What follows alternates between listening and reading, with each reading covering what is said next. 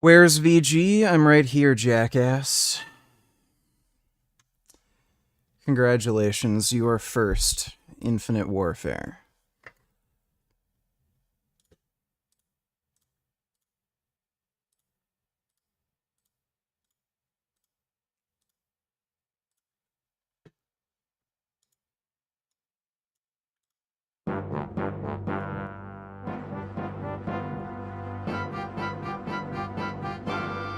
Each a returning champion.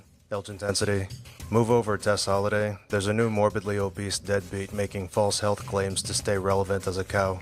I'm of course referring to Boogie2988, a YouTuber who fell from grace over the years and struggles to make ends meet. According to his official documentary, Boogie went from paying to rock motel rooms to dating Rocky Dennis. Unable to find a job or live comfortably on his own channel earnings, Boogie joined Keemstar, Wings of Redemption, and Tommy C on the Lolcow Live podcast, which generates traffic by humiliating its lineup.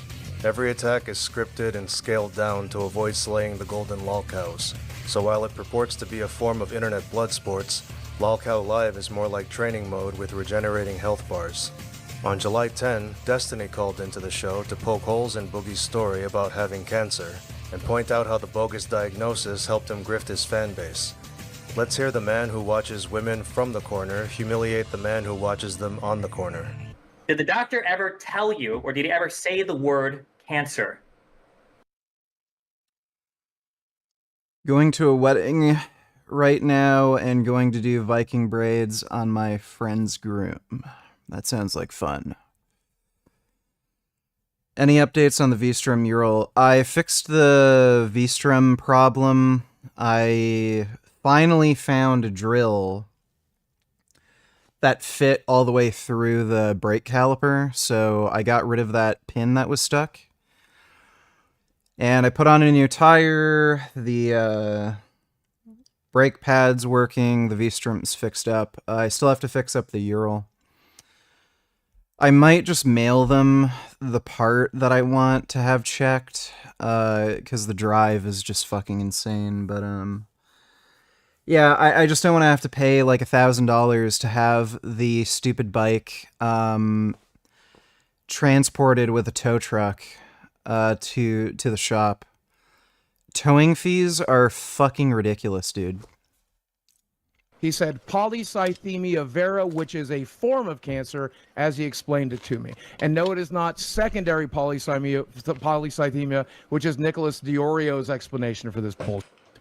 So I think it is secondary polycythemia. Well, then can you why explain? would he call it polycythemia vera? Why would he tell me that I have hormone markers in my blood that tells me I have polycythemia vera? Why does he order a bone marrow biopsy to confirm it?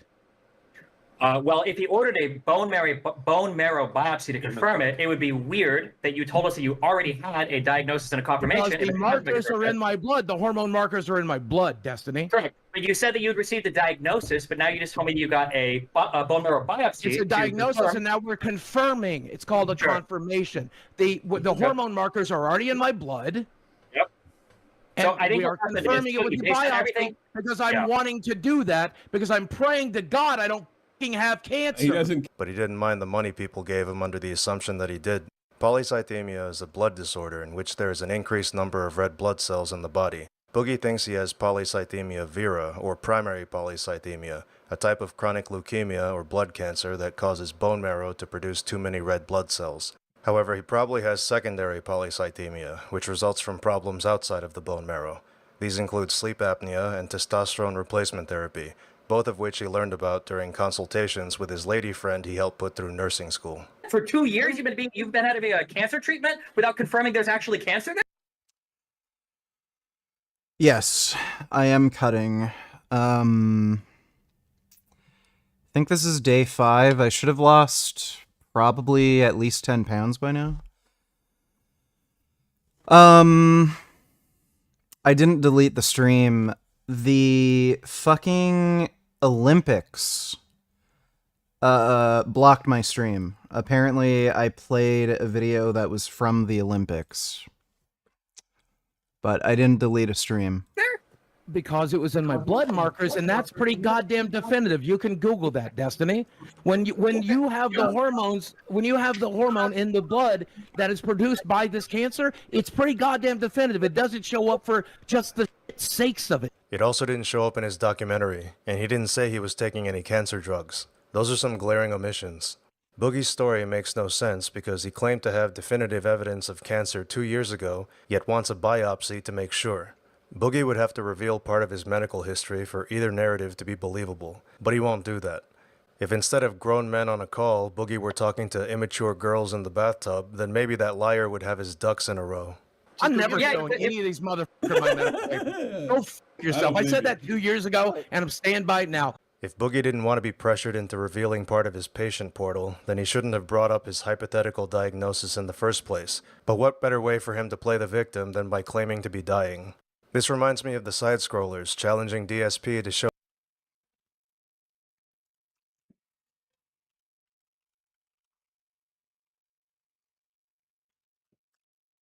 What's Jasmine's fucking channel name? Oh, there we go. Is she still streaming? Why isn't this loading? There we go. me of the side-scrollers challenging DSP to show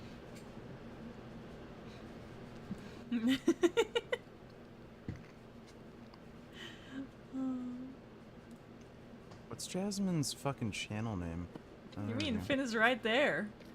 Is she still streaming? Why isn't this loading? There we go. me of the side-scrollers challenging Oh my DSP God! to show It's me reacting to Richard. It's Richard reacting to me reacting to Richard. Oh my god, what the hell's happening? What's Jasmine's fucking Oh my god. You mean Finn is right there? I'm famous. Why isn't this loading? the side-scrollers challenging Oh my god. Mm-hmm. You have some It's me lettuce reacting on to your Richard. chest. You probably want to eat that. Richard reacting to me reacting to Richard. Oh my god, what the hell's happening? Oh my god. It's right there. I'm famous. He's just not saying anything. Okay. Oh my god. You have some lettuce on your chest. You probably I want to smell your butt. He's actually eating it too. Oh my god. It's Dreamception. It hurts. He's just not saying anything. Okay. We're gonna break the servers. Are we just gonna sit here in silence? I want to smell your butt. He's actually eating it too. Oh my god. It's Dreamception. It hurts. He's just not saying anything. Okay. We're gonna break the servers. Yep. Are we just gonna sit here in silence? I want to smell your butt. He's actually eating it too. I like the replays. show them his WWE Champions account to prove that he's not a mobile game addict. He could have shut up every troll immediately, yet he refused to do so because he was lying. Never be like DSP or Boogie. If Boogie can confirm, that he has polycythemia vera, and he actually has like a doctor confirmation of the blood cancer, I'll throw $5,000 towards his medical treatment. I'll make that personal pledge right now. To convince Boogie to provide evidence of his diagnosis, guests and other panel members sweetened the deal. $5,000 from Destiny, a trip to Disney World from Destiny FOMO, $10,000 from Keemstar, and $10,000 from Some Ordinary Gamers, which he later increased to $50,000. Boogie rejected all of that, but accepted a $10,000 offer to promote a cryptocurrency, of which he received half. He and his girlfriend spend more than that every month at Taco Bell and Baby Gap. But you promote it Fatty Coin, and when you were exposed for it, one of the main things you kept telling people is, I needed to pay. I needed to. Can you stop talking over me, please? You needed to medicine for the cancer, right? What if people bought Fatty Coin knowing that it was going to help you with your fucking cancer? And now nobody bought it. They did because nobody bought it. And now you're not. That's why there wasn't any trading volume, right? Ooh, totally not. I'm saying after this, yeah, there was very little trading volume. After me saying that, there was very little trading volume. It did what a meme coin's always going to do. It memed. Yeah, it made you money and it scammed your audience. You threw them into the fucking pool filled with crypto sharks. You know you're a mark when sharks would rather prey on you than a walking chum cage like Boogie. If you buy crypto because of an endorsement from some moron whose portfolio plummeted years ago, then you deserve to lose your money as well. You might as well tell the truth during job interviews too and commit to the homeless maxing.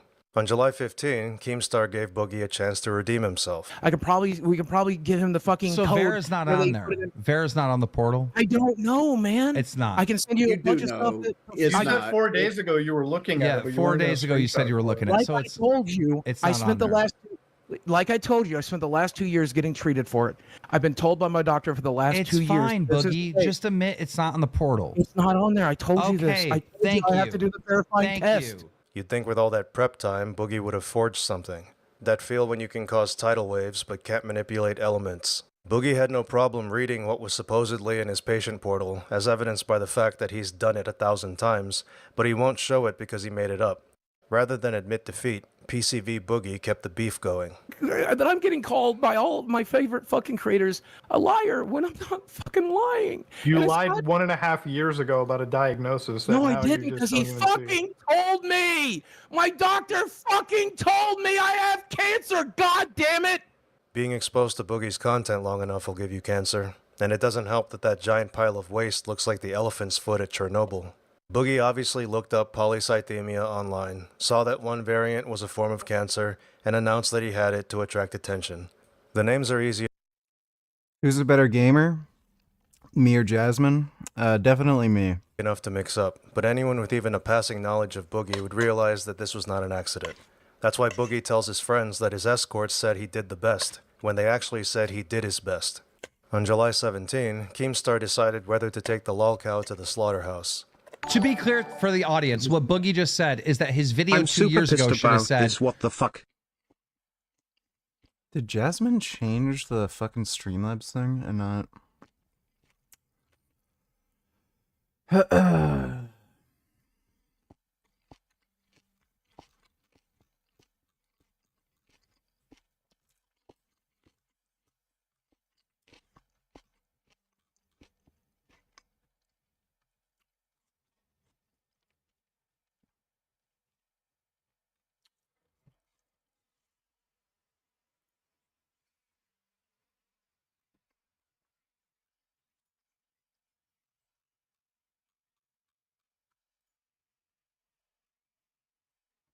Oh my god, this is fucking stupid.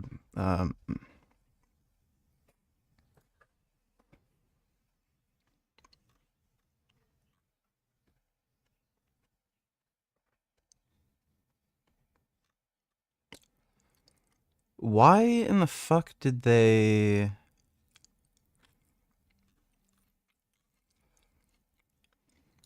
There we go.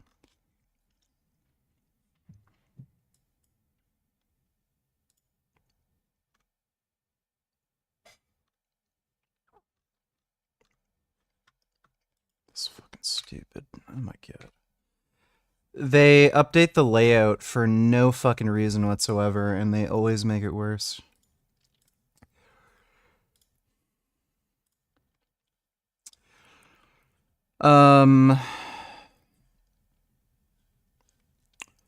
Let me see, Brigand.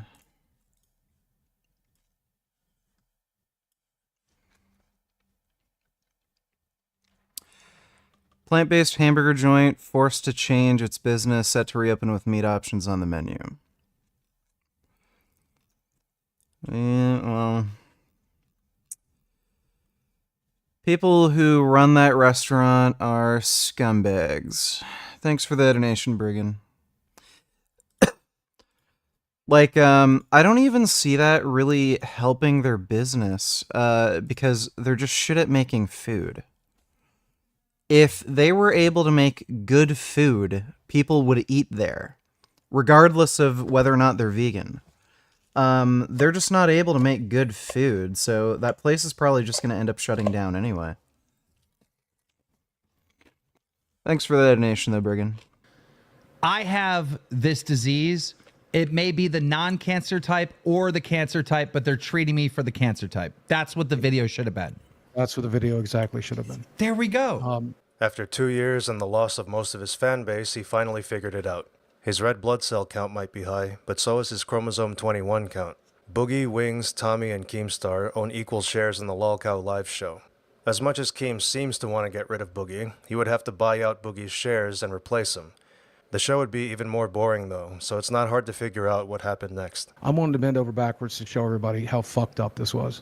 In fact, right now, and I have it queued up, ready to go, regardless of whether or not you kick me off of the show, I'm donating $1,000 basically to St. Jude's. I'm pulling that trigger right now as we speak, and I'll send you a receipt momentarily. Boogie really thinks it's fair to donate $1,000 to charity when he's grifted far more over the years by claiming to have cancer.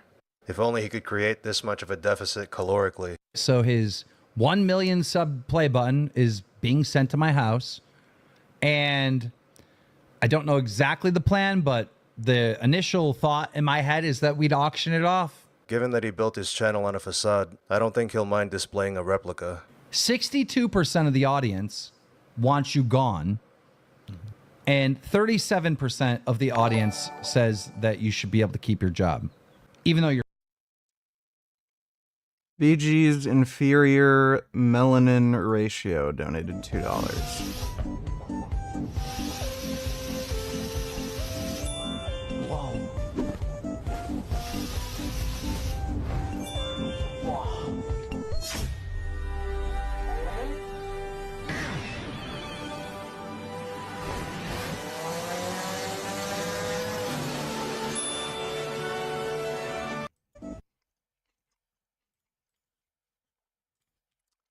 This is a Brazilian police pistol shield. As you can see, it's about 1.25 inches thick, which is pretty darn thick. How much will this shield stop? There's only one way to find out. I think that looks pretty good. We're gonna start out with 22 long rifle.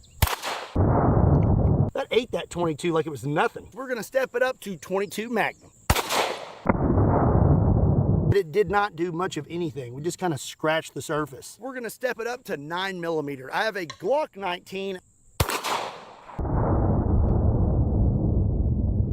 You can see that we dug out a lot more of that lick sand with that shot. This is my APF Dueler double barrel 1911 45 ACP. That gun is ridiculous. Oh!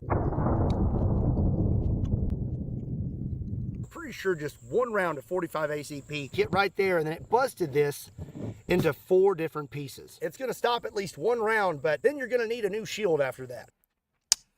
I didn't even know they made anything like that. There's only one way to just educate. That's pretty interesting. Let's see. This is a Brazilian. Oh wait, I already looked at that. Thanks for the donation. VG is inferior melanin ratio. You're fired and you're going to be gone for a while. You should have some type of pathway back. You should have to go through fucking hell, to be honest. Yeah. The play button, we'll sell that. We'll get it to charity. Reading these super chats is one. Here's another thing. This should be one of the punishments if you ever want to come back on this fucking show again. Not a fucking single drop of fucking Mountain Dew or Diet Mountain Dew should ever touch your fucking lips again. That only leaves him with about 10 million soft drink alternatives. And if you can prove that you bought this coin at the launch and you've never traded meme coins before, or did, since, then we will help you out. We want to help you out. My developer wants to give you your money. That sounds like a lot of private information. Boogie should just accept their claims on faith, like he expected us to do with his diagnosis. Finally, Destiny hops on the call and questions Boogie's desire to uninstall himself. Oh, you want to see that? Hold on. Okay, I'll do it. Give me 30 seconds. No. Holy wait, shit. The whoa. next. I literally fucking Googled it. No one said the word cancer before you watched me that video. I cannot believe that. Like he was excited. I was like, I've got golden ticket. He's like, I've got this cancer, bro. Now I can fucking. Boogie would never, ever be able to kill himself with a knife. He would need a firearm. Even then, I think he's too much of a pussy to pull the trigger. He'd probably have to do it with drugs. Make tons of views, and I can fucking. But like, imagine like after googling knives. Do not do anything with that knife. Obviously, he was bluffing, but this would have looked more convincing if he didn't put his headset back on. It's not like he'll be able to hear the call much longer. That was completely unnecessary for Boogie, like his cancer treatment. On July 24, he performed his final act of penance.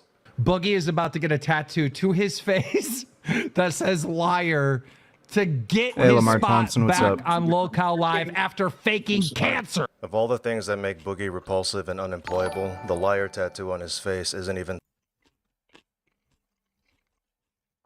Brigand Dunny Tillers, it gets worse. They've reverted to their old model of plant-centric plus high welfare meat that already failed before. The decision makes no sense at all. I think it also just maintains the status quo for carnies, despite claiming they're helping animals. So is that restaurant, like non-vegan before? They're just going back to the business model that already failed? Yeah, I mean, like, it's like I said, if you make, people will eat it if it tastes good. That's all really anybody fucking cares about when they go to a restaurant. So if you can't make a vegan restaurant work, you are pretty much guaranteed to not be able to make a, carny restaurant work, since you're not able to make good tasting food. Thanks for the donation though, Brigand. Top 100. Boogie gave up a replaceable plaque, donated money that has likely been refunded by now, got a tattoo that he can easily hide behind a mic until he grows out his beard, and returned to the podcast that he co-owns. It's too bad he can't volunteer at St. Jude, but those kids have enough bodily threats as it is.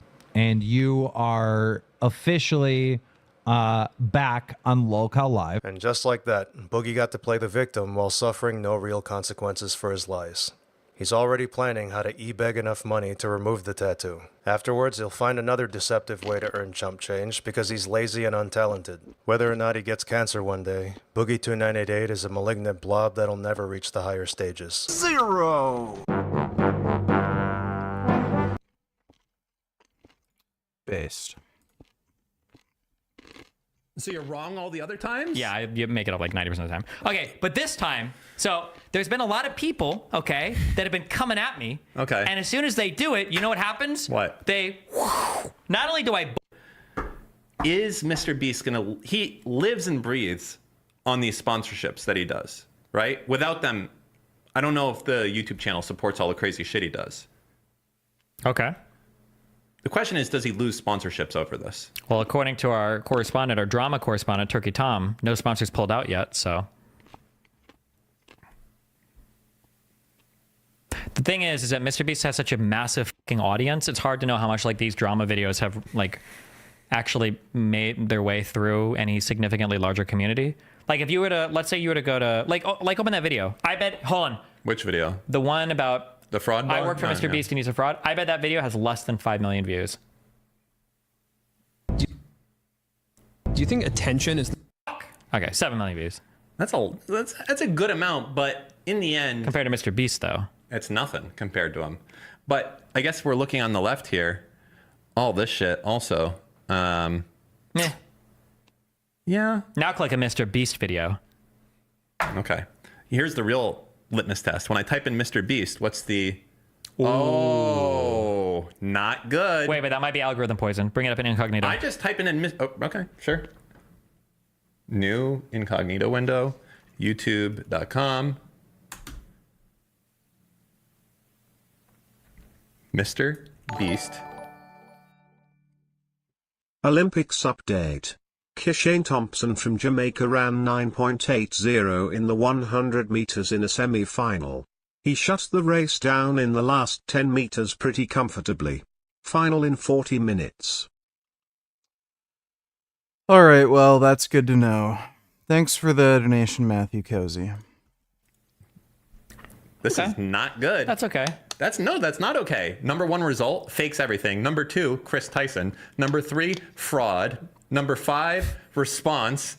Number 7, controversy video. Okay, there's no Among Us in there. I would say this is 70% bad. He's working on it. Yeah, he better in 1 week, it'll all be gone. He better work quick. I I just saw Mr. Moot here for some reason. I don't know why. What? Just for a second. Are you face blind? For a second. By the way, you can't tell me.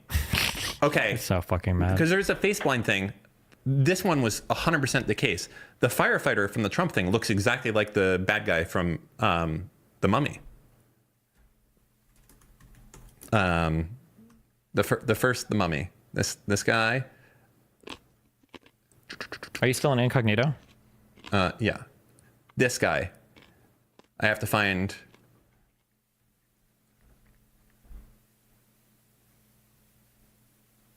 Okay. That looks like that firefighter dude. I don't remember the name of the firefighter dude. What was it? His name was Corey. Stop. You're going to get me dragged into this. Corey what? DeSantis donated $2. Let me see. Carnivore Raised Labs. This doctor's pretty smart. He should say something pretty good.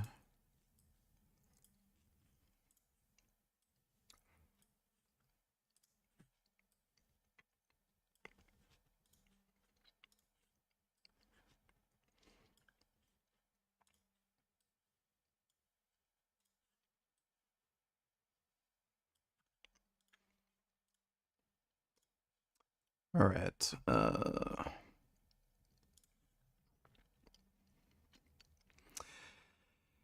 Canada enables the butchers of children like no other jurisdiction. It's a crime against humanity to submit people who have or cannot consent to sterilization, medical experimentation. Oh.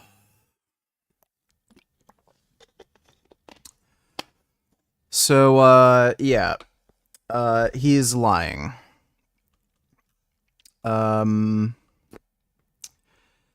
Gender affirming care does not sterilize people, and there's no mutilation going on.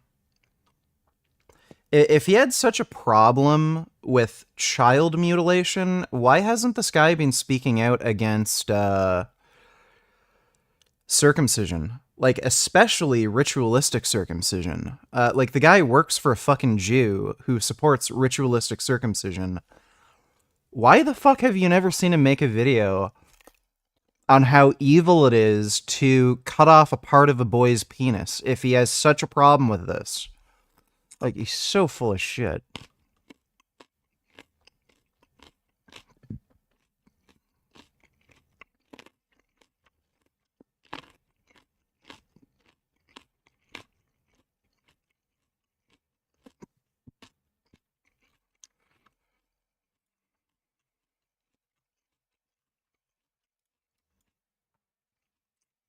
COVID was just so strange.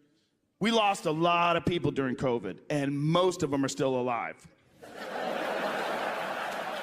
Yeah, right? Thanks for the membership, Christopher. Yeah, almost every one of these, like, anti-vax celebrities that you saw on TV died of COVID.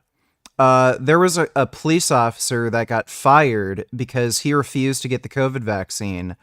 Fox News had him on multiple segments, like, praising this guy for, you know, championing free speech and, you know, choosing what you want to do with your body.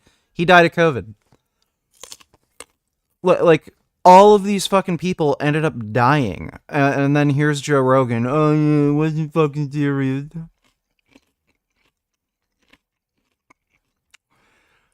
The Josh Shapiro suicide story is weird, heavily suggests what I've suspected. Gang members have been established into powerful positions to cover up murder. I don't fucking care. Everything she says is stupid. Don't care about Candace Owens.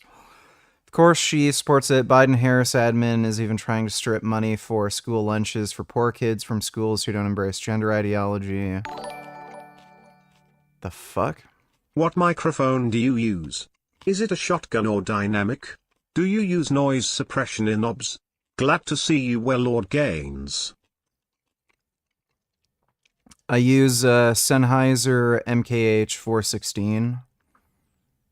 I think it's technically considered a shotgun mic. And yeah, I do use noise suppression in OBS. OBS noise suppression is extremely good. Thanks for the donation, though, Curious George. Biden-Harris elevate the right of a male athlete to compete against women over the right of women athletes to compete with fairness and integrity.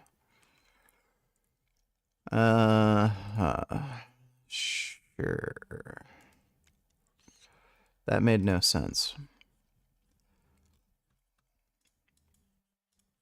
So I'd say a couple things. One, what does the amendment do? Well, it completely eliminates not just the Heartbeat Protection Act, but also the 15-week protections, and even it eliminates parental consent for minors with respect to abortion. That's something that is in our statutes. It's something that's very common sense. This amendment would eliminate that, and abortion would be the one thing that a minor could go behind their parents' back and do without consent.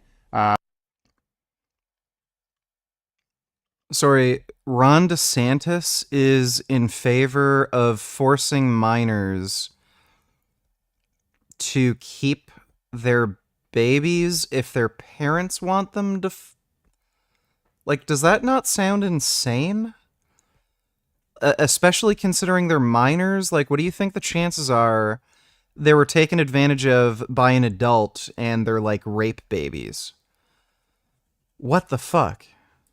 Everything else in medical would require parental consent. They're taking this out. So it does eliminate an important parental right with this amendment. The other thing it does is it guarantees. How is it a parental right to force your children to have children? Like, that's insane. Guarantees abortion all the way till the moment of birth. And it's written in a way to try to massage that. But basically, if you have a, quote, healthcare provider says that there should be an abortion, then you can do it. It doesn't even require a physician. DeSantis is out of his fucking mind. Like, holy shit. He actually thought he sounded sensible. It is wrong to allow tent cities to be set up on public sidewalks and parks. I guess if you're homeless, you're just supposed to rot and die in the cold or die of heat exhaustion in some back alley. Thanks to this legislation, it will now be illegal for local governments to mimic San Francisco-style policies that undermine public safety and quality of life for their residents. Yeah, because homeless people aren't residents. They're not people. They're just trash.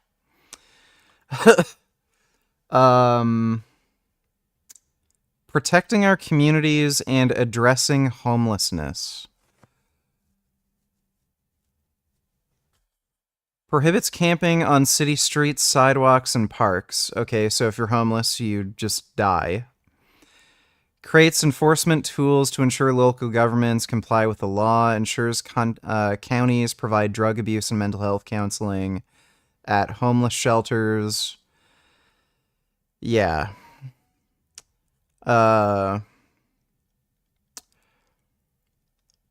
Even as the third most populous state in the nation, Florida has no cities in the top 10 of our nation's homeless population. While Florida's total population has increased, the state has experienced one of the largest decreases in homelessness rate since 2019. Liberal cities and states enable homelessness and force residents to live with massive tent cities. I mean, they do allow rents to get out of fucking control.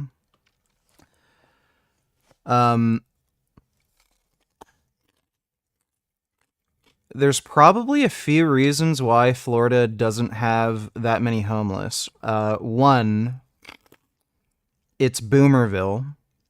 It like Florida is just filled with older retirees that already own a home. They're pretty much set. Two, they don't have rent prices that are out of control, generally speaking, like unless you're going to Miami Rent prices there can be pretty insane, but otherwise, not so bad. I don't think Florida's being hit particularly hard with like just drug abuse cases, but again, that may just be due to like age demographics.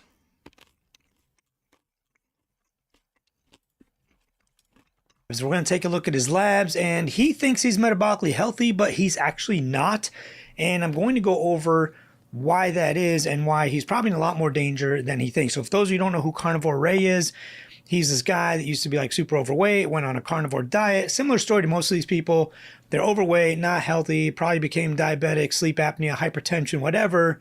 Decided to go on a carnivore diet, lost a bunch of weight, now feel better, think they're better, and they are now trying to promote this diet. They're using it usually to sell some kind of grift or supplements or whatever, or just to get popular. I don't know that this guy has any bad intentions other than he thinks he's trying to educate the world.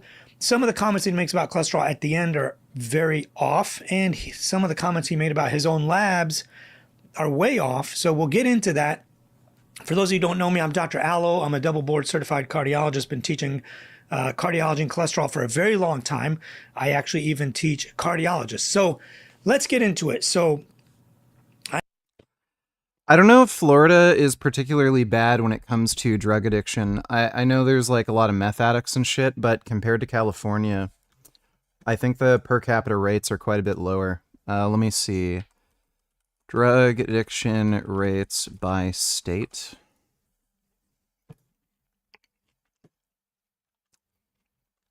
Yeah.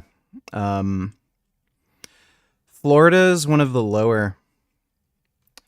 So age-adjusted death rates. It's a lot of middle America where it seems to be pretty bad, but Florida is one of the lowest.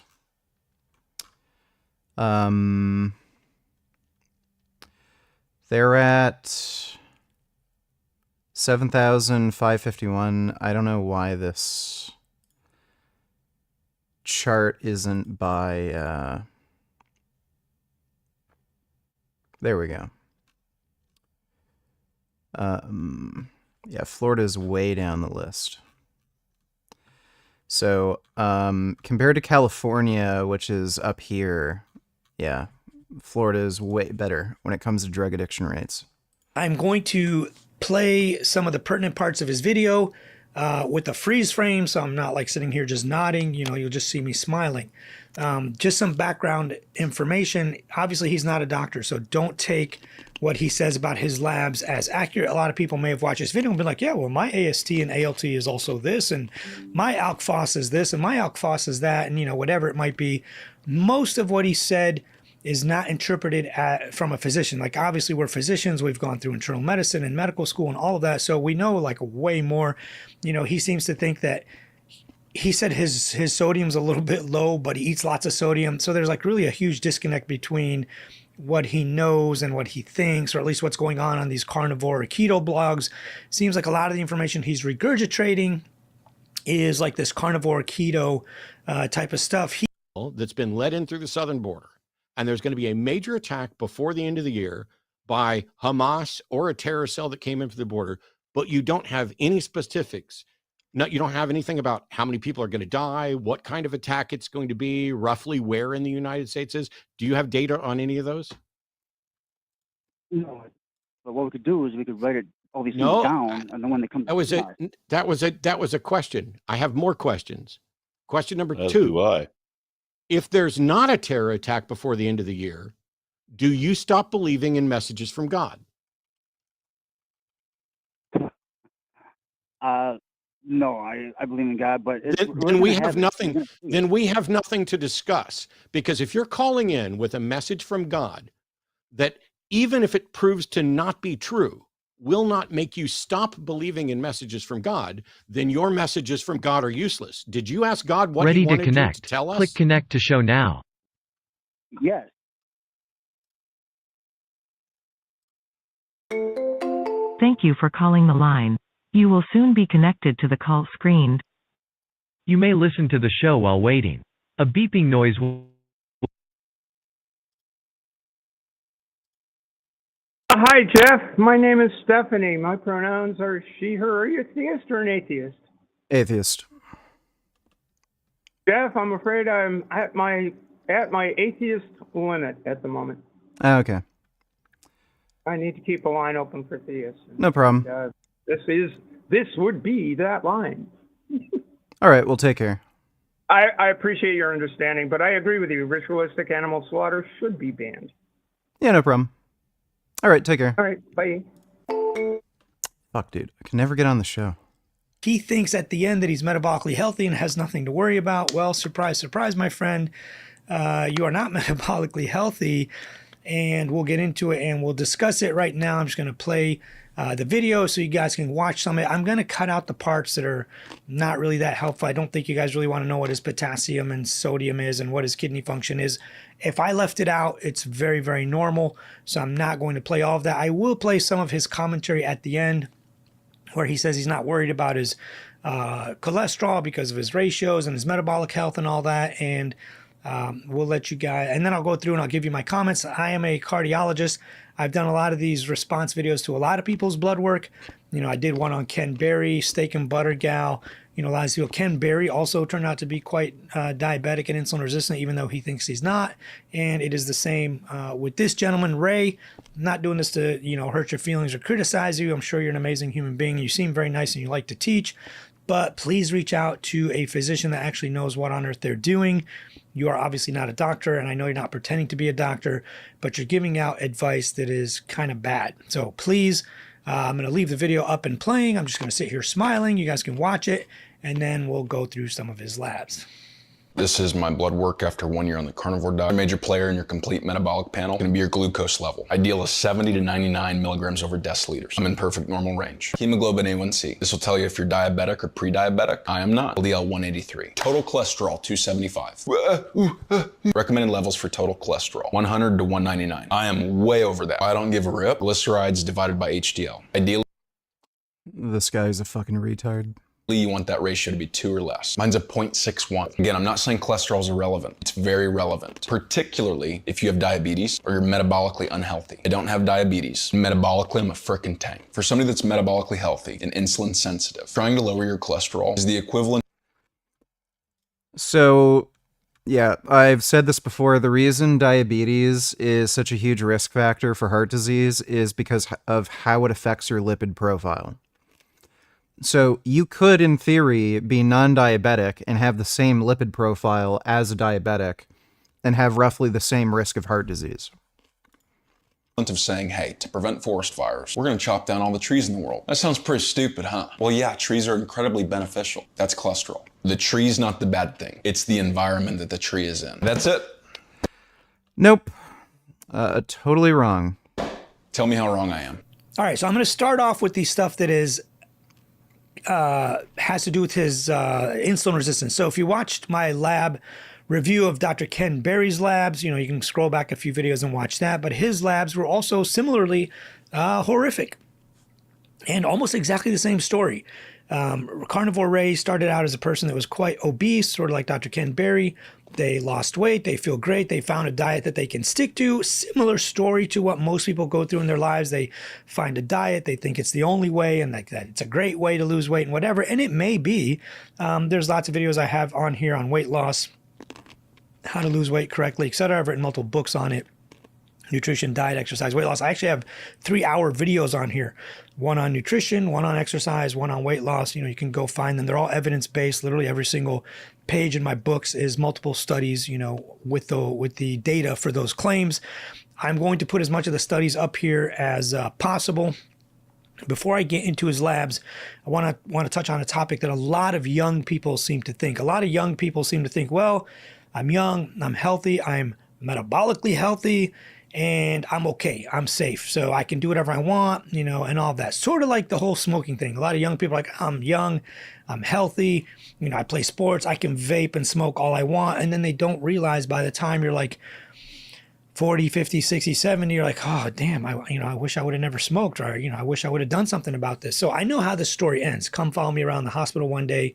Plenty of young people, literally every day, having heart attacks and strokes, mainly because they didn't know or they were misinformed.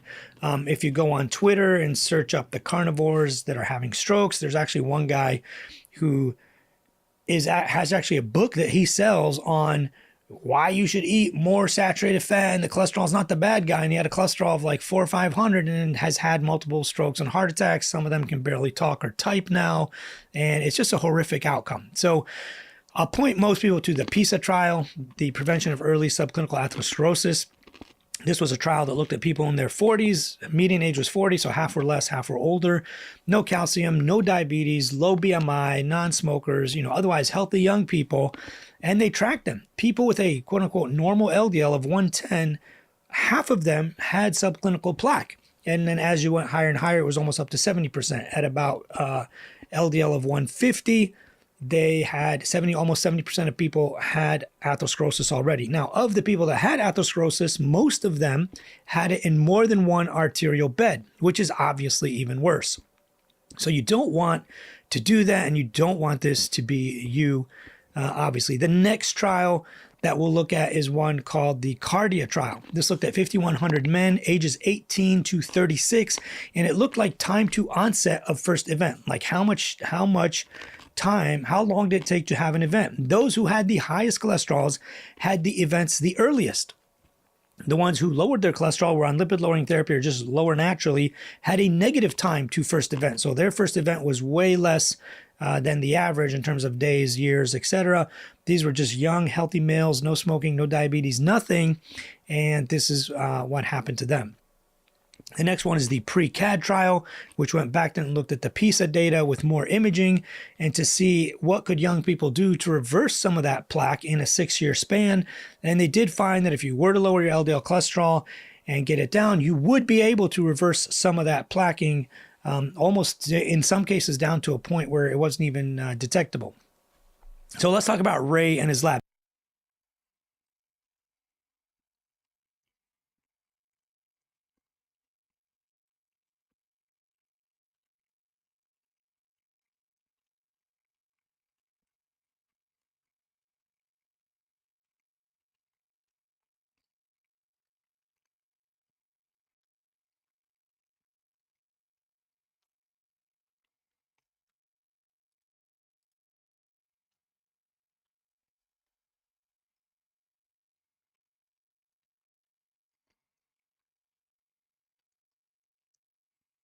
Remission in 8%.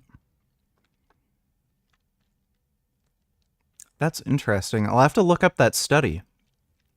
May actually be possible to reverse the disease then. If you were to lower your LDL cholesterol and get it down, you would be able to reverse some of that plaquing, almost in some cases down to a point where it wasn't even detectable. So let's talk about Ray and his lab. So first of all, the obvious. His fasting glucose is 96. If you had no diabetes, no insulin resistance, no prediabetes, your fasting glucose would be like 70, maybe up to 80. His was 96, literally like 3 points or 4 points away from being pre-diabetic. So what happened was probably when he was much more overweight, he was told he was diabetic, and then he went on this, crazy diet, sort of like Butter Gal. Her A1C originally was like 5.7, 5 or 5.5. She was probably told she's pre-diabetic or getting there, and she went on this crazy diet, lost 20 pounds, and all of her numbers improved. So that's probably what happened with him. He doesn't share any before and after numbers. But she did, and you can extrapolate because we do this for a living. So she lost 20 pounds, got her A1C down to 4.7. So his A1C was 5.5, very similar to Ken Berry and Butter Gal before she lost the weight. But this guy's not overweight or obese. I don't know if Ken Berry is overweight or obese now, but he says he lost 60 pounds. According to some of the comments in the sections, people are saying, no, he's back to being morbidly obese or whatever it might be. I don't know. So either way, he gained weight back and his insulin resistance is back. So one thing I do want to tell people is that insulin resistance is not something you can make disappear by selecting a better lifestyle, better diet, weight loss. You can reverse it to the point where you no longer need medications. Now, if carnivore Ray, I'm just going to call him Ray. If Ray was told, listen, if you don't lose weight, we have to put you on medications. We might have to put you on insulin. We might have to do this. And he was like, screw this. I'm going diet, and, lost 200 pounds or whatever it might be. he did improve to the point where most doctors would probably see that 5.5 or fasting glucose of 96 and be like, you're fine. You're like 0.2 away from being pre-diabetic. You're like 4 points away from, being diabetic via the other measurement, whether it's glucose, fasting glucose versus A1C. By the time your A1C and fasting glucose are pre-diabetic, you're kind of far gone. It's more of a late stage, kind of final diagnosis. Usually you want to try to diagnose this stuff way before.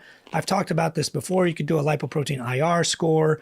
You could look at fasting insulin if you want to. And track it over time. You could look at HOMA IR scores. The best test, the gold standard is called a euglycemic clamp for people who are not diabetic but want to know if they have insulin resistance. You could do an oral glucose tolerance test. This is like somebody who eats a bunch of food, waits about an hour and checks and sees their glucose. If it's over 140 in an hour, you probably are pre-diabetic or insulin resistant, and just that your labs aren't showing it yet. So there's lots of ways we have in medicine to diagnose this. I will tell you that diabetes is genetic. I put these up here multiple times in many videos. These are the genes that are associated with diabetes. There's at least 17 alleles or 17 spots in your DNA that give you type 2 diabetes. Type 2 diabetes is genetic. You got it from your mother or your father. You can worsen that and accelerate it by gaining weight, being less active, being put on birth control or other steroids for like inhalers or steroids, for asthma or pain or what have you. If you are inactive, it can happen. You could put on body weight and it can happen. Fatty liver, all kinds of things that can make it worse. The opposite of those things generally make it better. If you were pregnant and you got gestational diabetes and you delivered, you were taken off steroids, you lost weight, you built muscle, you're more active now, all of those things will improve your prediabetes, even to the point where you may get off medications. Now, what is the incidence of diabetes in the general public? It's about 9.3%, basically speaking. The amount of obese people we have in this country and all over the world is about 73 to 75%, somewhere in that range. So if... Jesus, really? 3/4 of people? Fuck me. Diabetes were a disease where you just eat yourself into diabetes, which is what a lot of people think. Unfortunately, a lot of young people who just don't know anything are influenced by these medfluencers and healthfluencers who call themselves experts, thinking you can just eat 1 billion jelly donuts, gain weight, and give yourself diabetes. Absolutely not true. We all have patients that are 300 to 500 pounds that have an A1C of 4.4. In fact, we got tons of them.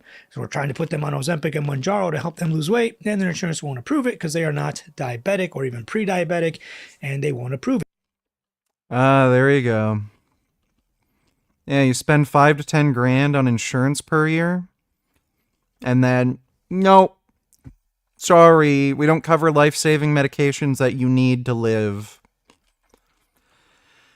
That's American healthcare for you. So we have and I do obesity medicine, so I got lots of these patients that are like way overweight, 100 pounds, 200 pounds overweight, and they cannot get on Ozempic or Mounjaro because there's no way, there's not even a lick of diabetes or pre-diabetes. So with that said, first of all, he's pre-diabetic at the very least. He probably was more when he was more overweight. The funny thing is, he says, well, my cholesterol doesn't matter because I am as metabolically healthy as a tank. And he even puts up this tank video towards the end of his video. Depends on how you define metabolically healthy. He's okay. He has insulin resistance and it may get worse over time. If I was him, kind of like I told Dr. Ken Berry, I would, if he's lean as hell, which this guy is, I don't know if Ken Berry is, according to the comments, he's not. He could lose weight and probably help himself. But if you're lean as hell at a 5.5 or 5.6 A1C, you probably want to be on something like metformin. And then kind of see what happens. Or, if you're overweight, you want to obviously lose weight first and see what happens. But the insulin resistance is generally not going to go away. The diabetes prevention trial that was done showed that people who either exercised, took metformin, or did both, even if they did it for just a year or two, even 20 years later, had less incidence of prediabetes or diabetes. So if you take metformin, even for just a year or two, or exercise for just a year or two, you would not have the incidence of diabetes and your risk of diabetes go way down even 20 years later. And the other medications that were in this trial at the time, like the sulfonylureas and other things and other interventions they tried, did not have that same effect. A lot of the reasons we use different medications today is because we don't want to put people on insulin, because insulin makes it much harder to obviously like lose weight and improve your health and all that kind of stuff. So that's that with the, quote unquote, metabolically healthy. He's definitely not metabolically healthy, depending on how you want to define metabolic health. If these people, and most of the carnivores think that metabolic health means you're not diabetic, right? DeSantis donated $2. Let me see.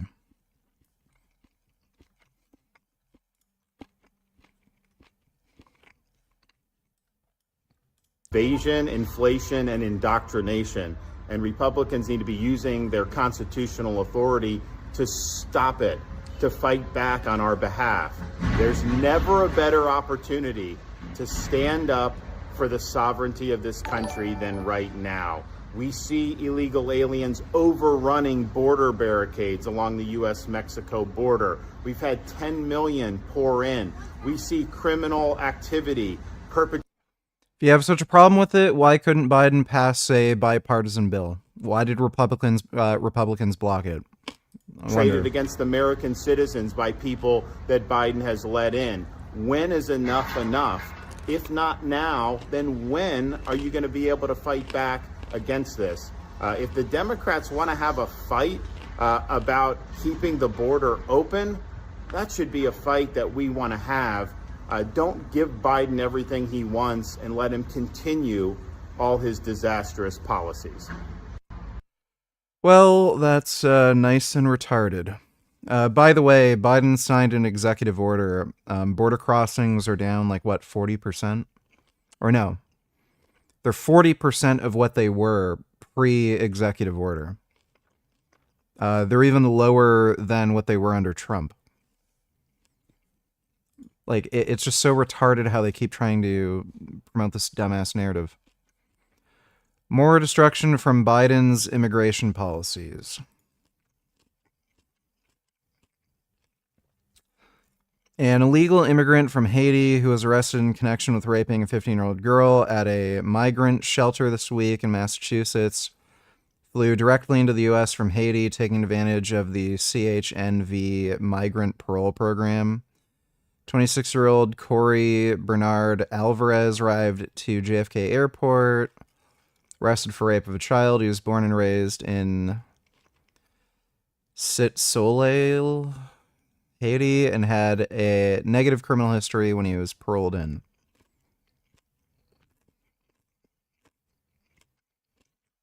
Okay.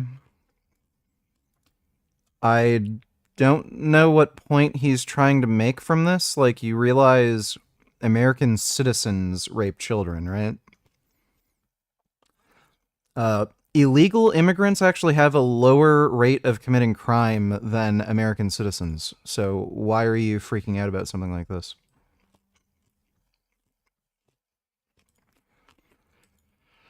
Home gym tour, Costa Rica. What's up, guys? I just got done with a workout. I want to take you through my home gym here in Costa Rica, show you the ins and the outs. Stay Oh, he's weak and small and bad at boxing. tuned to the end because I'm going to show you my favorite exercise that you are probably not doing. I sit way too much in Costa Rica. My hips are super tight. I'm going to show you an amazing exercise for that, but I'm going to show you all the gear in my gym. I got some interesting do mobility stuff, do whatever I'm feeling. I'll hang on the bar, I'll do some Nordic curls, I'll do a sprint, I'll hit the bag for 5 minutes. It's just kind of casual. I really like having a space that just feels like it's for play. I can come down and do whatever I want to work on, but my main goal is to get better at surfing, and I'm trying that by surfing every day. I've got a skateboard ramp at my house that I like to practice on, but I prioritize mobility over muscle size. I want strength, but I want functionality at the same time. I don't want my strength to limit my mobility, especially for surfing, which is a challenging thing. You have to get into a lot of positions and it's a lot of balance. Let's get into my gym and I'll show you all of it. What he's saying doesn't make any sense. Strength doesn't inhibit mobility. D donated $2. Put all babies on statins, mix it in the formula milk, and they will be immune from all disease and live to be 250. Probably not. Thanks for the donation, dude. Including the secret thing at the end. So the first thing I've got here that I love is my ATG slant board. In the morning when I come out to surf, this is the first thing I do. I'll stand on this thing and stretch my Achilles, stretch my calves. I'll do calf raises on this thing to warm up my legs before I go surf. I appreciate all the stuff that Ben Patrick does. You'll see a lot of his stuff in this gym. And then I've got my basic weights here. I've got some dumbbells. I've got some kettlebells. This is one of my favorite things. This is a monkey foot. So I'll put a 20-pound dumbbell on the bottom of this and do hip raises. I love that activity. You can also morning on a local request here on this on squats. At night feels good. And definitely when I'm traveling, it just feels good to have the ability to open the shoulders up like that with something on squat. When I do squats, I'll do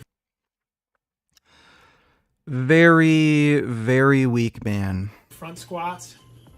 And that's about it. I mean, I've got a better pull-up bar than that one right there. I think this is called like the cow. This is one of my favorite. Deceleration. Really, it's a versatile machine. So, and the amount, it's such a good push-up. Outdoors and the board, burns skins, liver and heart. Yeah, well, apparently, he's proving to everybody that you can be, like, fit and strong on a carnivore diet by moving baby girl weights and being a twink.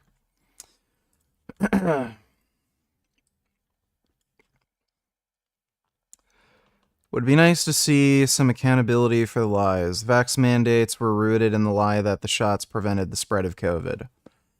That was not a lie.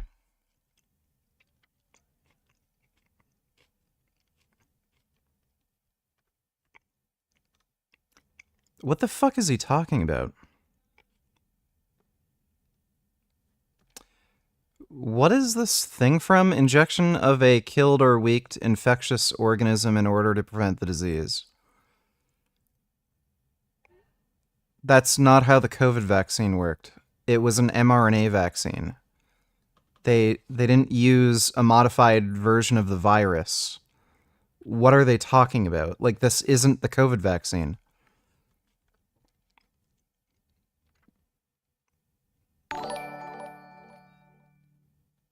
This goofy motherfucker talks all kinds of shit about eat organic meat, eat more raw meat, eat local meat that killed while the sun was up, but all he does is little bitch exercises.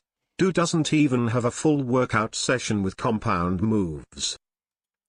Yeah, he trains like, basically like a girl. Like a lot of chicks, they're afraid of lifting big heavy weights, so they'll just do like a bunch of like weird dumb isolation exercises. Thanks for the donation, Vegan Ninja. I'm here at a $4 trillion business. That's the healthcare system in our country, hospitals.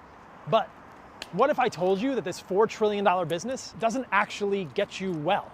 Doesn't actually do what it's advertising that it's supposed to do? The healthcare system in this country. Yeah, Paul. When you need your bypass operation, I think your opinion on hospitals is going to change quite dramatically. PLS draw Finn in a tutu and tiara. Also draw a bloody human hand in his mouth. Evil Finn. Okay, I can do that for you. Thanks for the donation, Papa John's Salad Bar. Oh, is my tablet dead?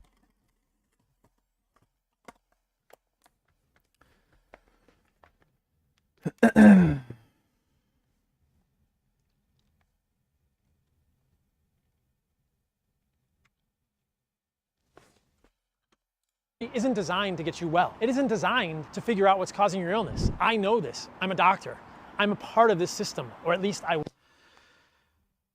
This is just like actually fucking retarded. This is just so insanely misleading.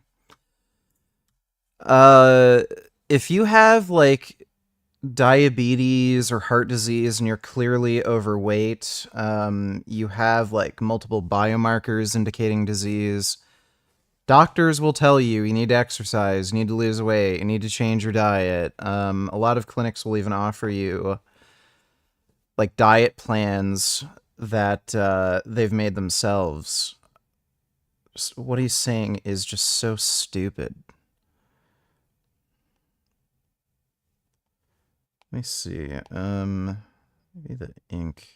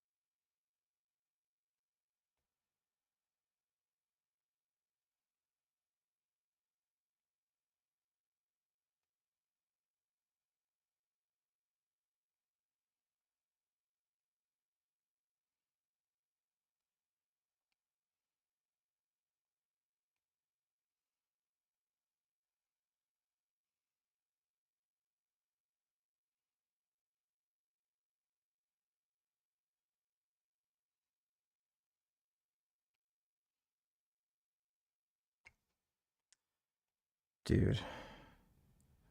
Why do you have to be so fucking exact?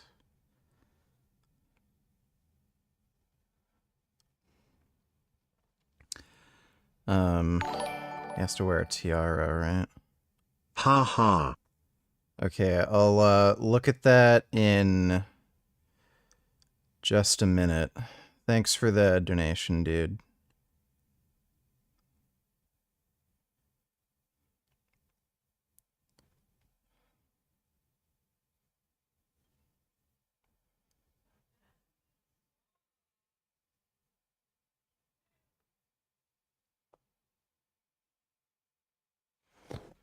Um...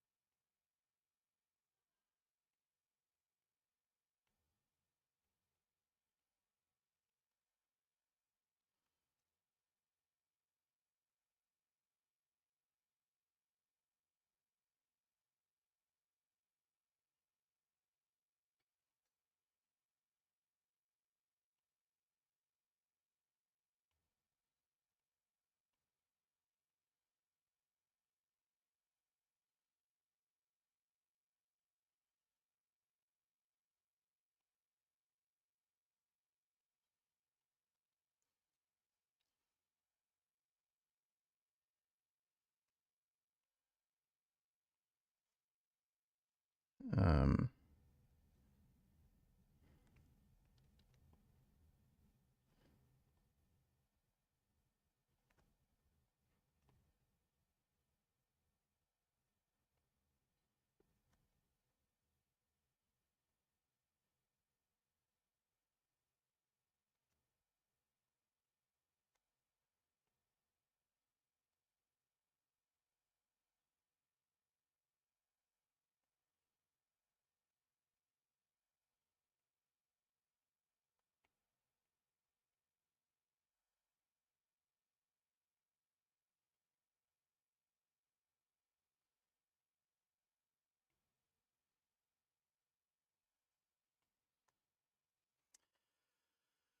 Okay, there's Finn wearing a tiara and a tutu, chewing on a severed human hand. Hope you enjoyed that one. Thanks for the donation. Fuck! You didn't even pay me enough money, you asshole! God damn it. Okay, shit. Fuck you then, dickhead. I didn't even realize.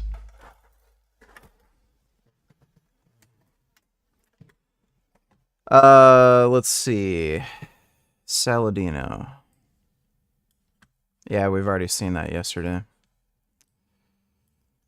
And this looks like some stupid shit from Ken Berry. We can react to that next. It was. Our healthcare system is designed to keep you coming back for pills, for treatments. That's how profits are maximized. But what really gets Please me... draw a raccoon with a dildo up its ass, and wearing a chastity cage, and wearing cat ears, and another raccoon deep-throating the tail of the first raccoon. Well, I'm not doing that because you didn't pay me $5, but thanks for the donation, please. Sick inside and why I do the work I do is because I know that diet and lifestyle are way more powerful than what happens at this business, and they're free. So if you're sick with anything, thyroid disease, aches and pains, saying something like this is so fucking stupid.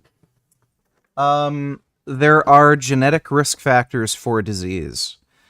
You can be lean, in shape, young, and you can have sky-high cholesterol, you can have insulin resistance or diabetes, and the only way you can treat or prevent some of these diseases is with drug intervention, because there is nothing else in terms of your lifestyle that you can do. So this is just absolutely fucking idiotic. pains, obesity, diabetes, whatever, rheumatoid arthritis. Interventions like diet and lifestyle should always be your first course of action before you become a lifetime customer. Why would it be your first course of action? Dude, if you have like hypertension, like really severe hypertension, why in the fuck would you not immediately go on medication? Like, that's just stupid. If you wanted to actually deal with your hypertension through dietary intervention, that could take months for you to get any kind of adequate results. Why the fuck wouldn't you just immediately go on medication when you could literally die any second from sky-high fucking blood pressure? So dumb. At this place, that's what I'm trying to change. Yeah, Paul Saladino's just a fucking dumbass. And this guy is quite diabetic, and he just doesn't know it, and he's just spewing misinformation. It's not his fault. He's not a doctor, but unfortunately, social media allows almost anybody to develop a platform and just start talking and saying a bunch of stuff that really makes no sense and no one should actually be listening to. But, you know, it's 2024 and people are allowed to create content. I'm sure at some point in time, once he develops a large enough audience, he'll probably be selling supplements or some other nonsense, which is what they all do. Even Paul Saladino, Carnivore MD, the actual first original carnivore that I debated on YouTube, is no longer carnivore and thinks it's a horrific idea and says no one should do it long term. So there's that. He started out criticizing people who sell supplements, and now he, you know, him and Liver King together sell $100 million worth of supplements per year, if not more. Who knows? Now, I'm a free market capitalist. Don't get me wrong. You can go out and make all the money you want. Just don't lie to people to make sales. Don't tell people that they absolutely need liver, you know, testicle, raw oyster, whatever supplements to live healthy and optimally when they actually don't. You could be like, listen, I like liver. I can't get it all the time. Here's liver in a capsule. Cool. No big deal. Just don't lie.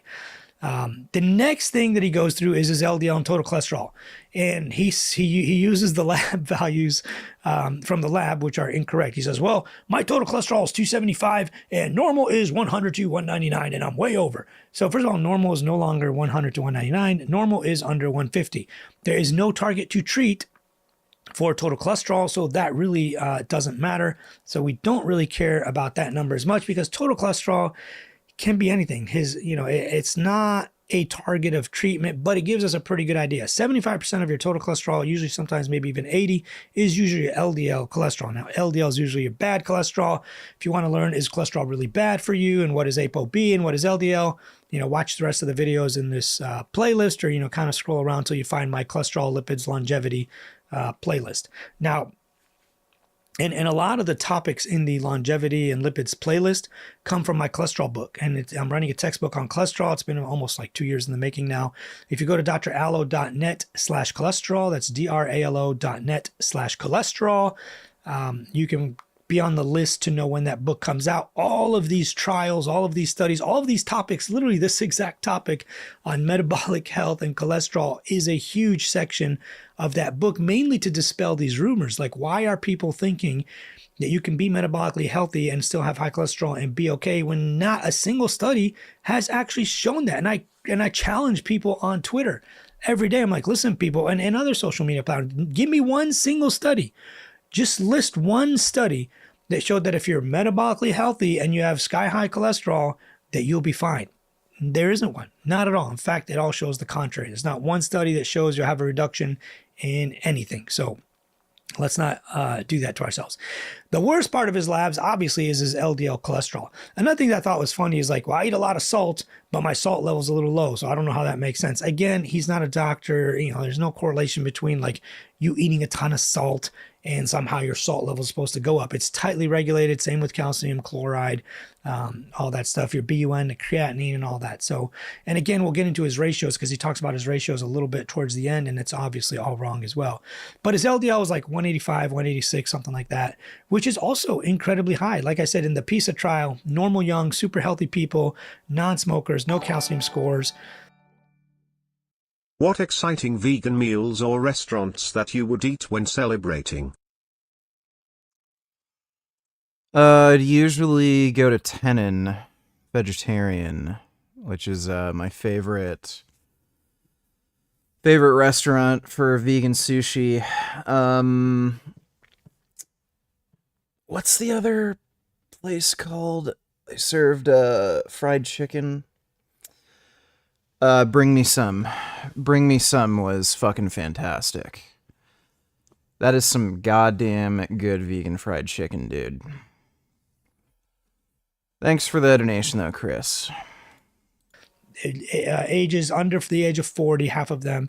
All of that good stuff. No hypertension, no diabetes, no smoking, none of the usual risk factors.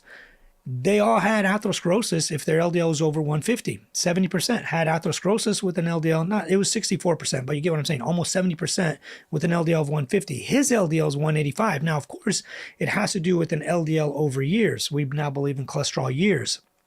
So if your LDL is 185 for 10 years, absolutely, you're going to have more accelerated heart disease. If your LDL is 185 for just 1 or 2 years, 4 years, 5 years, probably not going to be a huge issue. So he has time to reverse this. The problem is he's also diabetic and probably was diabetic for a while, but just not told he's diabetic. The worst kind of diabetics are not the ones that are diabetic and know they're diabetic. The worst is when you're diabetic and have no clue that you are diabetic and no one has told you. Now, I'm guessing when he was heavier, they probably told him, hey, listen, Ray, you're diabetic. You got to lose some weight or something, which may be why he decided to do this and go on this weight loss journey and do all this, which makes a lot more sense. Currently, he's not quote unquote diabetic, but he's insulin resistant, almost in the pre-diabetes range. Do you think cracking your own neck by tilting your head rapidly back and forth is bad? For similar reasons, going to a chiropractor would be. If you're moving your head very quickly... Is sugar bad for you if you're in a caloric deficit? Like,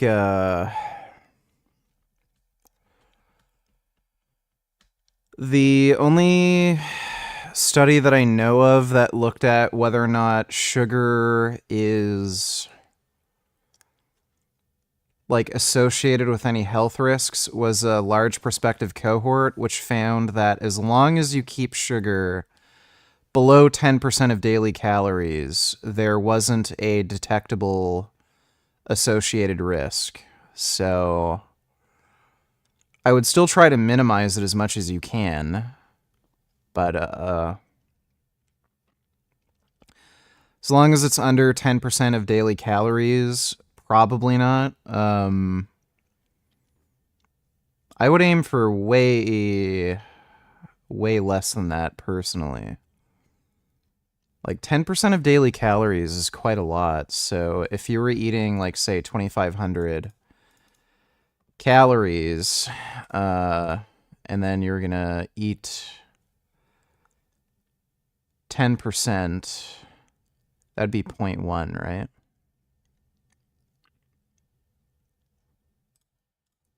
Yeah, it's 250 calories from sugar. That's quite a bit. That would be...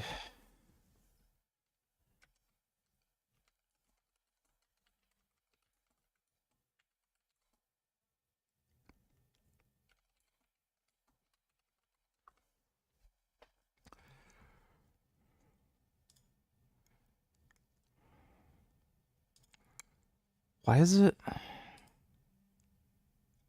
No, you idiot.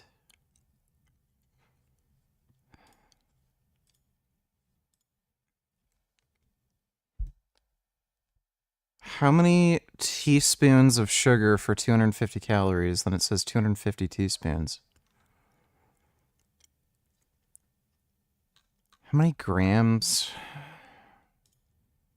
It's 1,000 grams. How many fucking, how many grams of sugar would be in a teaspoon? Like, it's quite a bit. So, there's really not any reason you should be eating much of any processed sugar throughout the day. Like, 1 teaspoon is 4 grams. Yeah, it makes about, yeah, that makes sense. So that would be like, somewhere between 15 and 20 teaspoons. Like, that's a lot of sugar. So, I would just not eat sugary foods, dude. Like, there's no need to eat sugar-sweetened beverages. There's diet sodas. The only, like, as long as you're eating whole foods, the only source of sugar that you should really be consuming is, like, maybe some sauces. So if you're eating, like, teriyaki or sweet Thai chili sauce, it'll have a little bit of added sugar, but it's, like, you know, minuscule. So, eat as little as possible. Saladino donated $2, says, haha.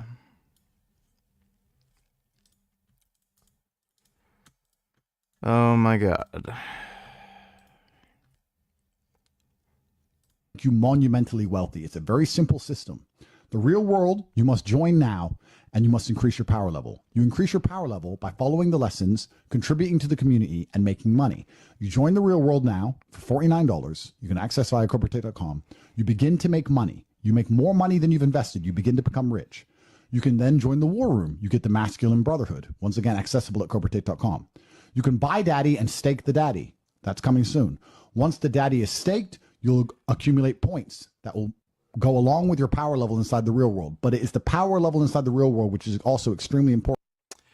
Okay. Either Andrew Tate is excessively greedy, or he's desperate for cash. Like, this kind of reeks of desperation. He's trying to sucker people into buying a worthless cryptocurrency so that he can pump and dump it, scam his fans, and make a ton of money. Like, yeah, that reeks of desperation.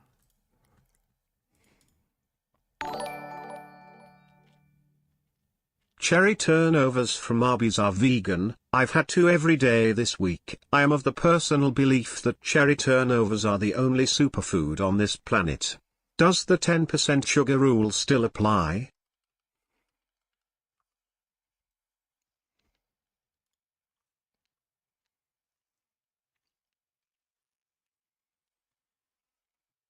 I don't like crap like this. like, I hate the texture difference between a pastry and fruit. It just tastes fucking nasty. I hate it. I cannot stand any kind of pastry that has fruit in it or baked good. So like raisins and bread are fucking disgusting. This sort of shit is fucking nasty. Cherries, like, or strawberries on cake are fucking gross. Like, I just hate it. But yeah, try to keep your, Noah Lyles won the 100 in 9.79. Alright, well, thank you for that update. Appreciate the donation, Matthew. But yeah, I wouldn't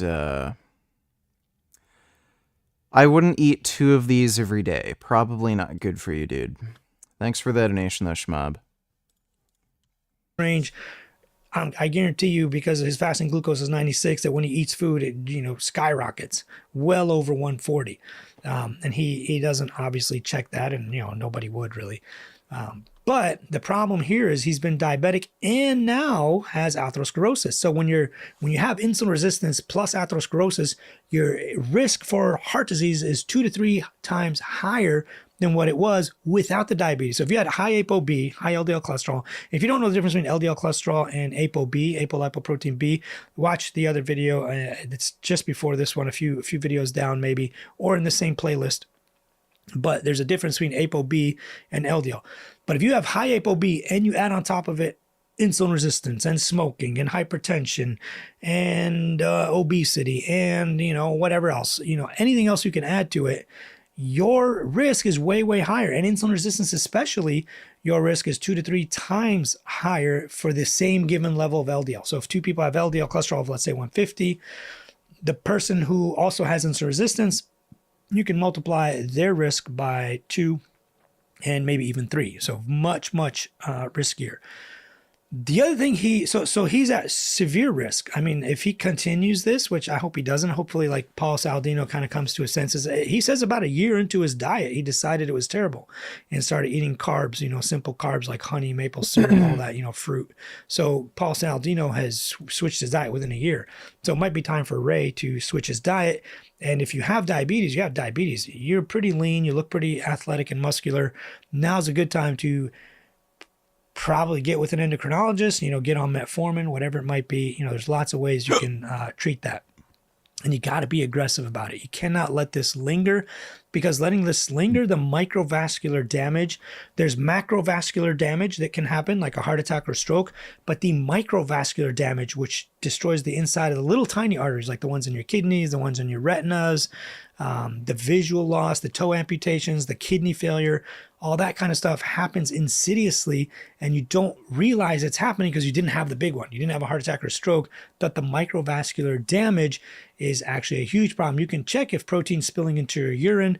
He might be a little young for that, might be too early. I don't know how long he was diabetic for, or if he even has hypertension or anything else, but you might want to go to an endocrinologist and have them check some of these other markers to find out if you do have actual kidney damage and destruction, or you caught this a little bit early. You used to say soy protein isolate raises IGF-1 more than other isolates. What was the study, and is it still true? Yeah, it has more branched chain amino acid content, so it does raise IGF-1. The thing is, though, it's a transient effect, so I don't think it actually contributes to cancer at all. Usually with things like cancer, you need a constant elevated, level of something like IGF-1. So since it's a transient effect where it'll peak and then go down, I don't think it actually contributes to cancer. Get on metformin, what have you, stay active, stay exercising, stay lean, and you'll probably be fine. Obviously, switch your diet over to a Mediterranean diet, because all that saturated fat is obviously destroying your arteries on the macro level on top of the micro arteries. The last part where he says, well, my triglycerides to HDL ratio, or my triglycerides to whatever I think it is, HDL ratio or whatever. I forget which one they look at. The one the carnivores always look at, he says that, look, it's 0.61 and you generally... Cat Dad donated $2. Kitty is mad. Let me see.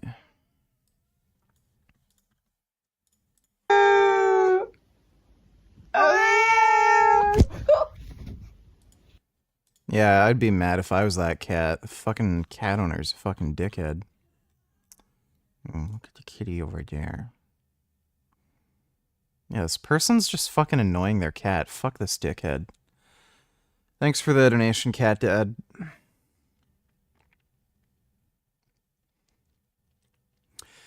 Even Gregor said over 6 servings of soy per day is too much IGF-1. Well, Michael Gregor is kind of a insane jackass who shouldn't be trusted. Spielberg. We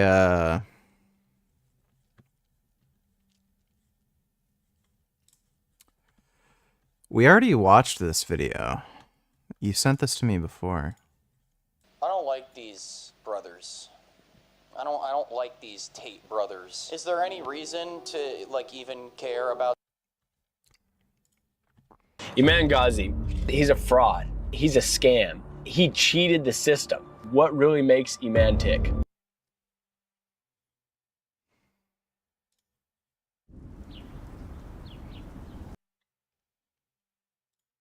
Today we have Dr. Chris Kenobi. He's an ophthalmologist, and we are going to talk about some... Kenobi? That's a real name. Kenobi. Weird. Wonder if he's a Star Wars fan. Thanks for the donation, Mark Sisson University. We'll react to these next. You want it under 2. So first of all, that is not true. There's literally no data to support that. If you want, watch my video on here on HDL. I believe it's called How to Raise Your HDL. You do not need to raise your HDL. His was, I think, 85 is what he said in the video. There's no reason to even think about that, worry about it, consider it, or anything. HDL is usually genetically determined. African Americans, women, Hispanics, Middle Eastern, people of different descents have different HDLs, and it's mostly genetically determined. There are a few things you can do to quote unquote raise it, but it has not correlated with outcomes. We have made people raise it in different ways, with exercise, with niacin, with these other medications, the CTEP inhibitors, and we've not found any benefit, any reduction in event rates or mortality or any of that. The other thing too is triglycerides. I have an entire video on here of triglycerides. I literally just uploaded it a few days ago. Go watch that. Lowering triglycerides with medications has never shown benefit, almost at all, unless it also lowers ApoB, unless you also lower your LDL cholesterol. So that we already know. Lowering triglycerides with lifestyle, however, can have a lot of benefits. Lifestyle meaning like you lost weight, you started exercising, you severely restricted caloric intake, stuff like that. If your triglycerides go down because of that and you're not like malnourishing yourself or anything, you just get to a normal body weight, you slowly lose weight, you cut alcohol. Alcohol is a huge one. Or if you're diabetic, you get your diabetes treated. The vast majority of people I see with elevated triglycerides that come to me generally are uncontrolled diabetics. Now, he's not an uncontrolled diabetic. He is on the spectrum of insulin resistance, closer to the pre-diabetes range than most, and probably needs to keep a very, very close eye on that. Now, given his triglycerides were not super high or anything, but definitely you want to make sure that that is monitored. So reducing triglycerides via alcohol. Bobo donated $2. Please react. Grime, M to the B's here, step in line. Coming in hard with my bars. Sophie Aspen is about to get barred. Read your bars off your iPhone 4. I don't to lend you a blender. I'm being serious, I'm a fan. Bet you blow it. If I send back, I'll throw you off the pitch. That was bad. Thanks for the donation, Bobo. Alcohol cessation, diabetes control, weight loss, activity, weightlifting, whatever, definitely helpful via other mechanisms. But reducing triglycerides via just medications has not shown benefits or outcomes. Now, do you need to worry about your triglycerides to HDL ratio? Generally not.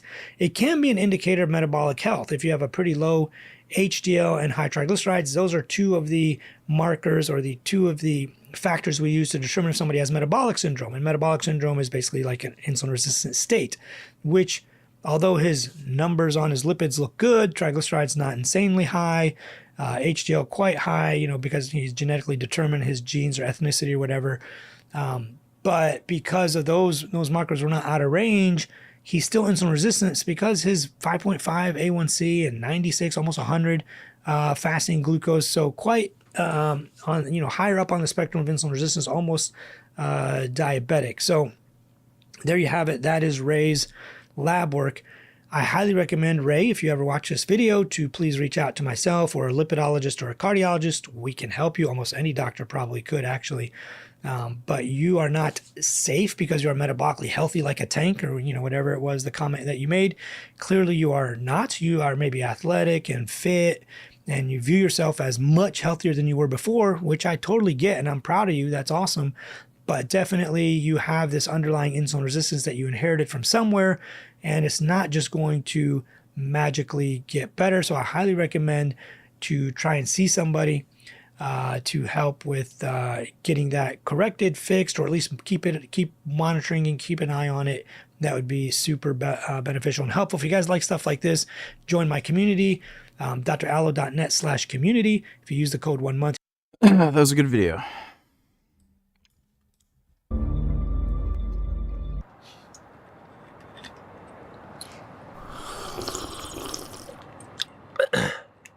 Iman Ghazi, what used to be a normal, average, everyday kid, turned into a greedy capitalist who honestly preys off the poor and takes money from gullible 17-year-old kids who think it's a good idea to break free of this social world that we live in. Iman has seen a meteoric rise in the past couple of months.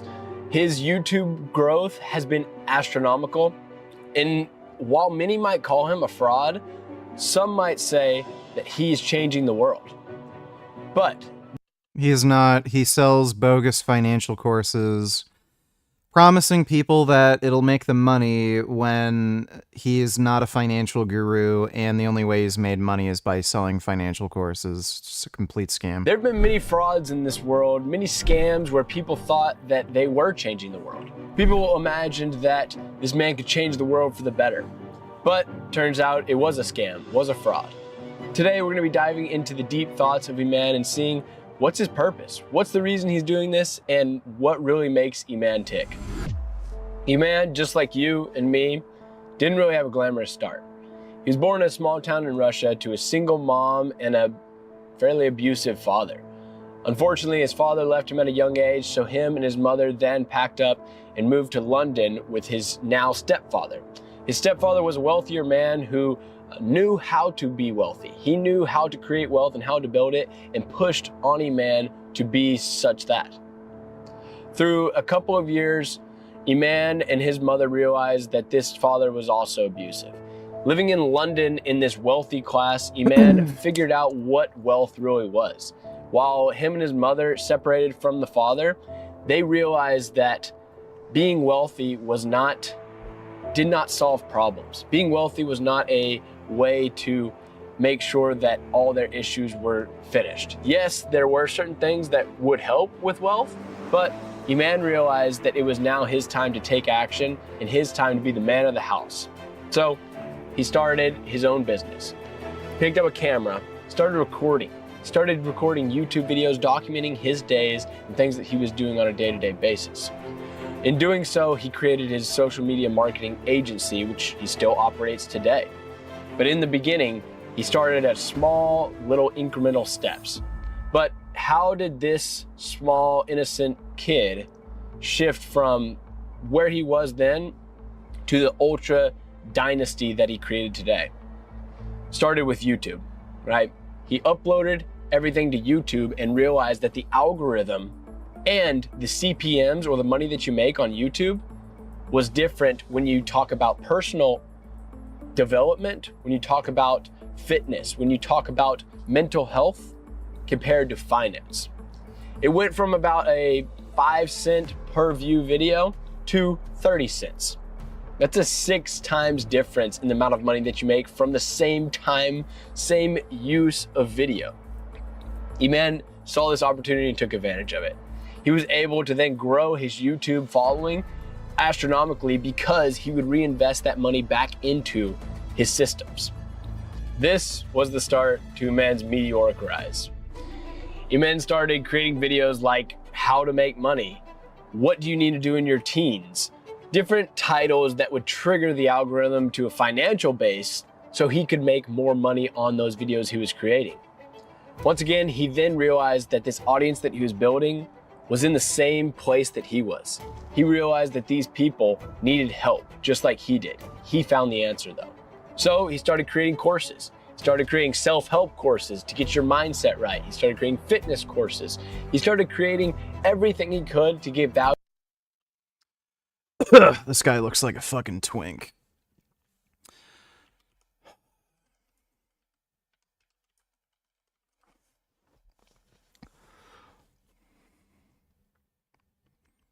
That's 7 years ago. 8 years ago. Does he not do weight training anymore? All of these are old as shit. They're like 8 years old.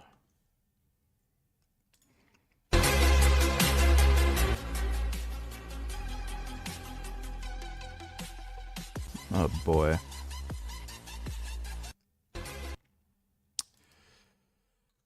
That was cringy as fuck. Yeah, so this guy's basically a fucking twink, and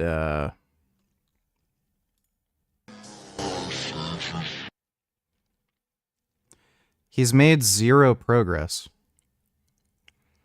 He's no bigger or stronger than he was 8 years ago.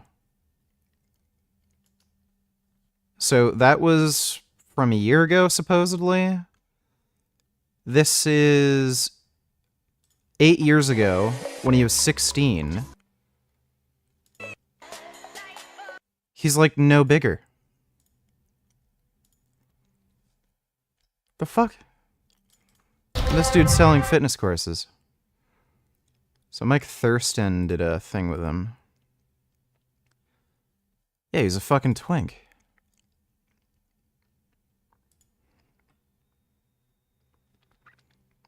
Oh, bro, I fucking love that shit. Who the fuck is this boxer trainer? Yeah, this makes you slower and worse at punching. Don't ever practice punches with dumbbells. Stupid.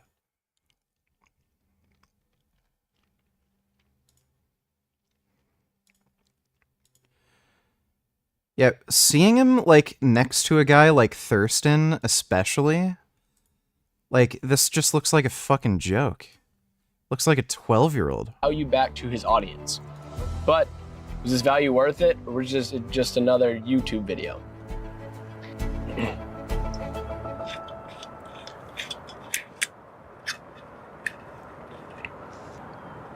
By the way, that spring water, I didn't realize that this was his path. He didn't want to be a guru talking about things and writing a book and doing seminars. No, he wanted to be an education company. So he dove deep into it. He created education to make sure that people know and thrive on the things that he already accomplished, the things that he already did. But once again, are these videos worth it? Were these videos enough value to actually get people out of that rubble, or are they just a load of hoax? Are they some fugazi that, yeah, he did it, but he had the help of YouTube. He had the help of other revenue sources instead of just that marketing agency. But what I've came to realize about Eman, and what most people don't understand, is that this wasn't all greed. Eman did not do this for the purpose of taking money from the poor and filling his pockets so he could buy lavish and luxury. To save his mother, to get her out of the hardship that she was in, he dropped out of high school in the world. This is how he shifted his mindset, and he kept going, and everyone enjoyed the things that I did as a kid. I was a fraud to and trust.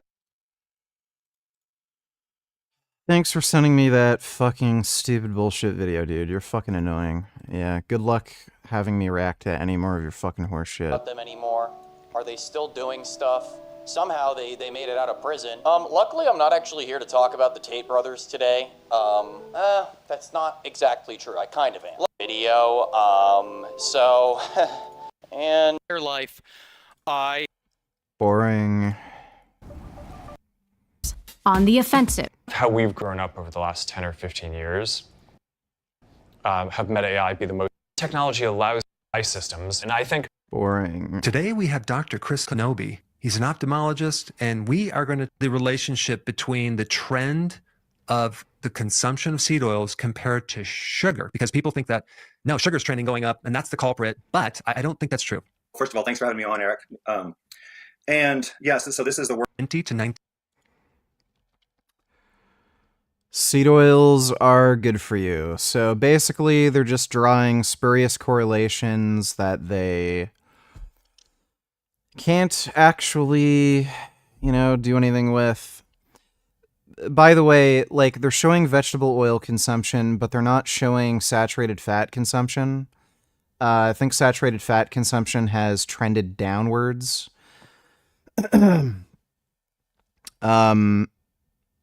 So you are seeing somewhat of an isochloric exchange with saturated fat sources like butter, tallow, lard with vegetable oils. So I don't know why you could just blame vegetable oils for obesity when I think he created this graph. Yeah,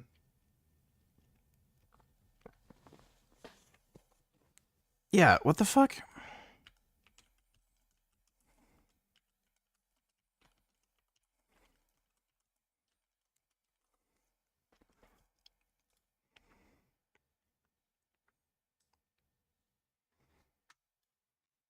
Let me see if I can find the...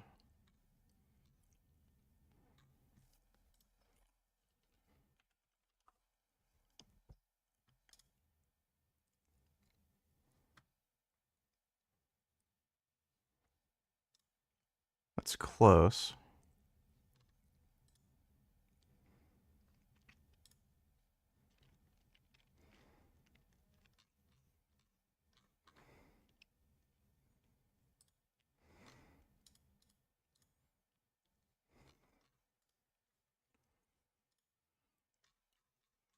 Wait, where's the fucking, why can't I expand that?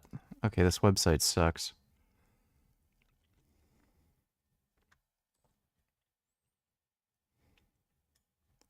That might not be the same one.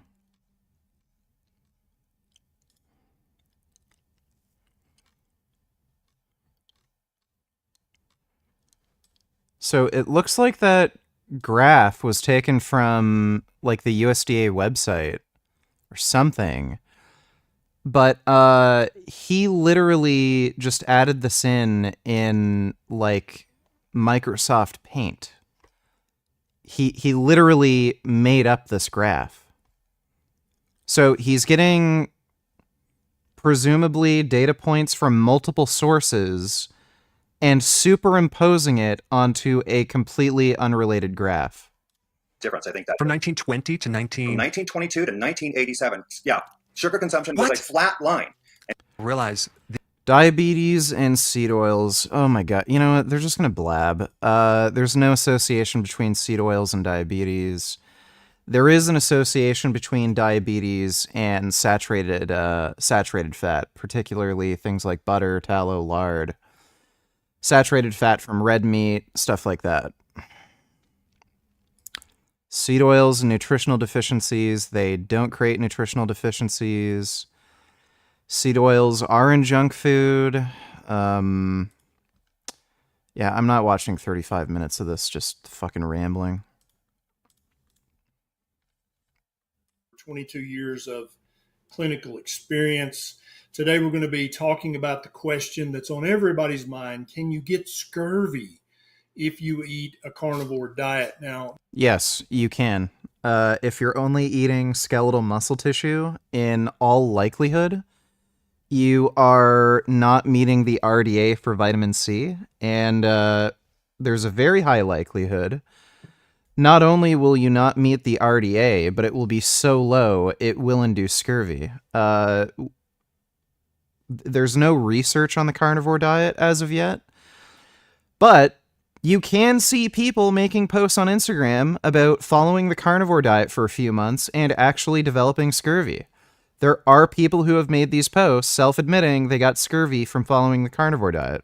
here is an article from healthdigest.com, which literally millions of people get their nutrition advice from. And I want to point out a typical strategy that this kind of website uses. They ask a leading question. Can the carnivore... Is there a reason why I only have dreams when I stop smoking weed?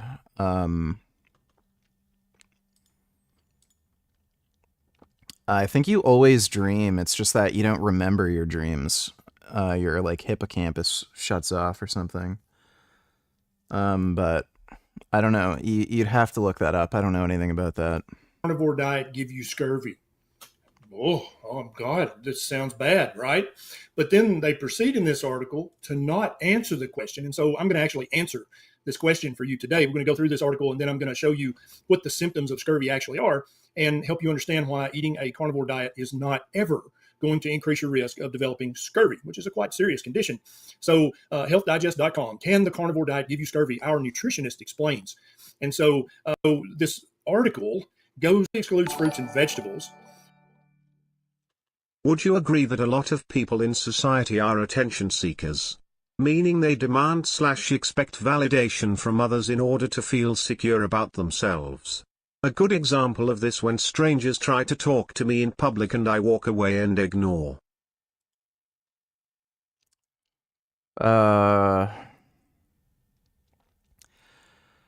I don't know if people are trying to talk to you for attention, but yes, there's a lot of attention seekers. That's why social media exists. Thanks for the donation though, Mike.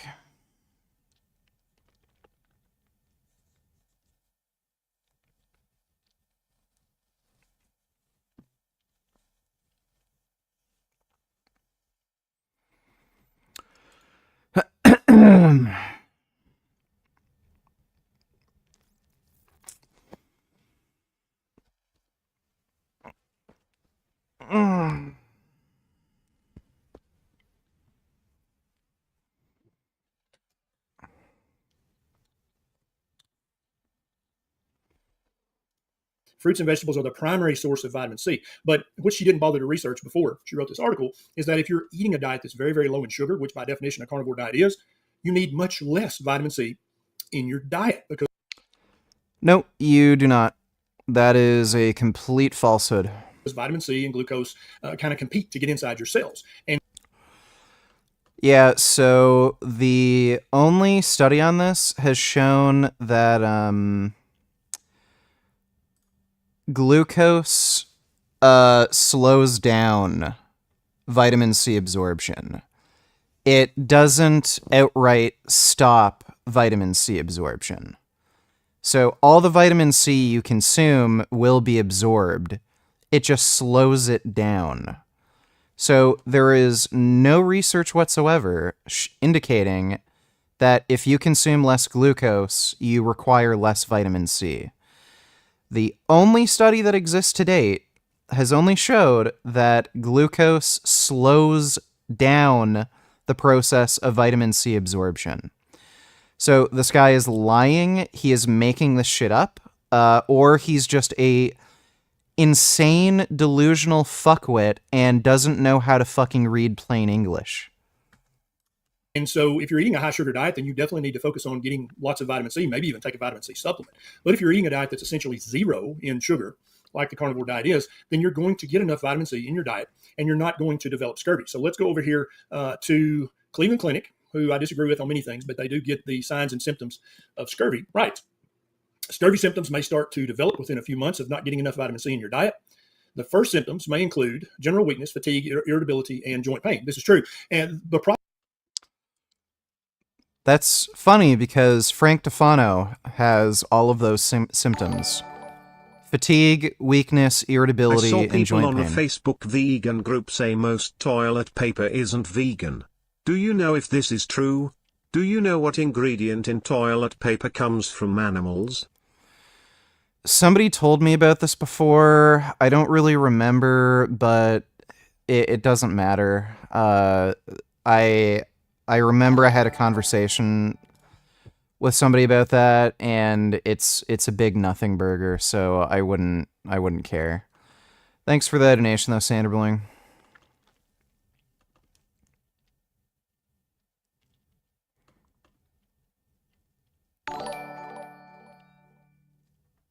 Sneeko and Zerka review the critical debate. Sneeko admits to help from Muslim Lantern. Also some ments in beginning where Zerka claims if you avoid GMOs you can live to 200.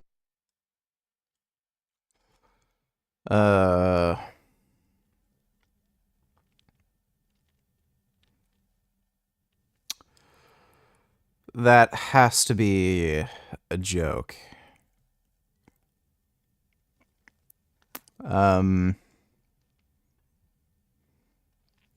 It's funny how he's friends with Muslim Lantern. I'm pretty sure that guy might actually be a terrorist. Where even my family was concerned. My family was like, maybe you should quit. It regenerates blood cells if you eat real food. The yellow banana you're eating is as fake as McDonald's. The Western programming comes back like that is weird. It's years of programming and training of all this liberal propaganda. Holding in your semen for a solar cycle for the whole summer regenerates blood cells and you maintain your youth. They don't want you to live 500 years because that's how strong placebo is, because it's not placebo. In ancient times it was called magic. You can change the game. This is why it's important for Yeah, he's just fucking guys around. aren't that long. Where can you get? Went through simulations. He died down, but Hey, whatever. I'm not gonna watch that. Thanks for the donation, Shinkwigger. Problem is we have this huge cohort of people all around the world who are now eating a carnivore diet. And You don't have a huge cohort of people. A cohort would be a member of a study. As far as I understand, there aren't any studies going on right now about carnivore dieters. Harvard had a study, a really small study. I think they got something like 200 people who said they were eating a meat-based diet. It wasn't even necessarily carnivore. But as far as I'm aware, there aren't any ongoing studies on a carnivore diet. So basically, he's just saying, I know a lot of dudes on Facebook who say they're following a carnivore diet. they're giving us their feedback. They're saying, hey, you see the Instagram shorts, you see the YouTube videos. Hey, I'm going to try carnivore. Here I am, carnivore day 10. Here I am, carnivore day 30. Here I am, 90 days into carnivore. Yeah, these are all fucking fat asses who have a bad relationship with food, who aren't good at tracking their food intake, caloric intake, and you're trusting them to ensure they're consuming 0 foods of plant origin. Like, what do you think the chances that some of these people are putting spices on the steak they're eating, and some of those spices contain, you know, high amounts of vitamin C? Like, if you're putting on some sort of steak seasoning or steak sauce that contains paprika, that is a massive amount of vitamin C in a very small quantity. So, all these people who are reporting they've been on the carnivore diet for months or years and they haven't gotten scurvy, in all likelihood, they're not following a strict carnivore diet. And most of them admit that. Like, oh, I'll have a potato here and there, or when I go out to eat, yeah, I'll have, like, you know, something. So, by the way, Ken Berry, he eats vegetables. I've fucking seen him go out to eat with his fucking wife. He was eating fucking vegetables with vitamin C. Let me see if it's on his channel. Might be on his wife's channel. Yeah, I think it's on his wife's channel. He had a day of eating where he went out to a restaurant and he was eating like fucking steak, a bunch of vegetables at dinner, and there was seasoning and shit on the food he was eating.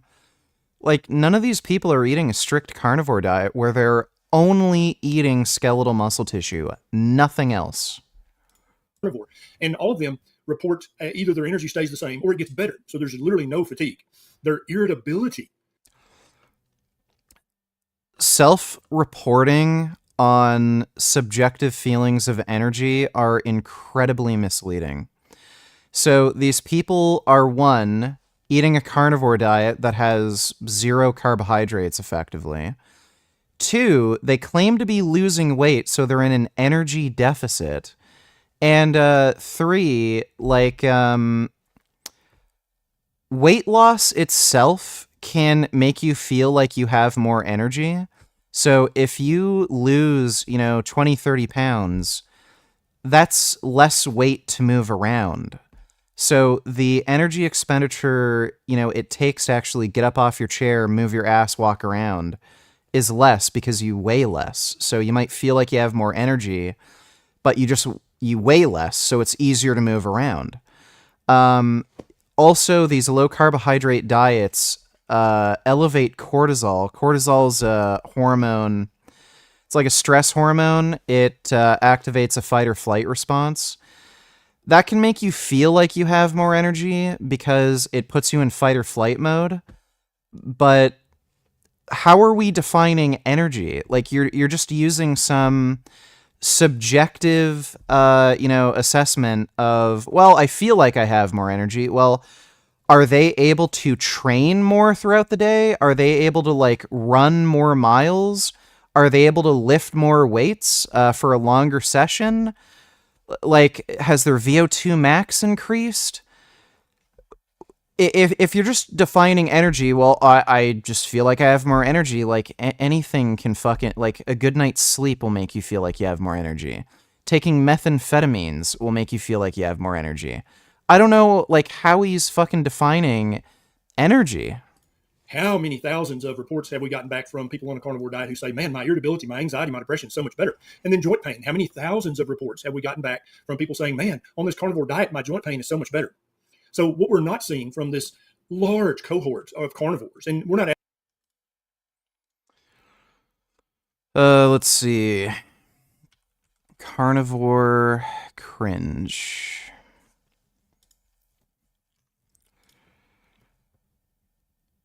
Recently, the inside of both my lower legs have gone numb and now my toes are tingling. I put in a request to the doctors, but in the meantime, has anyone experienced similar on the carnivore diet? I'm wondering if it could be nutritional deficiencies. I've Googled and all the other things it could be. I don't have other symptoms, not looking for a diagnosis. Just ideas to research. I've been carnivore for 6 months.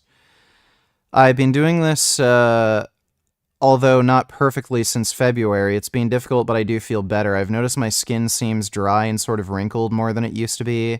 Am I missing something? Is this normal? I'm 52. This doesn't seem right. Let's see. I've seen a few posts on this page saying they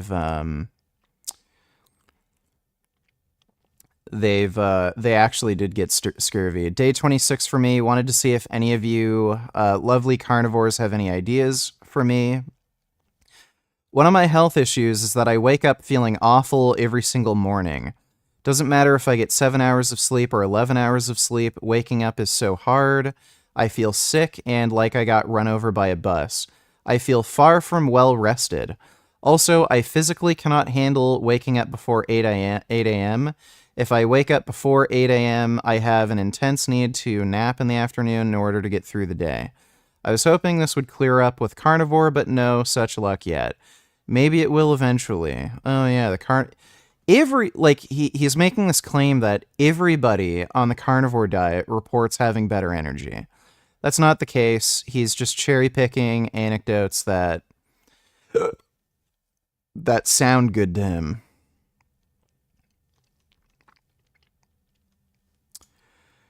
Day 40, still low energy. Joint pain is ridiculous. I'm trying to stay lion as I have a dairy allergy. It's made my headaches worse, blah, blah, blah. Had a scary experience today. I was lifting weights when I got really short of breath and felt like I might faint. My chest tightened up and freaked me out because I worried it could be a heart attack. It's never happened before. Thankfully, the ambulance checked me out and everything seemed normal.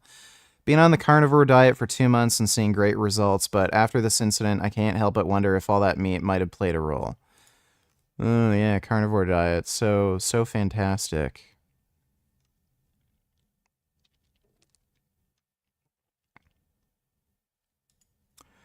Has anyone else seen a rise in depression after going carny? Mine has increased exponentially.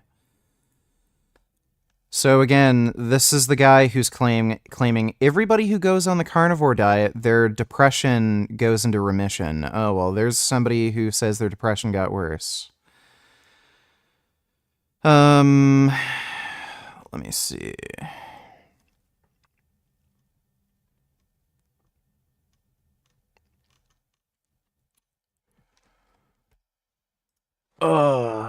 Scurvy on the carnivore diet.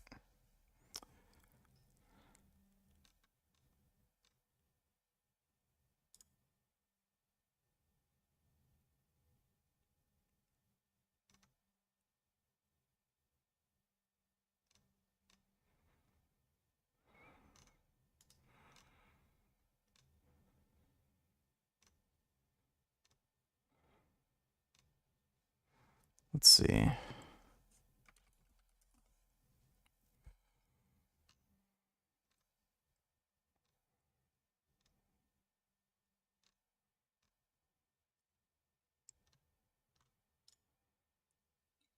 If you eat the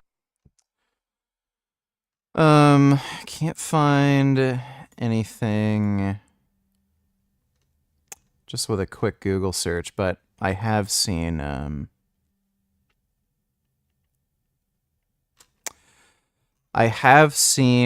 some posts of people here and there saying they got scurvy. Asking them about some weird esoteric symptom that they can't pronounce the name to. What they're reporting is my energy's better, my irritability's better, my joint pain is better, not worse. So they're not developing any of this. And so left untreated, Cleveland Clinic goes on to say, anemia or scurvy is going to eventually lead to anemia. Yes, that's true. But what we see is people on a carnivore diet, their blood count, their hemoglobin, their hematocrit, their RBC count invariably rises. It doesn't go down. Swollen, bleeding gums. Yes, this is definitely a sign that you're. I've seen people report they have swollen, bleeding gums and their teeth are getting loose on the carnivore diet. I've absolutely seen that. Again, clear indication of scurvy. Developing scurvy, but the thousands of people out there eating carnivore report my bleeding gums, my irritated gums, my swollen gums, not got millions, easily bruised. It never gets. These things get better in just a matter of days. Nisha and I were in Las Vegas recently. We went to a conference there, and she fell and got a deep abrasion on her right ankle. It's been 7 days, and it's literally completely healed. Okay, the scab has already fallen off. This dangling like maybe. Okay, so basically his argument for why you can't get scurvy on the carnivore diet is, trust me, bro, I've seen Facebook posts. Yeah, that's what you'd expect. 28th.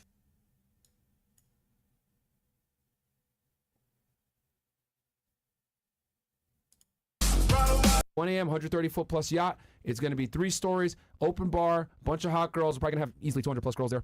We've got about 100 tickets or so for the guys, 100 to 150 depending on what it looks like. VIP is sold out. VIP is sold out already, guys. So tickets are on sale right now, ffpod.org, and you can only get in for the cheap price of only $9.98, man. You are never going to be able to get on a yacht that big with that many girls for that price point. Because I'll tell you this, with $1,000 you can't even get your own yacht with a Cuban captain that's illegally here that can't speak English, bro. You have to be there with 13 ugly mid girls, and you got to find them yourself. We found them for you. It's going to be lit. We're going to be. So they can't afford to actually rent a yacht.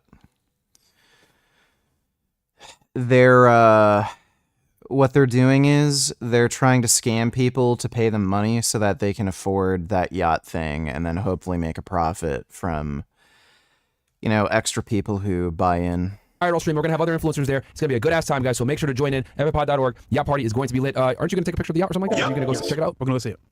When are you going? Oh, okay. So Fresh will make a video for you in an open bar. Like, that's the craziest part. So everpod.org. I don't know you were. You know. I'm an influencer. You know what I mean? Started from a bad beginning. not just making bad choices, whatever. But thanks for having me. Firstly, I've been watching you guys' show since you started. Oh, thank you. You know what I mean? It's my #1 podcast. Appreciate so that, I feel brother. like I made it because I'm here. Yeah. Well, we've been trying to get a hold of you, bring you up for like a year or two.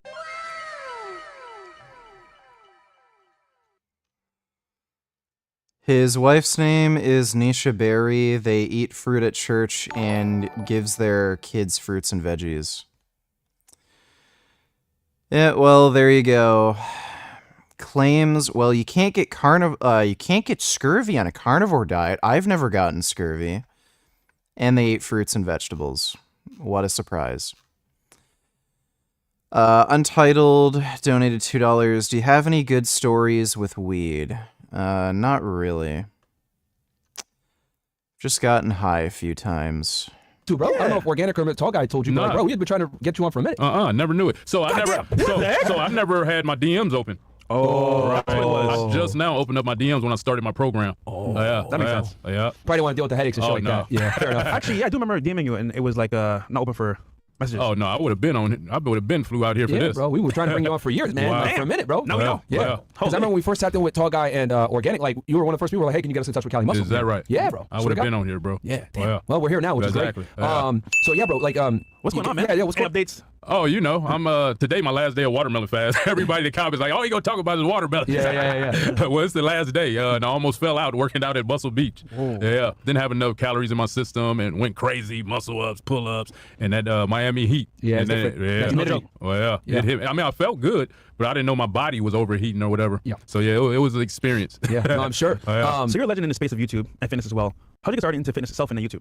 So when I got out of prison in 2000.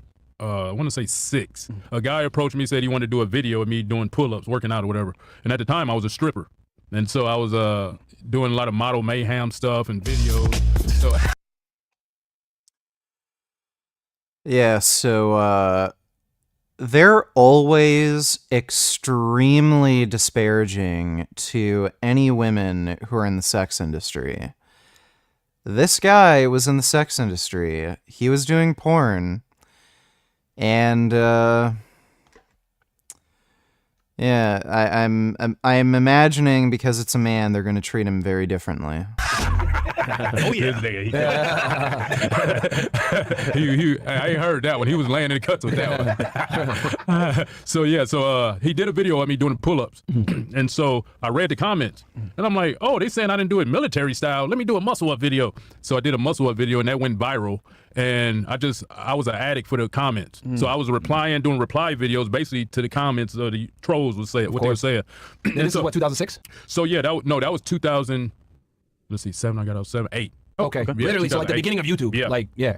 So the first person I saw on YouTube was what you call a fighting.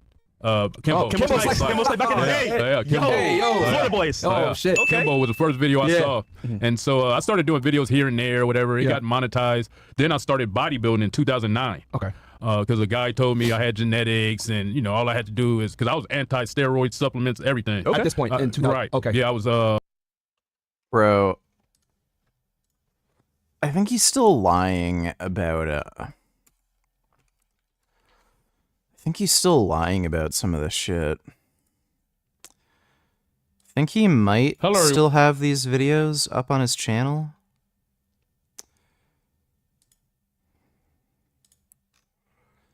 "16 years ago, 2008.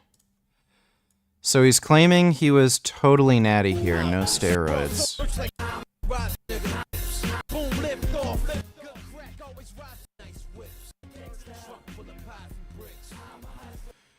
I don't know, a little fishy. He may have some BBC genetics. He is a shorter dude, so he might look bigger than he really is, but I don't know, a little fishy.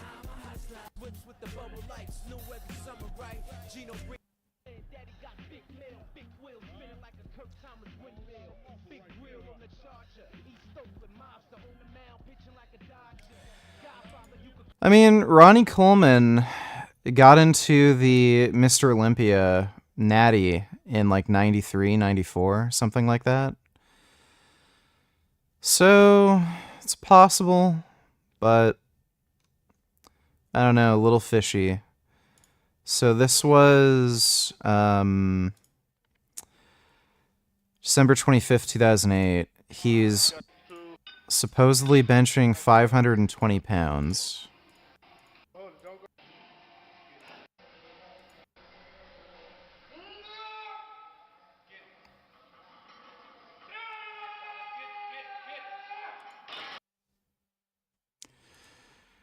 Okay, he didn't go to full depth,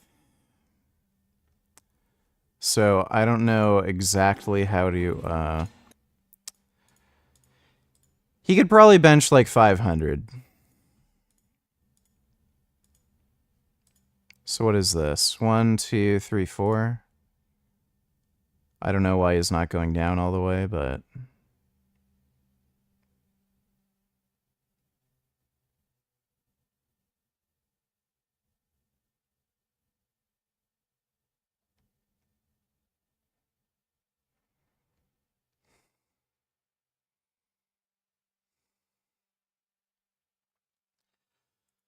All right. He could have at least gotten like 5 legit 405 presses there. So natty status, a little questionable. And again, this is 09. So this is around when he said he started taking steroids. And he does look a lot bigger here. So timeline might make sense. This is also extremely difficult. That's crazy that he's able to lift that much weight. Yeah, I would say definitely 100% guaranteed on gear here. So he might be telling the truth. I was about 33, 34 at the time. And so he told me, oh, you would kill him in bodybuilding. You make a lot of money like Ronnie and Jay and Flex with all these guys. And I was making a lot of money at the time shipping ecstasy to Denver. Oh, shit. So I'm like, shit, I might as well invest in myself. You know what I mean? Yeah. And so did my first bodybuilding show in 2009 and won out of 25 motherfuckers. Like, I didn't know what I was doing. I was just reading stuff on the internet, getting all the steroid books, and just I became a studier. Were you even on gear at this point when you won the show? So you were 100%? No, when I did that show, what happened was I went to a show and Jay Cutler made me look like a little boy. Okay. And I'm like, oh, I was popping pills at the time, a stripper. Wait, what? He's lying. He's saying when he did his first bodybuilding show, he wasn't on steroids. Yeah, dude, he's clearly on gear. He's fucking lying. Why is he lying about this? Like, he's admitted to being on steroids. So, yeah, he's clearly gone on gear here. Like, he's suddenly way larger, way bigger and stronger than he was back in 08. So he's full of shit. And drinking, and so I went to this show, and he made me look bad, and I threw all. I'm like, oh no, I ain't about to let this. And you start gear. So well, let's go back a little bit because you have a very interesting story, right? For people that aren't like familiar with your story, like you had, Ex-Con to Icon, the book. I remember seeing that because I've seen your content since the early 2010s, right? You're one of the first big fitness influencers. But let's go back to like why you went to prison in the first place and like your upbringing and stuff. Can you tell us a little bit about that? Where you grew up and of course. What led you go to jail the first time? Yeah. So I grew up in a middle class home. My mom was a nurse. My stepdad was a nurse. My mom was a nurse. Oh, that's so yeah. My pops, my stepfather had his own auto body shop. My birth dad, my biological, he was a Jim Jones survivor. Oh, Jonestown Massacre survivor. Oh, wow. Yeah, Okay. if you look up my birth name, it's Chuck Kirkendall, and I'm a junior. I changed my name in 2009 to Kylie Muscle Kirkendall. And so, grew up in a middle class home. Moms had and pops had like 3, 4, 5 cars at a time. Yeah, this sounds like upper middle class. He must have been a real piece of shit. You grow up in a nice home like that, and then you fucking try to commit armed robbery? Yeah, this guy is a fucking asshole. We had the best looking house. Nice. This is in California? Yeah, Okay. Oakland, California. Oakland, California. Yeah. This is the 80s, 70s? So yeah, in the 80s. I was born in 75. Okay. So this was the 80s. My neighborhood was a big drug area. Kids 12 years old had Mercedes Benzes. Oh, no way. Yeah. That's crazy. So I grew up in this era, dressing nice, looking nice, big donkey chains, and and so my problem happened because my mother didn't believe in giving the money. And so I became an avid gambler or whatever, shooting dice and things like that. And so I went to high school and What? His mom didn't believe in giving money. So, like, his mom wouldn't just give him whatever he wanted, so he decided to commit armed robbery? I wanted to be like my older brother. Mm-hmm. He was 4 years older than me, a genius, 4.5 student.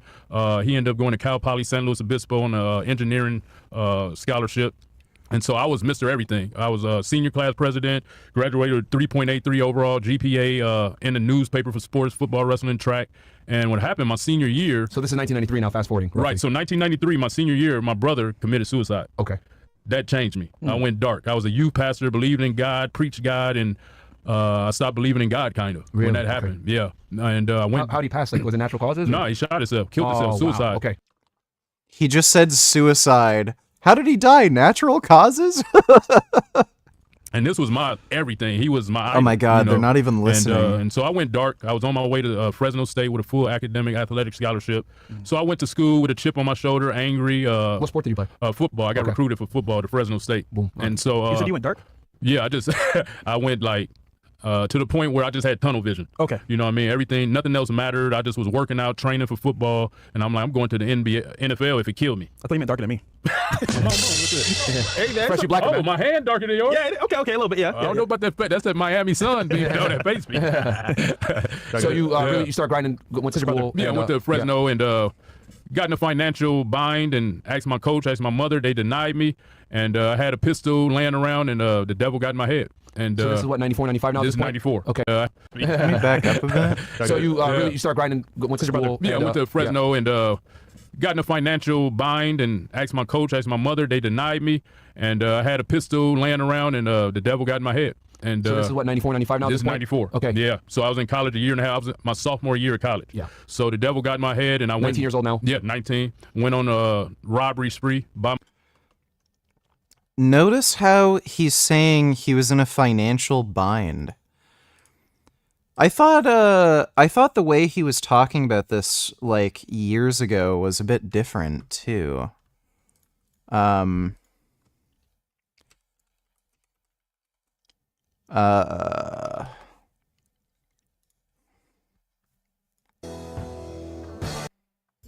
San Quentin, the infamous San Quentin. All the prison, I would have to say the craziest because everybody.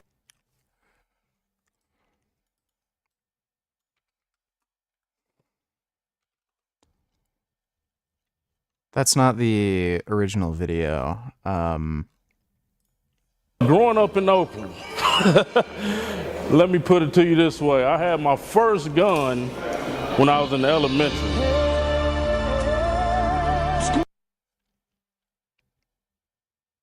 So this doesn't make any sense. When he's on Fresh and Fit, he said he grew up in a upper middle class household. Mom was a nurse. His father owned his own auto body shop. At any one time, they had 5 cars.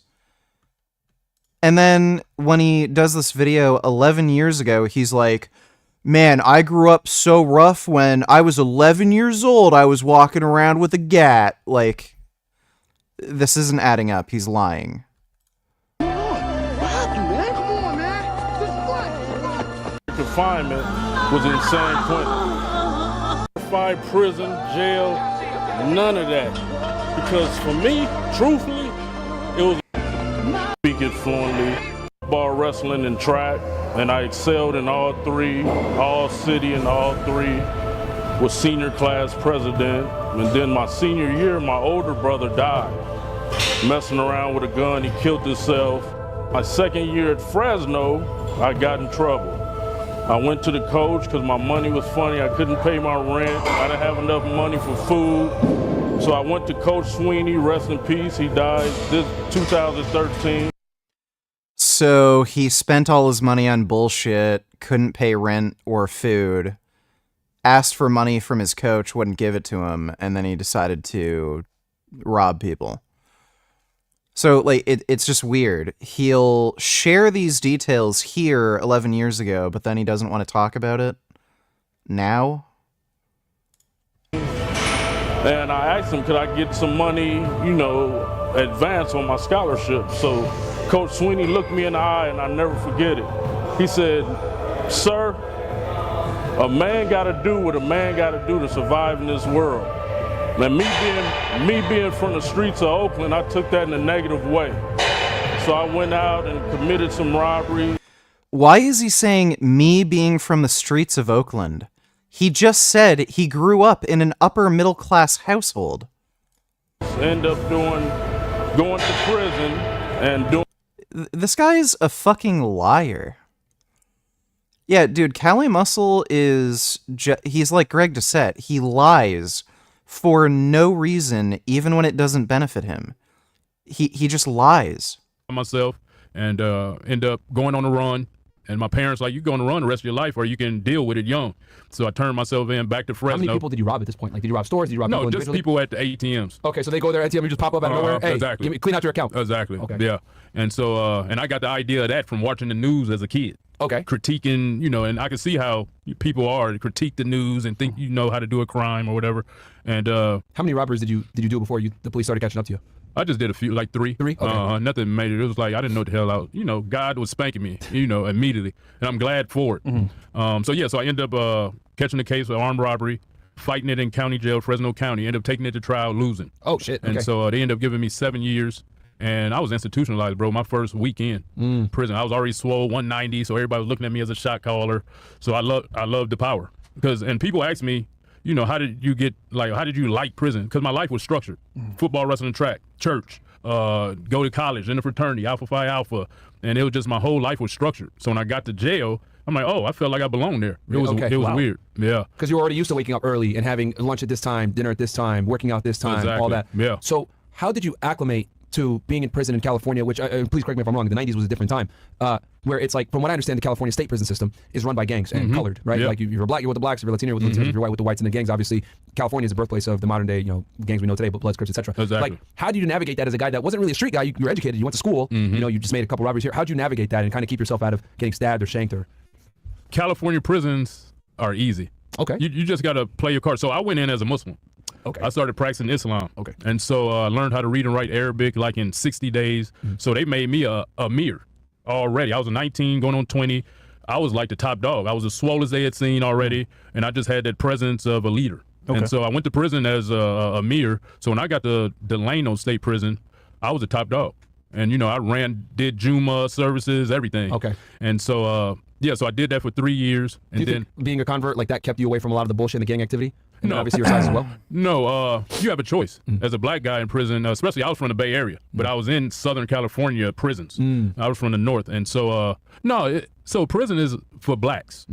If you mind your business, you can go, ain't nobody gonna press you.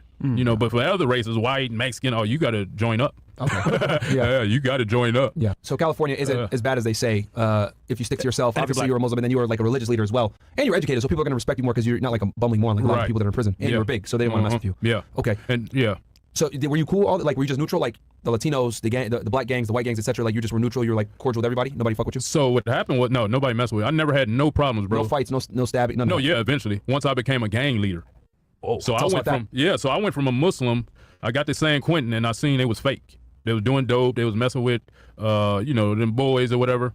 And so I'm like, all my friends I grew up with was in this gang called Kumi 415. Okay. So they was begging me, man, come on over here and run this. You know what I mean? Like, we don't have no good leaders. And so I was like, you make me a shot caller with a high ranking position, I will. And so I ended up going to the hole, and I transferred over from being practicing Islam to running this gang. They gave me a high ranking position. And that's when all hell broke loose. Like I was dealing with, these guys doing drugs. They just into everything. And so Yeah, so I became the shot caller of Kumi 415, and that's when we were getting That's the a black gang, riots. right? Yeah. It's a spinoff from Black Guerrilla Family, BGF and Black Panthers. Okay. Oh, wow. Yeah, and so the founders were Black Panthers, and then they, because BGF was so hardcore and coming down on blacks, they like, oh, we need a spinoff to save the ones that's not a part of BGF. Okay.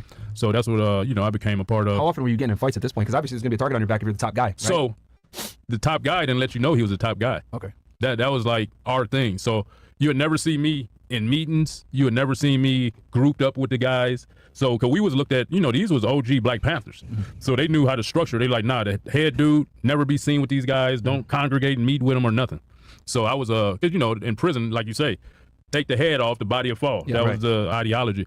And so, I was good with that. And I would even act like I'm just a regular sometimes. Like I'm a regular foot soldier or whatever, But it was, I'm just being honest, it was fun. Really? Oh, shit, okay. Yeah. I was young, swole, had a ton of power, and prison was fun. Shit. And so, that's why I went back about 4 times. Did you get in a lot of fights? Like, how many fights did you get in? When I didn't get in many. So, only time I got in a fight is when I wanted to set an example with my own. Okay.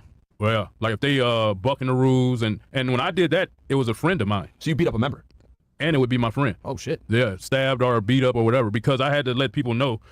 It's crazy because they be like, you calling shots, but you ain't put in no work. Yeah. So they'll start looking at you like that. So I always, probably once a year, did something stupid to let them know that I put in work or whatever. Yeah. So it was something else, man. So you go in first in 93, 94. 94. 94. Because you committed the crimes in 93. You go to trial. No, lose. I did it in 94. Committed 94. The crimes in 94. Let's try all that within a year. Yeah. Boom, you're in. And then you said you got 7 years? Uh-huh. Did you do all 7? I did all 7. Straight? Straight. No good 94 behavior, to 2001. Damn. Because San Quentin, it was so much fun popping up. I'm going to the hole all the time. And So you ended up like, I was in there with Jeffrey Dahmer. Give me what was that? So What, Night you said Jeffrey Stalker, Dahmer? no, What? not Jeffrey. Oh. Night Stalker was in a cell right next to me. Oh, shit. Yeah. Richard Ramirez. Oh, yeah, Richard Hey, Ramirez. yo. Oh, yeah. What the That's fuck? my biggest story with San Quentin, man. I was next to him and I had goosebumps the whole damn time. I got some questions on that. For those who are unaware, who he's talking about. R.I.P. the Black Panthers.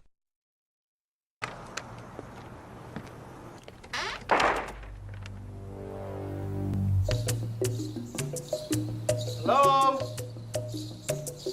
Hello? Is anybody here? Yes, my brother. How may I help you? Yeah, are you Kalinga, leader of the People's Revolutionary Army? Are you CIA? No. I am Kalinga. I need to talk to you. Yes. Have a seat. Would you care for something to eat? A bean pie, perhaps? No, I'm not hungry. Something to drink. Please sit down. Herb tea. A soda. Okay, soda's fine.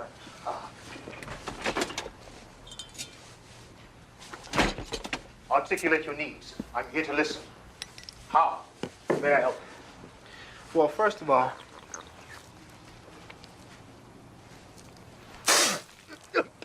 it's an acquired taste. Now, how may I help you, my brother?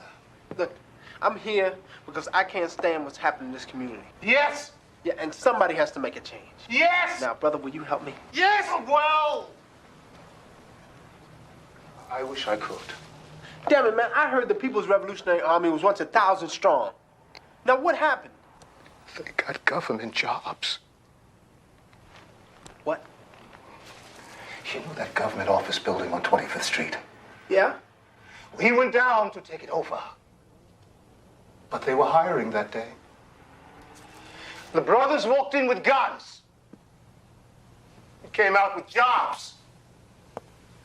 The brothers weren't mad anymore. All right, well, that movie isn't very funny.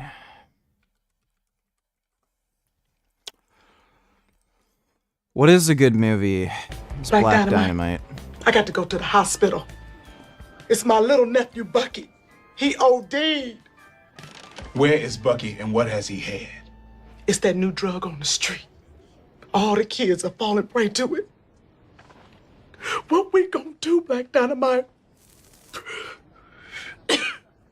I know what I'm gonna do. I'm gonna fight. The only way I know how. Ever since I was a boy, all I knew was how to fight. That ass! Damn! Motherfucker!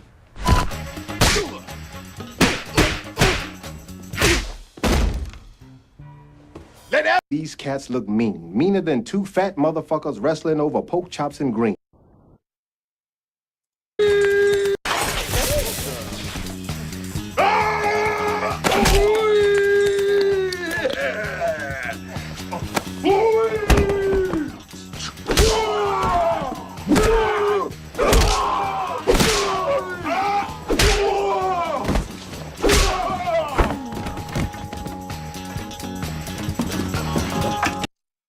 Black Dynamite was good. Have you tried Silk's Next Milk? No, I've seen it in stores, but I haven't tried it.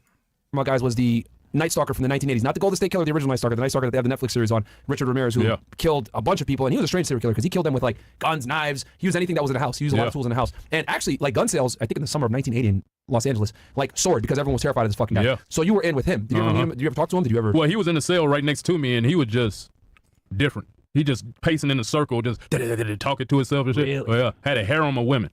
Like 50 bras would come see him at a time. Yo, it's real. That's facts. No, because yo, when he went to trial, right?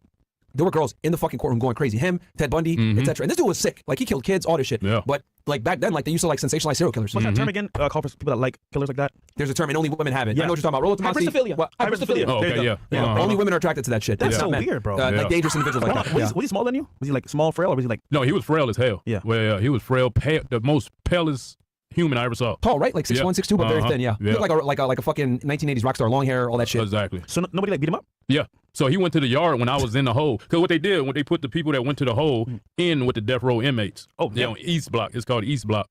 And so, yeah, and I met Tookie up in there before they executed Tookie Williams. So, yeah, it was a hell of an experience. I had to learn Swahili while I was in the hole because the blacks only spoke Swahili. Tookie Williams, the creator of the Crips? Yeah. Oh, shit. Yeah, so you were in with some people? Oh, yeah. It was popping. So, so Richard Ramirez, he was sitting next to you. You said girls would come and visit him all the time. Oh, yeah. Every visit, like 3-4 times a week. Was it white girls, black girls, Asian White. girls? White. Had to be white. Yeah. It had to be. Just saying, so, bro. and you said he got beat up. Like, what did he get beat up for mostly? So what happened was he went to the yard the first time in his being there, like in 10 years. Oh, shit. Yeah. Because they probably kept him and did they keep him in ISO? No, he had a choice. Yeah, he had a choice of going to. So in a death row in the hole, it's like a cell, like it's like a cage, maybe as big as this room. Okay. Where they let the death row inmates go at one time if they want to go to the yard, and they could, do push-ups and work out and talk. So he took his chance. He took his shot. He went out there and they got on him immediately. That's fucking crazy that you were locked up with him. Do you ever speak a word to the guy or no? No. Never. Hell no. So he was pacing around. So basically, he paced around in his room, talked to himself. Bitches would come visit him. Well, are conjugal visits allowed in California? They are, right? Yeah. As long as you don't have no spousal abuse or anything alone that beating a woman, something like that. Like crimes of domestic violence. Right. Can you explain to people real quick what conjugal visits are? Because like this is. Oh yeah. So that's like if you married or get married, they let you go. I believe it's every 4 months. You can go on a date with your wife in a room for about 3 days, 2 to 3 days. And make love. You can make love, have a baby. Really? Yeah, it's something that only a few states have it. It's conjugal visits. It's only available at the state level. The feds don't allow it. California's one of the few states that allows it. So interesting. So he probably had conjugal visits with all these chicks. No, he couldn't. He couldn't. Not death row. He was on death row. Yeah, you're right. Well. And then you said, what was it like? Did you ever talk to Tookie Williams? No, I just seen him walk in the yard, and I seen him walk in the yard. Everybody get quiet. They go Tookie. But there was a whole lot of other cats that were weird too. A lot of other big names that was there. Did anyone try Tookie when you were there? Or no, hell right? no. Yeah, they know better. Well, who else were you locked up with? That was you got some fucking celebs already. Well, who else was there? A few rappers. Rapping Forte was there. He was from the Bay Area. I'm trying to think. Tupac, maybe? I don't know what it is. Tupac got arrested. I think he was in jail. No, he was in jail probably in New York. He was in New York. Yeah, he was in New York.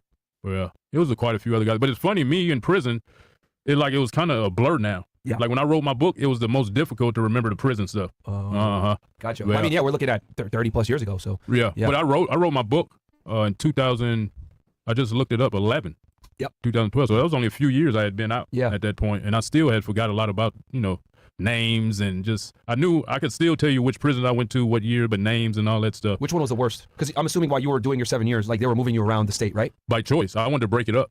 Oh, so every year I wanted to try to move somewhere. Okay. Yeah. Was there like a reason you didn't like the? Just tired of the environment. Wanted to leave. Oh yeah. Shit. You're the first person I think that we brought on that said like jail wasn't that bad. Nah, it was fun to me. Okay. Until the last time I went. Okay, so 94 to 2000 roughly. 2001. Right? 2001. And then you went back a second time? No, I went back 4 times. Oh shit, let's go through it. Yeah, so I got out 2001. I became a stripper, personal trainer, and I was making good money. But then my money dipped. I got in the drug game, and I was in jail I went back to jail from doing 7 years and 11 months. I caught another case, a drug case. And to be clear, you were selling the product more than doing it. Right, selling. Yeah. What were you selling at that point? Crack. Oh shit. Well, Wait, legit crack? Yeah. You ever tried it? Hell no. You lied. The only drug I ever tried was ecstasy. Well, you know, okay, this is early 2000s, right? So, I mean, crack can be extremely profitable because you're able to break it down. Crack cocaine? Yeah, crack. I mean, cocaine is more expensive, of course, but if you know what you're doing with the crack and you got good cocaine to base from, you can stretch that crack, make a bunch of fucking money. So I was a shot caller, so I could get unlimited amount of kilos.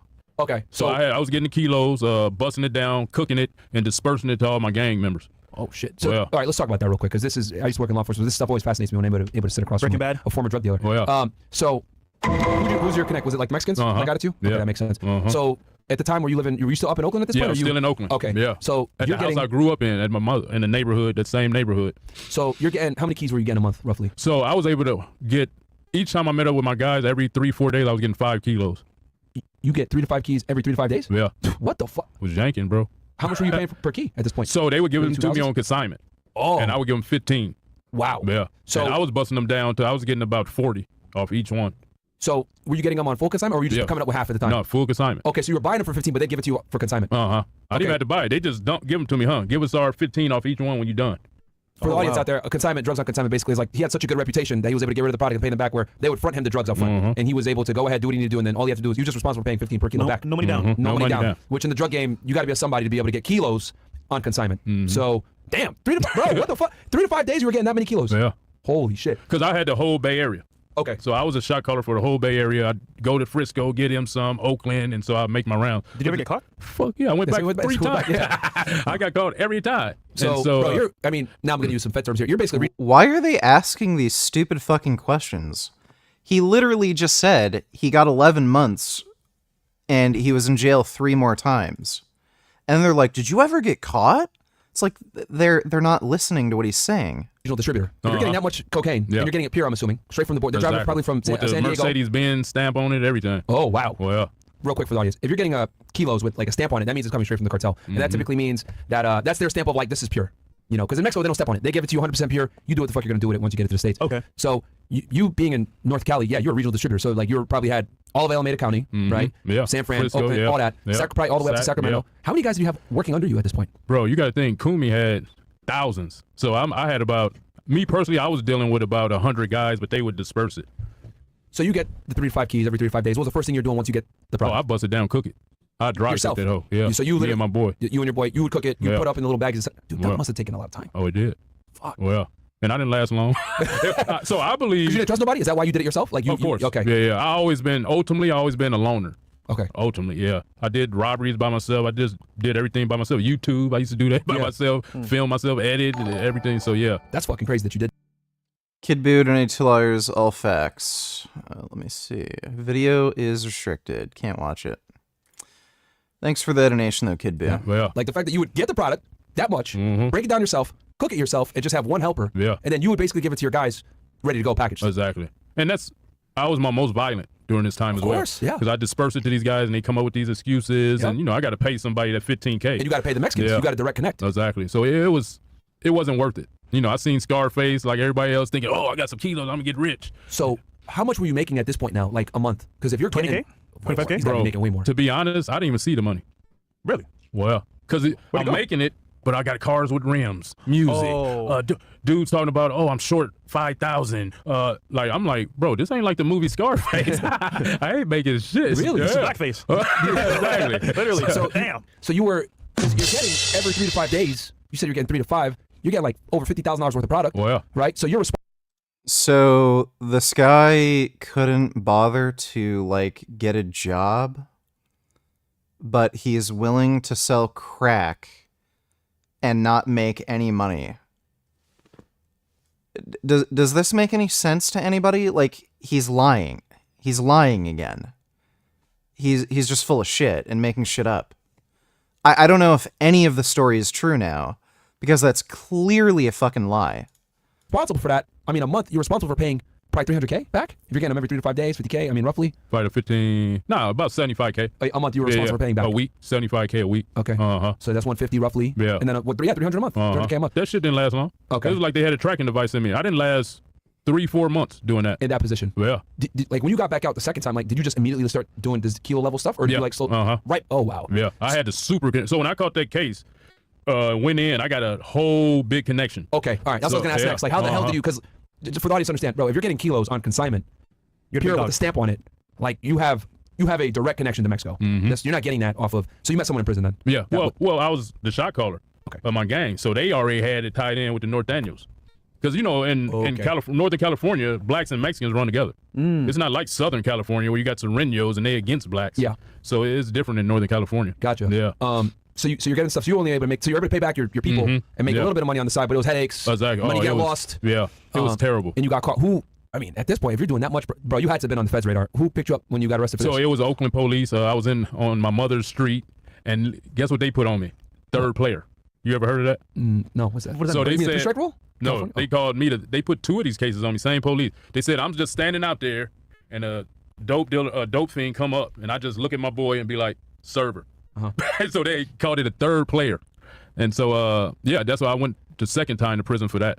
How much did they get you, like what did they actually get you on? Like we know that you were dealing with kilos, but like did they get you on conspiracy? Did they get you on some? It's a conspiracy. So they never got you a product? No. They just. Yeah, well. So they call it third player. Someone fucking snitched. That's how we. Well, no, they just wanted me off the street. Yeah. So Oakland police was dirty. This one they had the riders. And so I ended up having a lawsuit on Oakland police because they whooped me a couple of times or whatever. And they was on me. They had my number. Okay. Yeah. You don't think anyone snitched on you though for them to get you on conspiracy? No, because that's the little game they was running. They said they saw me tell somebody to sell dope. Okay. So like a detective testified and said that shit. Right. Exactly. So then you went in the second time. How long did you go in for that one? So they gave me a parole and probation violation. So I ended up doing 16 months. Okay. On that case. And then got out, said I'd never sell dope again, started pimping. Okay. What year is this now that you're out? This is 2003, the third time. Okay. When I got out and called myself a pimp, I was still stripping and pimping. Had personal training. So you were like a legit pimp, right? Yeah, I did it for 2 years. Wasn't no money in it. Yeah. So let's talk about that real quick, because like, you know, people tend to think that like, oh my God, everyone's getting human trafficked, but the reality is a lot of times it's just prostitutes and pimps, man. And like it's an angry prostitute that didn't get paid, or she had a fight with her pimp. She's like, being human trafficked, and then you call the police and like, never mind, I love him. So it's like a lot of the times like these big human trafficking rings that they bust are simply just prostitution rings. There's a lot of pimps in Miami too, though. Yeah, quite a few. Yeah. I guess what was it like transitioning from drugs to the pimp game? What did you like about it, dislike about it? So I like that I had to ride around with kilos in the trunk, and you know, just take a 100-year. Thank God the DEA never caught you or anything, bro. Yeah, no. Dealing kilos? Yeah, exactly. So yeah, it was a headache though, you know, having all those women because I wasn't a natural talker. I didn't like to talk unless I had to. Facts. So when I got into pimping, I had to talk just sporadically, even when I didn't want to have to. Yeah. Daddy, what's this, that? I just had to make up something, and you know. But, hey, listen, you dumb hoe. It's this XYZ. Exactly. Shut up and get a car. Stop you, hoe. Exactly. That was somebody else.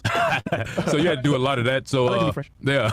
So I mean, it was something different. It just wasn't enough money for me. You know, you got to manage getting a hotel, getting their nails done, clothes, risk your life. My first time pimping. Well, yeah, because you're responsible for protecting them, too. Exactly. So you the Uber driver, you the security, everything. My first night having my first hoe, she called me up like, this dude about to put me in the van. You know, we in Oakland, like about to kidnap me, and he had her. So I pulled up. Exactly. That's just how I did. I pulled up in the Lexus LS 400. Hey, let my hoe go? He had a big black nigga too, about 6'7". He had the hoe by the wrist, and she looking like, you gonna help me? So I just whipped out the 40 cal, like, bro, let my hoe go. And he was like, next time this hoe Google eye, I'ma have a hoe. I'm like, I'm about to go to prison. Yeah. For this broad, I don't even know. Did he like what was the transaction supposed to be even worth? That $100, $50? No. So what happened is she was staring at. After hearing this story, I believe in the power of the watermelon diet. I will be doing it for 90 days. Well, if you want to become a retarded liar, then, yeah, sure, go ahead. Thanks for the donation, Autist. Are all Groypers and Sneeko fans cannon fodder? Yeah. Yeah. Yeah, they're all cannon fodder. Even his, you know, like, fucking 12-year-old fans. Like, I give a shit. They're too far gone anyway. Thanks for the donation, Ano. Adam. Google out. Next time your hoe Google out me, I'ma have a hoe. So she was just looking, and he walked up on her, and she look him in the eyes. Okay. And then a pimp so take they that didn't- as so they weren't even like they weren't even trying to hook up. He just like didn't like the way she stared at him. Right. And 'cause she was on the street. Yeah. Wait, so he was a pimp too? Yeah, gorilla pimp. He had a van down the street and everything, just throw it hoes Did in that create problems for you? Like, I guess in the future that like you had this other pimp here that you had pulled a gun out on? No, like, across the street? because I told him I name dropped my gang. Okay. I'm like, nigga, I'm Kumi 4 and 5. Let my hoe go. And he's like, all right, I'm gonna let her go this time. Next time the hoe look at me, I'm gonna have her. Gotcha. And I'm like, that first day. Shit. And I'm like, I'm about to risk my life for this chick I don't really even know. And it made me. So I started telling people the story that the hoe's is the one that winning. Yeah.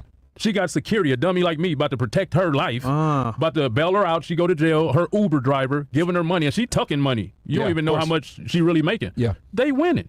It ain't the guy's fault unless much- you beating the woman. Wow, dude.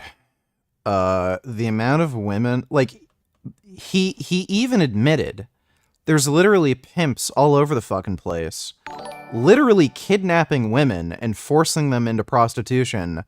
And then he's like, yeah, women are actually, like, empowered when, you know, they're fucking doing prostitution and they're under a pimp. What a fucking whack job. Jesus Christ, what an idiot. Kid Beer Donate $2. Niggas love Trump. They don't. I know you spoke. Just come up for a second. Come here. This young woman, I walked into, I don't know what the hell restaurant it was, but I walked into this restaurant, and we do it very quietly. We don't announce it. That's for, you know, security reasons, everything. I walked in. She's behind the counter. Yeah, I think there was a poll done somewhere where there was literally 0% of black voters who'd vote for Trump. He is not popular among black voters. Thanks for the donation, Kid Boo. Or something like The that. hoes win until they get old. Yeah. Yeah. How long were you doing this for? Where you like experimented with the pimp game? 2 years. Oh shit. Uh-huh. How much were you making roughly a month? Was it like Profiting? Yeah. We could go gross and then profiting. So you figure I was only profiting. So if a hoe bring me back 500 a night, I'm putting at least 350 back into her. Hotel room, clothes, Gotcha. food. How many girls did you have working for you? Like The most I ever had was 5 at one time. That's gotta be a headache. But I stayed with a headache. So you figure out of that 5, I was only making profit maybe 150, 200. Yeah. Per girl. Right. And that is nothing. A month. Yeah. Oh. After putting into the 350. So again, does this make any sense to you? Rather than getting a job, he decides to pimp women? And he's claiming he was only making, at most, he was saying 150 women, $150 per month for a single girl. And at the most... Remember this video? Chuck always claimed natural, and was always bitching about trolls. One day he just switched up and acted like he never claimed natty. I'll take a look at that in a second. Thanks for the donation, vegan faggot. So he's claiming he was making $750 per month doing this pimping shit, and he'd literally have to risk his life, like pointing a gun at some like crazy dude and he's trying to kidnap women and shit.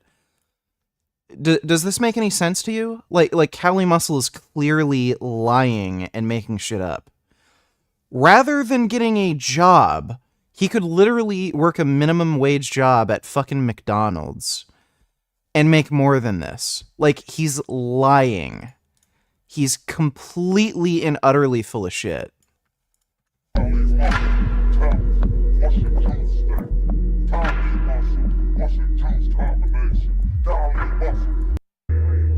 Twitter, Facebook, YouTube, all this social media, asking me what's my juice stat.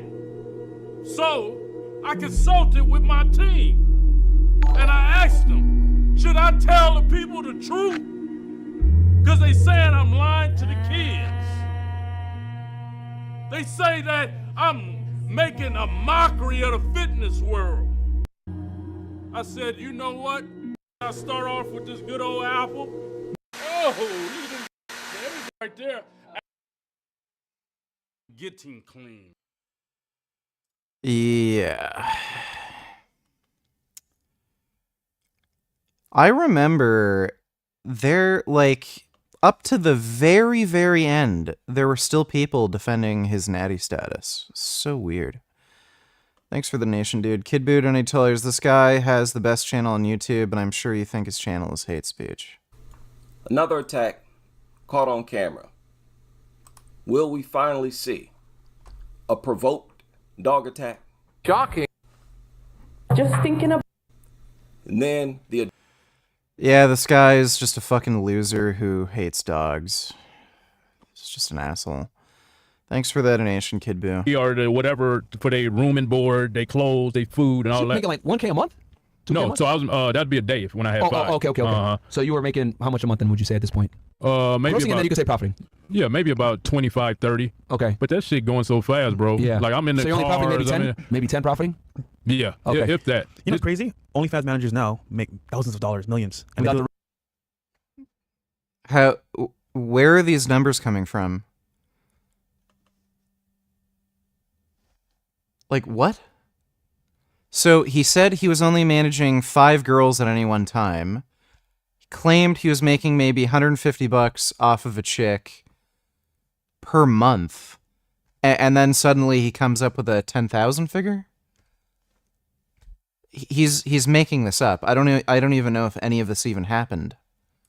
The risk and danger. Not about half that much work. Because you're right. Exactly. I think in the crib on a computer just texting. Because what you mentioned, like you're making 20, 30K, but you're really profiting 10. But that doesn't account for all the hours that you're working. Yeah. Because like you're right, you're driving them around. Uber's in a thing. It's the fucking early 2000s. Yeah. You know what I'm saying? You're housing them, feeding them, all this other shit. Like, did you keep them all like in one house? Like, were you hotels? So Okay. each one would have their own hotel room. Oh, wow. That's what I'm saying. You ain't hardly making no bread. Yeah. You put it back into it. Because you can't put them bras together. Some of them crackheads, heroin, all of them was dope heads. Yeah. Well, Can we see your pimp slap hand? Backhand? Okay, there you go. Beating women. Sexual abuse. Oh man. Hey. Okay, I like that. So if you had to, so what was, I guess, I would never do that. So the negative, I guess, is like you made way less money. And would you say it was riskier and more dangerous than the it drug game? was. Because I didn't like being out at night. I wasn't, and I had to be out at night. Yeah. Like and when I started pimping, the old school pimps call it tennis shoe pimping. Like we got to sometimes just sit in the car, watch, make sure nobody kidnap. Because in Oakland, they gorilla pimping, they kidnapping your bros. Oh, wow. So you got to be out there, make sure nobody kidnap them and riding around and So the drug game was way better, in your opinion?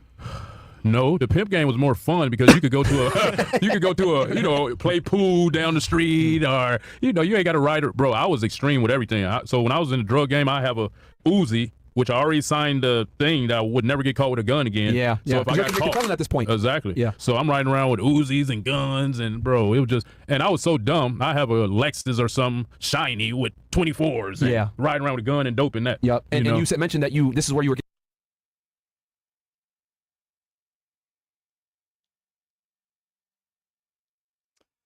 Okay, so supposedly they only caught him with conspiracy, so that's what he claims. He's claiming he was carrying a machine gun. If he was already a convicted felon. So if he ever got caught with a gun again, he'd like be put away. Getting really violent when you were doing. So were you more violent when you were doing the drug game or the pimp game? Oh no, not the pimp. I was too swole to be smacking up hoes. Okay. I'd be under a prison. Yeah. So the drug game is like KM after he got out of death row. I promise this where he pulling it from.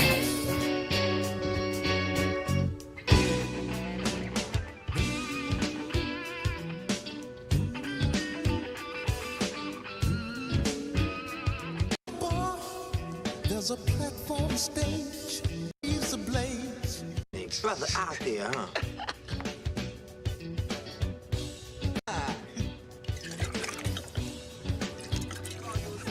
The brother's walking on an aquarium. Say, brother, do you get nosebleeds? You expecting a flood?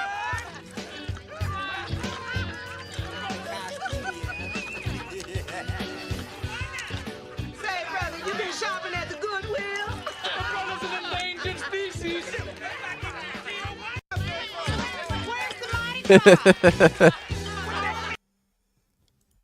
Friday was one of the best fucking movies ever. The fucking Debo bike thing. Oh my god, dude. Come Debo. Who? Debo. I just tuck mine in.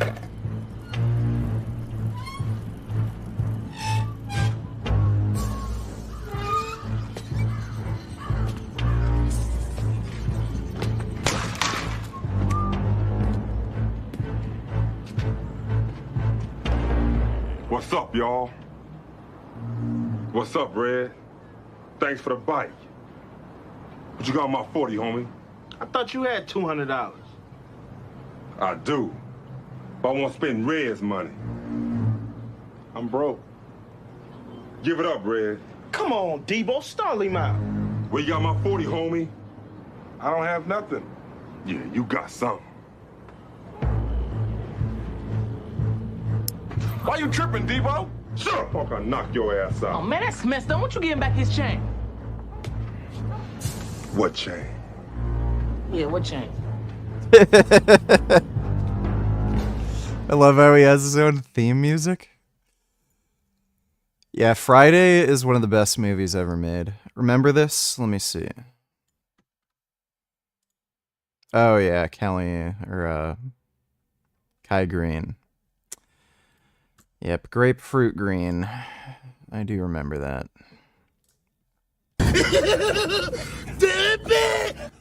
No, relax. You know, put that sauce. Put that sauce. There you go. Shark boy!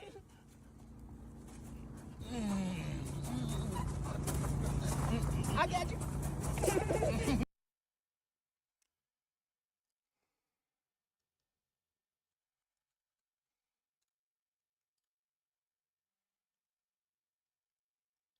This got 15 million views. What the fuck?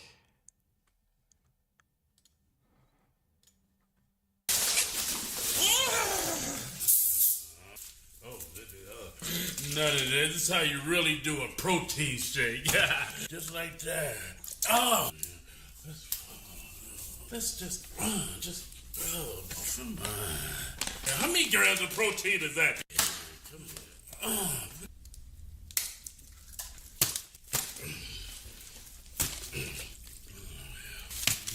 come on.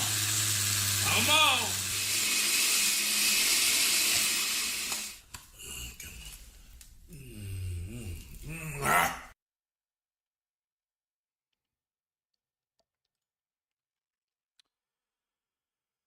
These are awful. Excuse me.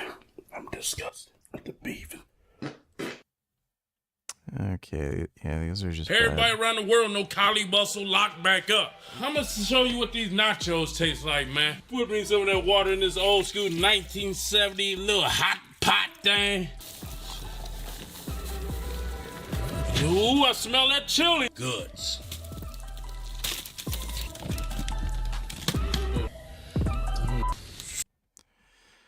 Well, there's a reason he got a heart attack. That's just too gross.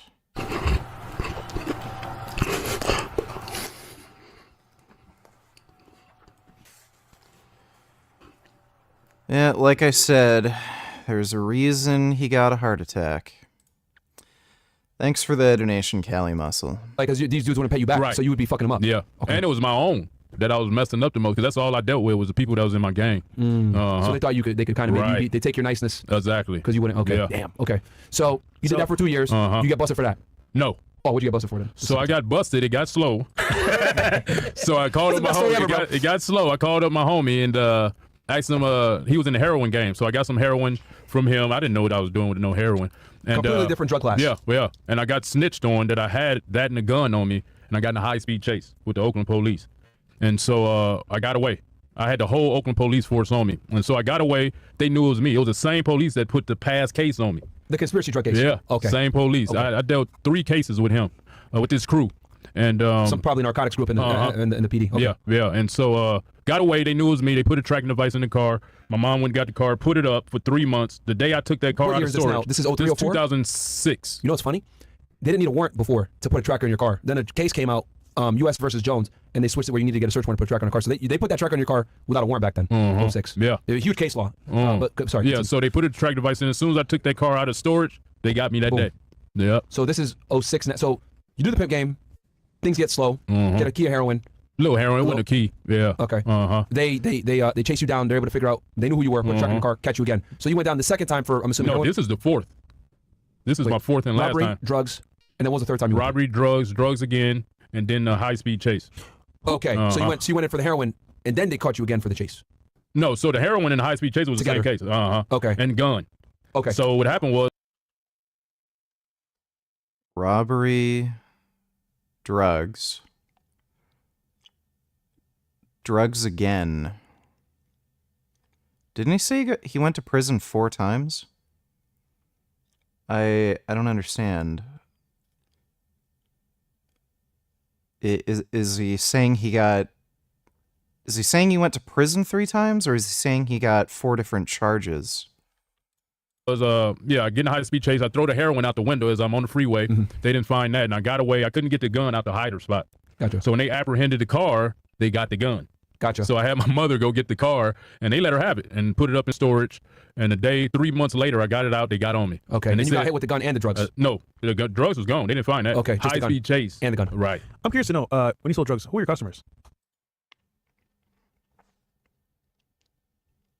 I'm not following. He said armed robbery, drugs again, high-speed chase. What was the second drug thing? He didn't explain that.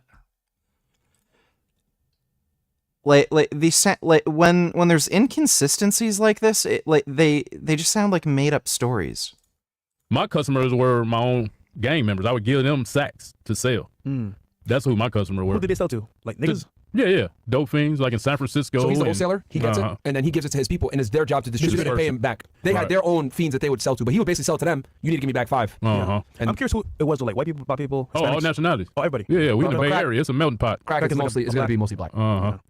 So okay, so you went in the 3rd time, right, for the gun and the high speed chase. And That's the 4th. 4th time. Counting up. Nah, I didn't watch the Deadpool and Wolverine movie. Heard very conflicting things. Some people are saying they loved it. Some people are saying it was only okay. Some people are saying it's not even really a movie. And it's, like, kind of bad. I don't know. I'm not going out to the theaters to watch it. I'll watch it when it's out on streaming. Up the robbery? Robbery, dope, conspiracy. dope again. and then heroin and chase. So that's 4. We didn't get to talk about the dope again. Then the 3rd one. I mean, kind of same thing. What was it? Yeah, it was the same police, same thing. Okay, happened. just a random drug charge. Yeah. And then how long did you do for that 3rd time? Every time was like a year. Okay. Violation. Okay. Yeah. Shit. All right, and then after that, that's the last time you got arrested. Now you're a changed man. You get out the 4th time, hopefully. Yeah. So you got out the 4th time at what year? 2000. You said 7, right? At this point. Yeah, 2000 into 2006. Yeah, going into 2007. So cumulative time in prison. What are we looking at here? 11 years cumulative between your 4 different bids. Yeah. You get out in 2007, and then what happened? And then we talked about you had done some dancing. You're like, fuck this shit though. I'm not gonna fucking do the drug game anymore. You bodybuilding. That's where we left off. Right. So 2007, I got out and I got in a barbershop with one of my friends because I'm a barber as well. Damn, man, you're jack of all trades, bro. Yeah, everything, I bro. get down. Yeah. Cali of all trades. Yeah. Okay. So I went in the barbershop. That was going good. Some guys run up in there after about 9 months of me being in there because me and my best friend that was in the barbershop with me, we had big cars on big rims, had chicks running in and out, and guys was getting jealous, ran up in there, laid everybody down, and I was in the back. I seen them coming in and went in the back, and then they, when they was robbing my boys, I was like, I can't let them just get killed or something like that, so I came out, they laid us down, and I couldn't deal with it, so I went on a rampage. Well, and so that brought me back into the streets. And Wait, did they like escape? And you said I'm gonna get revenge. Okay, so they robbed y'all. How much did they steal? Hardly nothing, a few $100, but it was a principle to me. I'm like, I'm cool. These niggas didn't know who I am, and so I went on one, bro. And so from there I started selling ecstasy, and because it got bad. You know what I mean? Did you ever find the guys that robbed you? Yeah, people got shot up, and my friends got shot, and it was a big ordeal. And so. So that brought you back to the drug game, like that barbershop robbery. Right, yeah, because that was my hustle. I was making good money. Yeah. I was making $5 to $6 grand a month, didn't have to deal with no headaches, and it was good. And that messed me up. So I Barbershops started get robbed a lot because it's a cash business. Yeah, exactly. Luckily, thank God that day they didn't get that much. But yeah, well. So Kelly, back in the day, you were huge, huge. What was that like? Like, was it just eating good food, or like was it like other stuff? Like, what was that like? So I got out of prison. I was weighing about 215, swole, natural, and so I was always from a kid from I started working. Yeah, he may be telling the truth about being natural after he was out of prison. Like, he's pretty short. I think he's like 5'8", maybe. 215, 5'8" is really fucking jacked, especially with his body composition. Like, he wasn't chubbed up or anything. He was probably like under 20% body fat, not super lean. That's believable for a guy with like really good genetics. Working out at about 15 because the coaches said I was too small in football. So I got swole fast. In 90 days, I was jacked from 98 pounds to 140. And so I just was swole after that. It just kept getting bigger and bigger and bigger, and went to prison, got bigger, got out 215, swole. And it was just, I was used to it at that point in my life, you know what I mean? And so once I started competing in bodybuilding, it just went to another level when I added in juice. And I was a late bloomer. I didn't start till I was 34. I didn't know about steroids till I was 34. And that's where the story, everybody be like, oh, he lied. And no, I was an ex-con. I never was able to tell people I was on illegal drugs. And you know, and Because so you're on probation and shit. And you got pissed all the time, so. yeah, but people act like I lied to him because I didn't tell them. And, you know, I always knew that when the opportunity presented itself and I need to tell people, I would. And that's what happened. Right. That's when I became transparent. What year was that you Oh, God. came out and was transparent about it? He's a transparent. I thought, Nah, come on, man. This guy fresh, man. Yeah, when did you come out and let So it people know actually about the year? happened in 2019, I want to say, because I did IVF. So everybody was questioning why I lost my size, because I wasn't on steroids for about almost 2 years. So you quit in 2017? Yeah, because I had to get my sperm back up. My sperm went to 0 and I wanted to have kids. Gotcha. And Really? so, yeah, I got a video called Why I Lost My Size that went viral. It got like 10 million views. And so I was off. My weight always fluctuated because thought I was doing it right. I would get off 3-4 months out of a year. And so, yeah, I got off of that time period. Where and, you, like, what gear were you using at I guess, throughout those years from like? Oh, you figure test, trend, Dianabol, Anadrol. Oh, shit. Tried insulin before, which almost killed me before. And so, yeah, I thought I was doing it right. And I felt I was a late bloomer. So I'm like, what harm? You had to catch up. Yeah, yeah. Because you met Jay Cutler and you were like, fuck. You saw, like, this is what an Olympian champion looks like. Well, and I didn't know what I was doing. If I could turn back the hands of time, I would have got one of the professional coaches. And correct me if I'm wrong, but from what I've heard from other people that have done these competitions, they're all using steroids at some point. All of them. Oh, without a doubt. Nobody's using. You can't get an IFBB Pro card or even a lot of these regular leagues without being enhanced. So it's well accepted by most people. You're gonna do 100%. Oh, without a doubt. Yeah. It's kind of like an unspoken thing. I remember, like, in YouTube, like, it was like you know, people say, Natty, you're not blah, blah. Like, coming out and saying, yeah, I'm not Natty was like a huge taboo in YouTube world, which we could talk about the fitness industry here in a second. So just going back real quick, because I want to get the whole story. So you come out the second time, you get robbed at the barbershop, you're like, fuck this shit, and then you get back in the game. You said you were selling ecstasy. Yeah, I was shipping ecstasy to Denver, making a buku amount of money. Why'd you transition to ecstasy? So what happened? What year is this? This is 2008, 2009 now?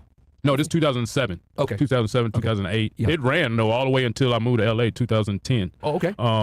Yeah. So, yeah, 2 years. So what happened was some youngsters told me when I was pimping that if I tried ecstasy, I'd be talking a lot. Yeah. And so I tried it. Oh, because you hated talking to the girls. Yeah. Okay. And so I started popping ecstasy. We can relate. And so I started popping ecstasy, and I got involved in that business. And so I had a gang comrade of mine that moved to Denver, and he was like, man, start shipping it. We can eat. Yeah. And so that's what happened. I would work out and just ship ecstasy. Where were you getting were you getting it from your same So I was getting it from, no, I was getting my ex from, it's funny, it's one of my good friends I went to high school with, and he changed his name to Kali too now. But I would get it from him. And then I got a Asian connection. White dude, no, or? he was Filipino. Okay, all right. Because the ecstasy game is a bit different. Like the distribute, like, you know, a lot of the time it comes from Canada, it comes from Asia, whatever it may be. So your connect was a Filipino. How much were you getting? Like, how many? So what I was doing, I was getting getting every 3 days I would get like 4,000 and ship them. Every 3 days? Well, and I would get I would go to Walmart. I would go to Walmart and get a radio and put it in like 2 different, I put 2,000 in each radio and ship them to Denver. And so I had had like 6 different fucking FedExes and UPS. I would alternate so they wouldn't catch on. So you're getting, every 3 or 4 days you have 4,000 pills. Uh-huh. How much were you paying for that? So I was only paying $2,000. I was getting them for 2 a pop. $2K for the 4,000 pills. And yeah. how much, bro? Holy shit! How much were you making? Probably killing it. Yeah, I was killing it. So I would sell them to him each. Your guy in Denver. 1,000. Yeah. So each 1,000 I was paying 2,000. He would give me 5. So I was making $3,000 profit. Okay. Off each 1,000 boat. They call them each boat. So each load you sent to Denver, you were making $3K profit after 6. Oh, I would send 2 at a time. Okay.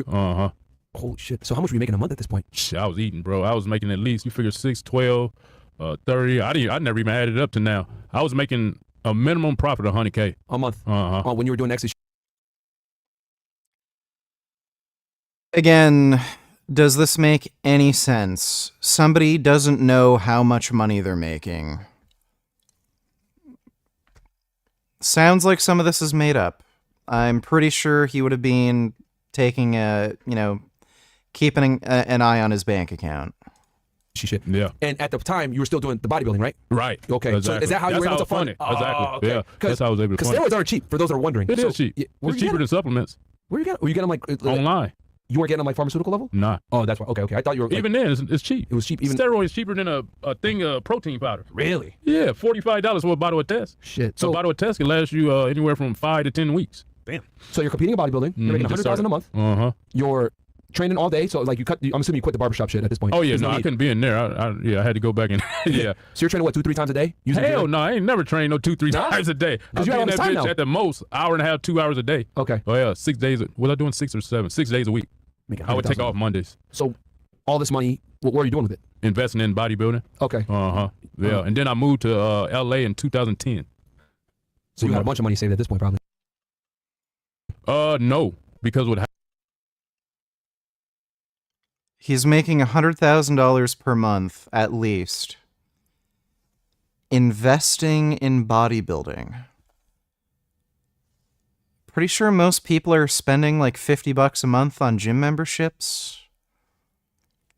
So where's that other $99,950 going? What happened was, before I moved to LA, me and my partner kind of fell out. He sent some money. He got lost in the mix. So I started looking at him sideways. He looking at me sideways. So it shut down. And the ecstasy got horrible at that time period. Did people start dying and shit like that? Well, no, it would just start getting crumbly. It wasn't what it used to be. So he was testing it when Try and join the call. They were debating. Exactly. But Democrats do that. Democrats do that. They make us look bad. Like, oh, black, you won't let low income people. First of all, who said I was low income? I'm not low income. But you think black people in general are low income. So like, who's really the racist? Look, I get what he's saying, but let's get back to track, y'all. Yeah, let's go back to track. Yeah, because I'm gonna let him on, but if you want to start talking that feminism stuff and the father and all this stuff, all you got to see how he remember saying what we did with the dude from the feminine guy we was talking to earlier.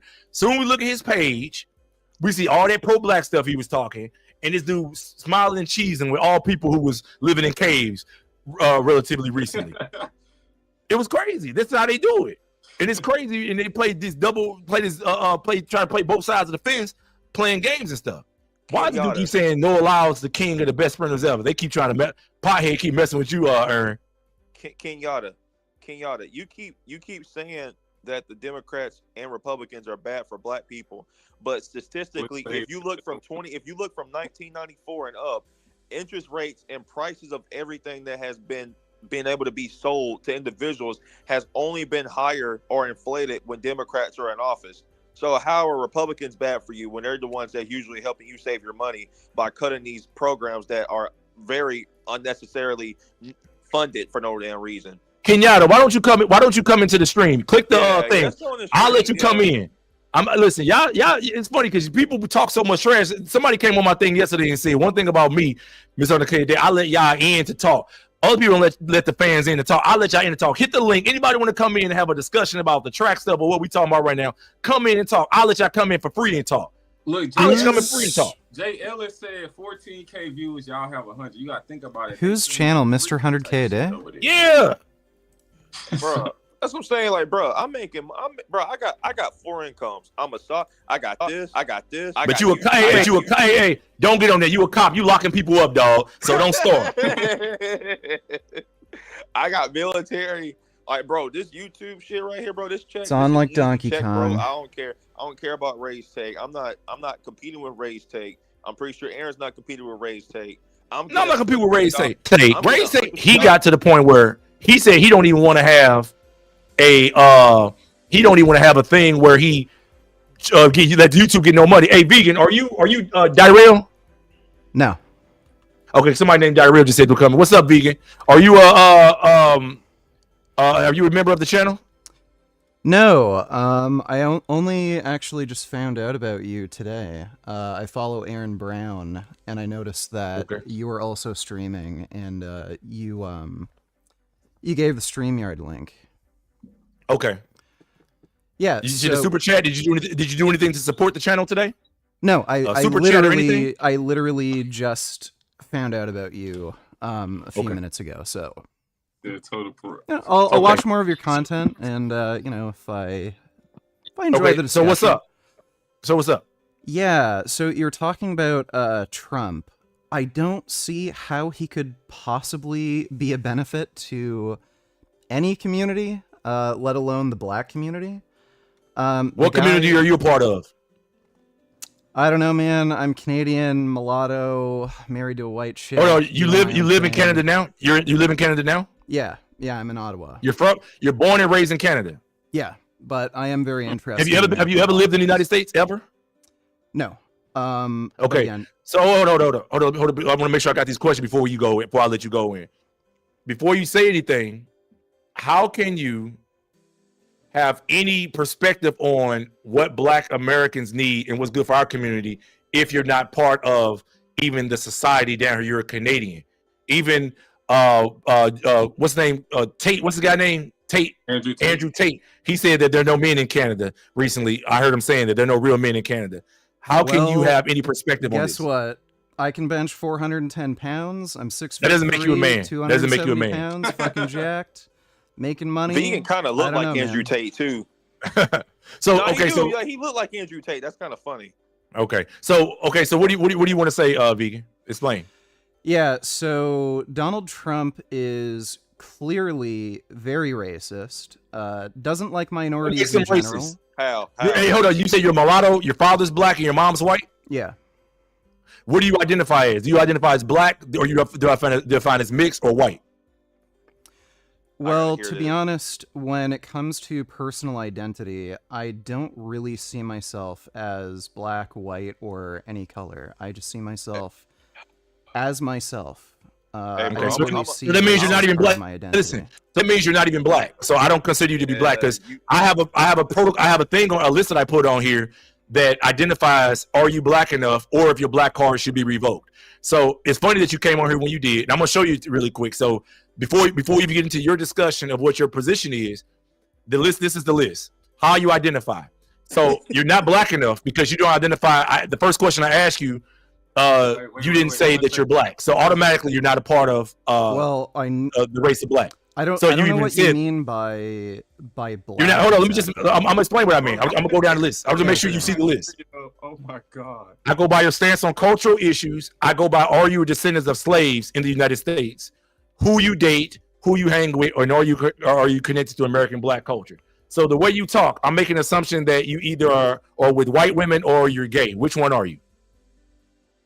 Sorry, am I with white women or... You date white women or are you gay? Because I'm assuming that you're one of those. You don't date black women. That's what I'm saying. Which one do you date? Men or white women? Well, I've only dated white women. I have tried to date black women. Actually, they don't like you though, for real. I don't know. They don't like you, man. Listen, I had a Canadian guy on here recently. His name is Le Sprinter. We call him Harry Potter. We had him call him Harry. We know how you guys get down. He came on here. He went live with us, and we see you guys coming from a mile away. So it's nothing. I don't want you to think I'm being disrespectful towards you. I just want you to know that I've talked to Canadians on here, and you guys have a very similar mindset. Okay, you're not black. He's not black. He's a white guy, and you guys have a very, very, very. Are you in Toronto? No. Well, I was from Toronto, but what province are you in? Ontario. Okay, so you're not, but you're outside of Toronto. You're not in Toronto. No, I'm in Ottawa right now. Ottawa. Okay. So check this out. I already knew that you didn't date black women. I already knew that black women didn't like you. We had a guy on here who talked just like black women don't like me. Actually, once they hang around you, do black women gravitate towards you? Do they love your personality? Do they love your mentality? Oh, do they love the way you think? Yeah, dude. All kinds of women love my personality and all. So why aren't you with a black woman? Why don't you date black women? Yeah, so the person that I fell in love with happened to be white. I don't think it happened to be white. I think you gravitate towards white people. You sound like you're a person who loves white culture. So what is it that makes Donald Trump so racist in your opinion? Yeah, so for one thing, his stance on immigration says a lot. He's actually spread a lot of lies about immigrants that would suggest that he has some sort of racially motivated bias. And race against who? Race against who? Well, anybody who's non-white. I mean, I don't think immigration is about non-white. I think immigration is about, really, number one, it's about using back in the day, they were able to use black people as whipping boys and say, and make it like innuendo. You can't do it anymore, so they got to use immigrants, which that's fine. So that's really helpful for you. Donald Trump going against immigrants helps the black man. Why? Because it diverts his anger, his racist rhetoric and attention away from us whose necks they've been on for hundreds of years. So you really should be embracing a guy like Donald Trump and saying thank you, but directing the attention somewhere else. So how does that hurt you as a quote unquote mulatto man with a black father? Well, I'm explaining my position. So Okay. So usually racists, white supremacists in particular, hate all races. So if you see them kind of targeting one community, they would probably target other communities or dislike other communities. Target them how? You can't deport African American black people. So how does it affect you? Well, Who cares what they do in could. other communities? Well, actually, listen, you could. The other communities don't care what's happening to us here. So I could be the first one to tell you. If you The other communities do not care what's going on for real with black Americans. So we shouldn't run to fight for what's going on with the other communities like Mexicans. So if Donald Trump wants to get on stand, because go ahead. Yeah, so you could actually deport black Americans under Trump's immigration policy. So How? he's trying to get rid of the whole boomerang baby thing, where if you have children as a non-American on American soil, he's trying to get rid of their American status.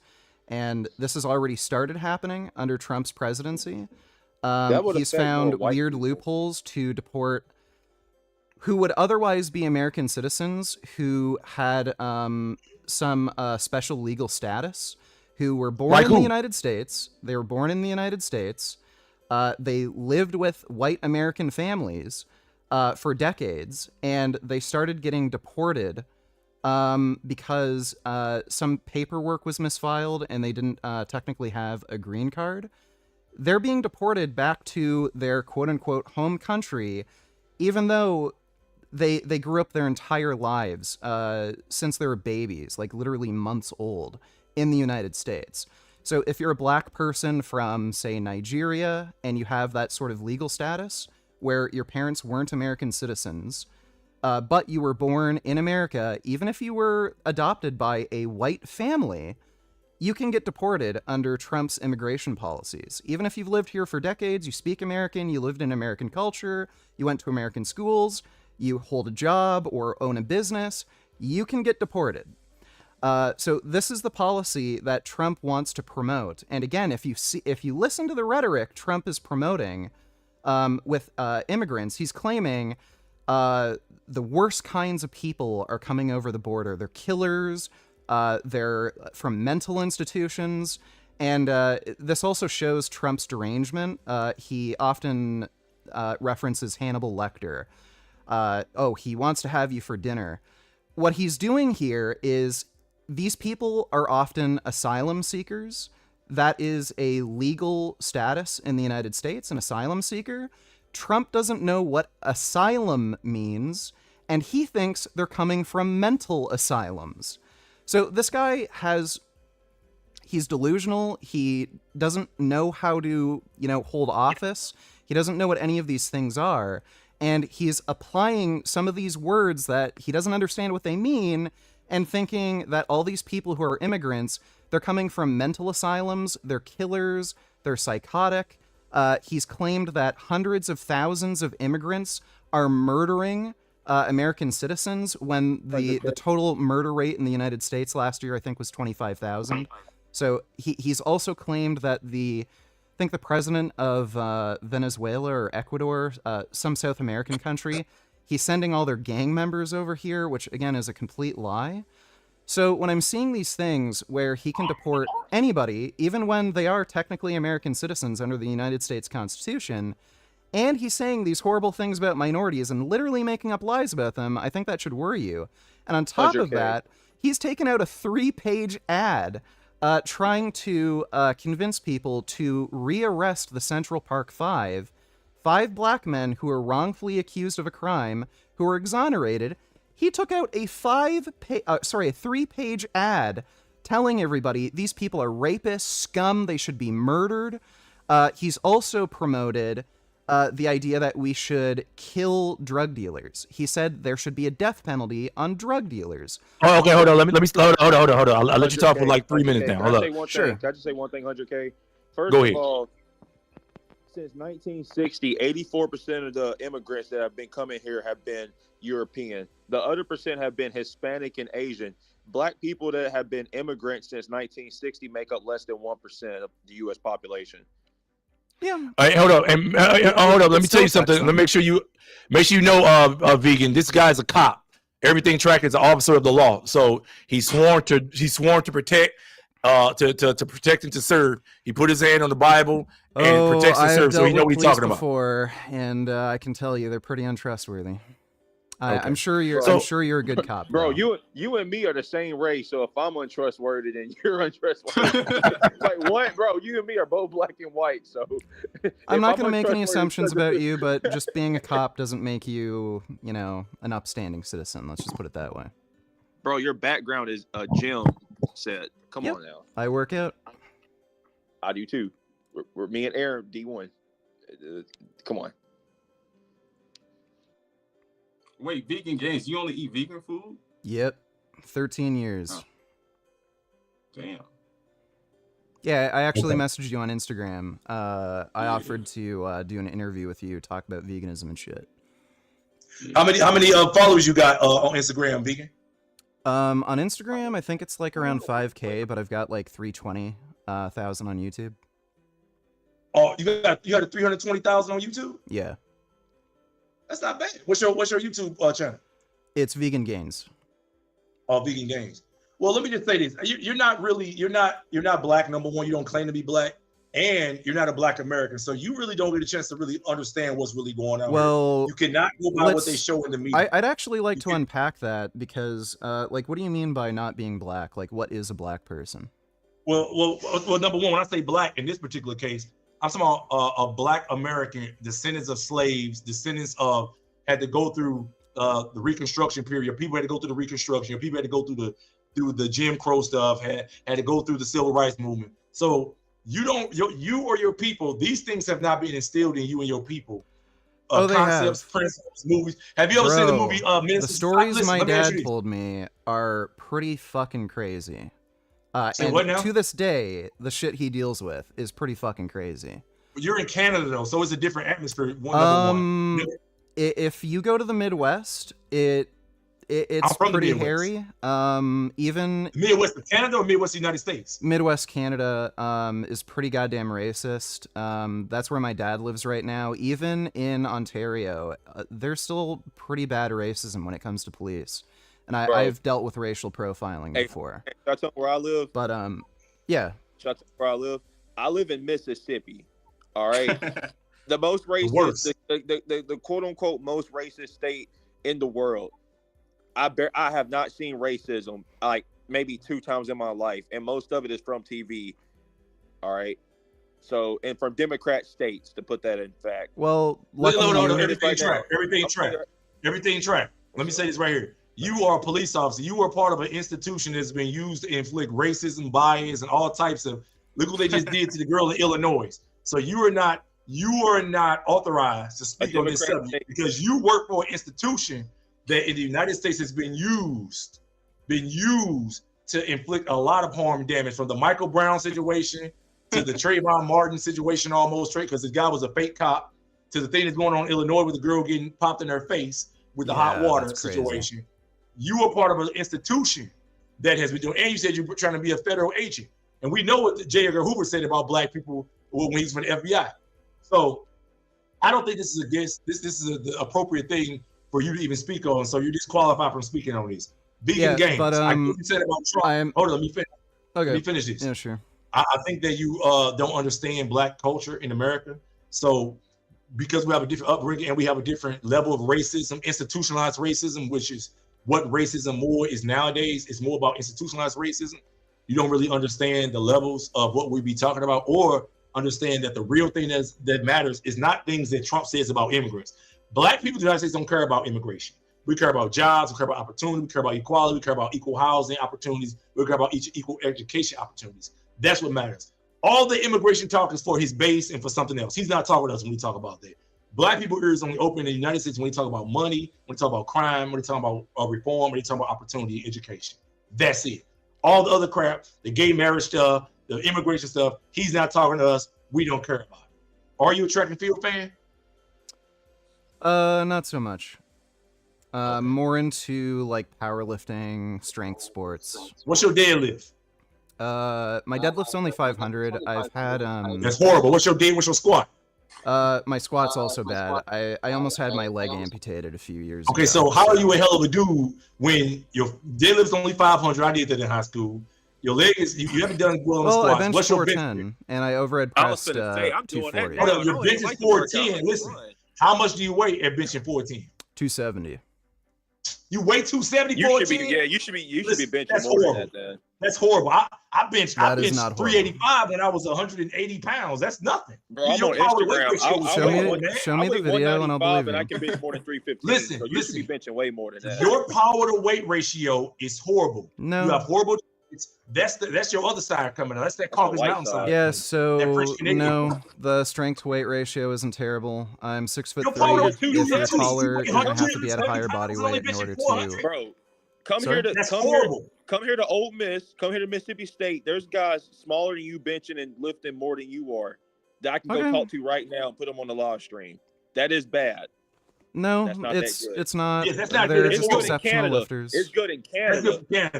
Andrew Tate said there are no men in Canada anyway. Did you hear about him saying that, Vegan? Yeah, Did you hear about him saying that? So I don't really Drake take got Andrew killed. Tate seriously. Drake got slaughtered by Kendrick Lamar. Let's just start right there.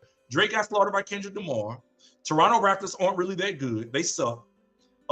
Did they go to the playoffs? No, they went to the playoffs and got Drake likes little girls. Drake like little girls. No, don't say that. Don't say that. Don't say that. Don't say that. I want to go there. I want to do that. Yeah, he got 300. He got 300 and some thousand subs. But listen, we see him lifting or he doing arm. So what's your best lift, Vegan? My best lift? Your best lift? Well, it would probably be my bench for my overhead press. I actually overhead pressed 240 when I weighed. Yeah, I think I was like 250 at the time. Yeah, around there. How tall are you? I'm 6'3". You're 6'3". Are you a bodybuilder or just a power? Well, I kind of do both. Like it's power building sort of thing. Okay. Well, look, I'm here to tell you right now that those numbers, even people in the comments are saying it's horrible. Yeah, I'm being honest with you. It's with not. Your body weight with two. Listen, look, with your I'm not a professional athlete. Well over 500 pounds benching. I'm being honest with you. I know 150 pound white boys that I was in high school with who was bench pressing 350, 360.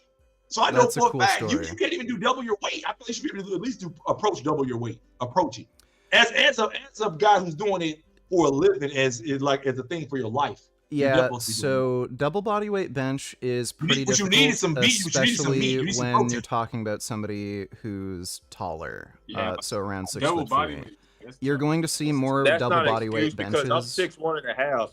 Hey, I already told you I'm 6'1.5". That's not an excuse, bro. That's not an excuse. I never claimed to be a world-class athlete, but a 410 bench is very good. So, like, if you have different strength standards, that's fine, but, Bro, no, I'm just trying to. I like to understand when a person gets on here who talks about American politics, who talks about American things, well, they aren't American, they don't live in America, and they don't have any, and they don't even identify themselves as anything that we're even talking about. And then I say, okay, move on from that. Well, because look, it takes away a person's credulity. Like the credibility factor isn't there. So I go to the power list, and you say you power lift. Well, just say you got 300-some thousand subs, which is great. I don't have a problem with that. But what I'm saying, when you go to there and you tell me your numbers, your deadlift isn't good. It's dumpster juice. Yeah, I have a very bad knee. That's held back my. Right, I understand that. If you're injured, you're right. How old are you, Vegan? I'm 33. So you're relatively young. So you're falling apart already. You know, white people from the Caucasus Mountains, you guys suffer from osteoporosis at rates that black people. I am not at risk for osteoporosis. How not? You say you have a bad knee. You're falling apart already in your early 30s. Yeah, that was from an infection. So I don't know how that has to do with osteoporosis. Listen, what I'm saying is that You're half white. Are you French? Are you? Is your mother French? Come from the French? No. Where she come from? She did a ancestry DNA test. Her like family lineage is from around like Scandinavia. Okay, 100% Neanderthal. So those people went really extinct. Black men moved north from Africa and Scandinavia interbred. isn't Neanderthal. Say what? Scandinavia doesn't mean you have Neanderthal. Yes, it does. You got to go look where Scandinavia is. You guys right where the Neanderthal was. You were Neanderthal. I'm not even sure if white people are more likely to have Neanderthal DNA. Yes, they are, boy. Brother, have you done the research? Go look at what you guys are. And Yeah, your only mother something like 23andMe 2.5% of the ancestry? population have DNA that can be linked to Neanderthal. Say what now? Only about like 2.5% of the population have DNA that can even be No. linked to Neanderthal. Most white people still have Neanderthal. When you do that 23andMe, did she do 23andMe or did she do ancestry? I'm not sure.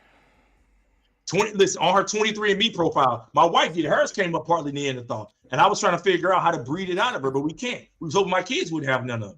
But I'm telling you, you are a Neanderthal. Your mother's a Neanderthal. I guarantee Scandinavia is world-class Neanderthal. Because my wife's stepfather is Scandinavian, the exact same thing. When we did his 23andMe, Neanderthal. Came up 3% Neanderthal. So it's still in you. That's why you're so flimsy. That's why your numbers are so bad. You probably weren't a great athlete. Were you fast? Yeah, I was. I played hockey. I was very good. That's ice hockey. Ice hockey. Ain't no real ninjas doing ice hockey, man. Stop. Come on now. You're a pink toe. It's cool though. There's nothing wrong with it. Don't make you a bad guy, but I'm just trying to make you have you understand that I don't look at people's color, more so I look at your genetics. And a lot of times your genetics is what determines your color. You get what I'm saying? Pigmentation, melanin, and all that. So if you just come from a poor genetic pool, that's why your numbers in the weight room are so bad. You get what I'm saying? Probably not. Especially on the black side of my family, there's actually quite a few pro athletes. One of my cousins. Right, but you can't. I'm not talking about that side. I'm talking about the other side. That's where the bad genetics come from. Because when you, like my wife is right here. She's half her father's wife. And guess what? She didn't get good genetics when it came to athletics. She's not that fast. She doesn't jump very high. She doesn't do any of that. I actually got pretty good genetics on my white side. Not too many of my family members. Good genetics come from the white side? Sorry? Give me some good genetics that come from the white side. You got stuff from osteoporosis more than everybody. No. You guys, do you know what osteoporosis is? Huh? Do you know what osteoporosis is? Yeah, it's deterioration of the bones, but it comes from you guys. You guys don't retain calcium. So osteoporosis isn't caused by calcium deficiency. I never said it's calcium deficiency. I said because you guys' bodies don't retain calcium very well. You guys don't synthesize calcium as well as blacks. You and don't because the way you guys synthesize absorb calcium, vitamin D. No, calcium is what helps the bones and strengthen muscles. Yeah, you don't synthesize calcium. Vitamin D, it takes vitamin D. The way your body absorbs vitamin D determines the way it synthesizes calcium. Yeah, white people are better at getting vitamin D. That's why, like, 84% of blacks we have vitamin D. We absorb vitamin D for thousands, hundreds, millions of years. Yeah, black people are more likely to be vitamin D deficient. We already have it embedded. Say what? Black people are more likely to be vitamin D deficient. By whose standards, though? Listen to what I'm saying. Well, it's not by anyone's standards. That's just an objective fact. No, it's not an objective fact. Listen to me. Yes, it is. If you have darker skin, you're going to have to be in the sun for a longer period of time to absorb UV radiation.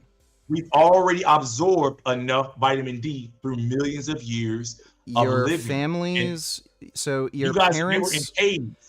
Your parents being out in the sun does not affect your vitamin D status. You are your own. So you don't think that millions of years of being absorbing sun. So you don't think millions of years of absorb. Listen, let me ask you something.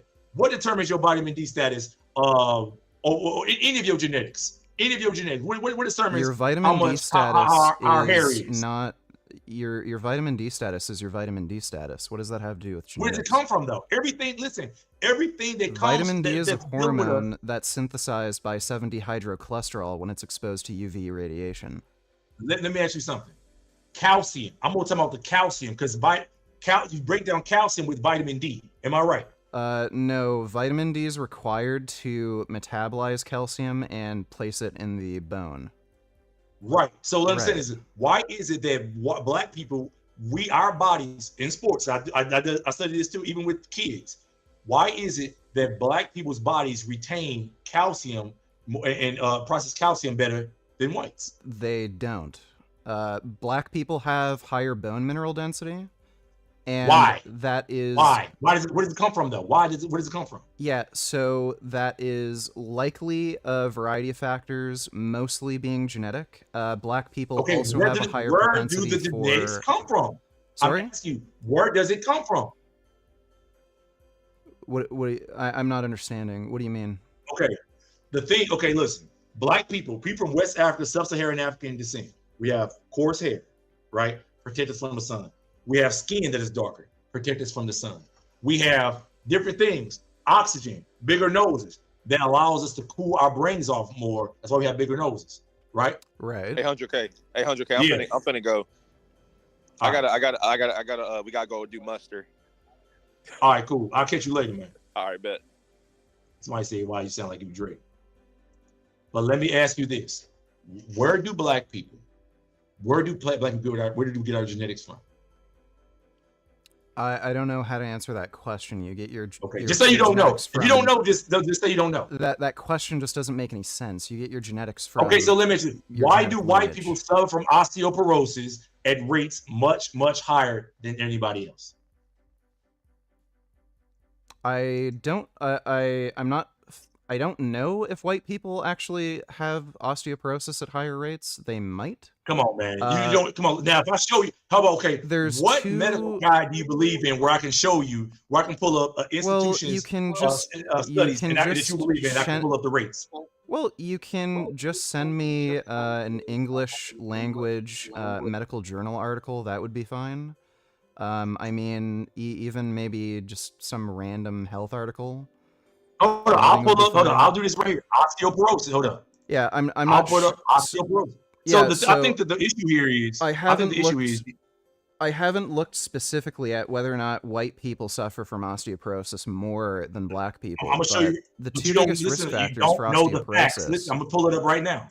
You don't know the facts. Okay. You don't know your black history. The two biggest risk factors for osteoporosis are going to be BMI and weight bearing. No, stop. No, it has nothing to do with BMI. Osteoporosis. Let me blow it up because I'm gonna show you something. You don't understand. So bone mineral density is dependent on BMI. Can I finish? Let me read it. If you have a higher BMI, you're gonna have higher bone mineral density. Let me read it. Osteoporosis is bone disease develops when bone mineral density and bone mass decrease or when the structure of bone changes. This can lead to decrease. Boom. Right. It's a silent disease. You typically don't have symptoms. Boom. So these are things. So it said, who gets it? Osteoporosis is common among non-Hispanic white women and Asian women. Okay. African American Hispanic women have a lower risk of developing osteoporosis, but they are still at a significant risk because they're women because they just have a lower bone density than men anyway. Among men, osteoporosis is more common. Well, they also have a lower BMI and tend to do less weight bearing exercise. Non-Hispanic whites. Listen. No, non-Hispanic whites have much higher rates. Why do you believe that whites have? How much higher? Like, again, this is why it's good to look at English language medical journals.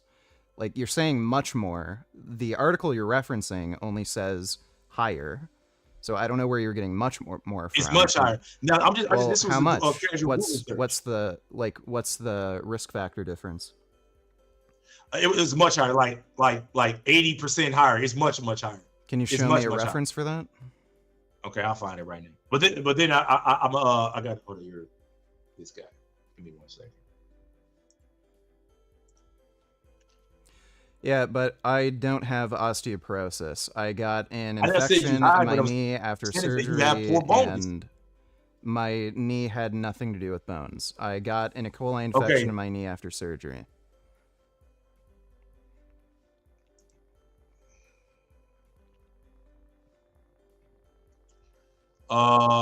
Percentage of adults aged 50 years or more with osteoporosis by race or Hispanic origin from 2017 to 2018. It's roughly 7%, 8% with blacks, and Asian non-Hispanics seem to be the worst at close to 20%. They're flimsy. And white is around 13%. Listen. Yeah, so the actual difference It's much more. If we're at 7-8%, yeah, there's a and difference other ones are between at 12, absolute. 13%, that's like 70-80%, at least Yeah, 60, so 70%. there's a difference much between higher rates, absolute right? and relative risk. The relative risk difference would be near 100%. The absolute risk difference is about 7%. No, listen to what I'm saying. If we have 7% and other people have 14%, they have double the rates. Yeah, you get what I'm saying? So right that's here, the relative risk difference. The absolute risk difference is only no, 7%. this isn't risk. This is percentage of people with 50 years or older with osteoporosis. Do you understand the in difference his between organ. absolute and relative risk? Yeah, so the relative risk I'm saying difference is about absolute. 100%. These are people who actually have the disease. Yes. That's what I'm saying. The relative risk difference is 100%. The absolute risk difference is 7%. So you have a 7%. That's what you found? Sorry? Where you see that at? It's literally in the chart that you have right there. It Blacks. said absolute. Where you see absolute at? Well, it's in the chart. That's the absolute risk. That's the Okay, absolute so risk in it the said, hold on, let me population. make sure I'm clear on this. It says percentage of adults age 50 or older with Right. osteoporosis by Do you race and understand Hispanic the origin. difference between absolute and relative risk? I'm saying this is not risk. Do We're not you talking about risk. This is people who actually understand have the difference between absolute and relative risk? Relative means potential. Absolute means people who actually have it. That's This not what is that absolute. means. That's not So what what's that the means. difference between absolute and relative? So absolute risk is the actual burden of disease or mortality or whatever you're measuring within a population. Relative risk is the relative difference between a population and another population. So the absolute risk here is 7% chance of osteoporosis for blacks, about 13% for whites. The relative risk, because you go from 7% to about 13%, is nearly 100%. So it's basically double. But the absolute risk is only a 7% difference, roughly. So you think you saying that whites have only a 7% higher risk of getting osteoporosis than blacks? Yes, if we're looking at absolute risk. Are you looking at what about relative? Yeah, relative it would be double. So if you saying relative is potential? Well, no, relative is a comparison between two groups. I can break this down more simply. Wait, I'll just use simpler numbers. Let's say you have a risk of osteoporosis among blacks at 1%. Let's say you have a risk of osteoporosis among whites at 2%. Now, the absolute risk difference is only 1%, but if you're looking at relative risk, it literally doubles. So you could say it's 100% increase. So you're agreeing with what I'm saying. So what I'm saying is yeah, but what I'm pointing out is when you say there's a doubling of risk, that doesn't really mean much. But there is a doubling of risk because if you can use the bigger number that sounds more frightening, but when you look at the absolute risk, it's not that big of a difference. I don't care about those. What I'm saying is, do you think there's a do you think there's a big difference between 1% and 2%? If there are 1 million people, okay, and you're not answering my question. Do you think there's a big difference between 1% and 2%? I'm answering the question. The answer is yes.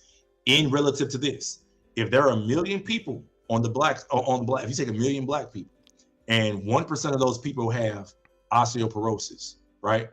And you take 1 million white people, and 2% of those people have osteoporosis.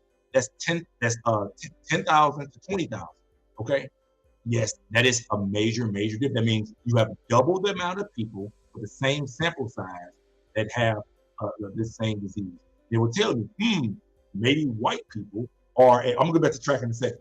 Maybe white people have a much higher risk factor of getting this because they have lower bone density. Maybe they have calcium deficiency. Maybe their bones are flimsy. Why is that? That's what I'm saying. So that's what I look at. So as long as we're using the same number, we're using the same sample size, that's the only thing that matters to me. Nothing else.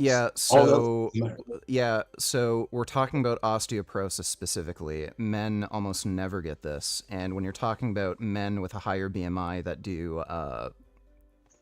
do resistance training, the risk is basically zero.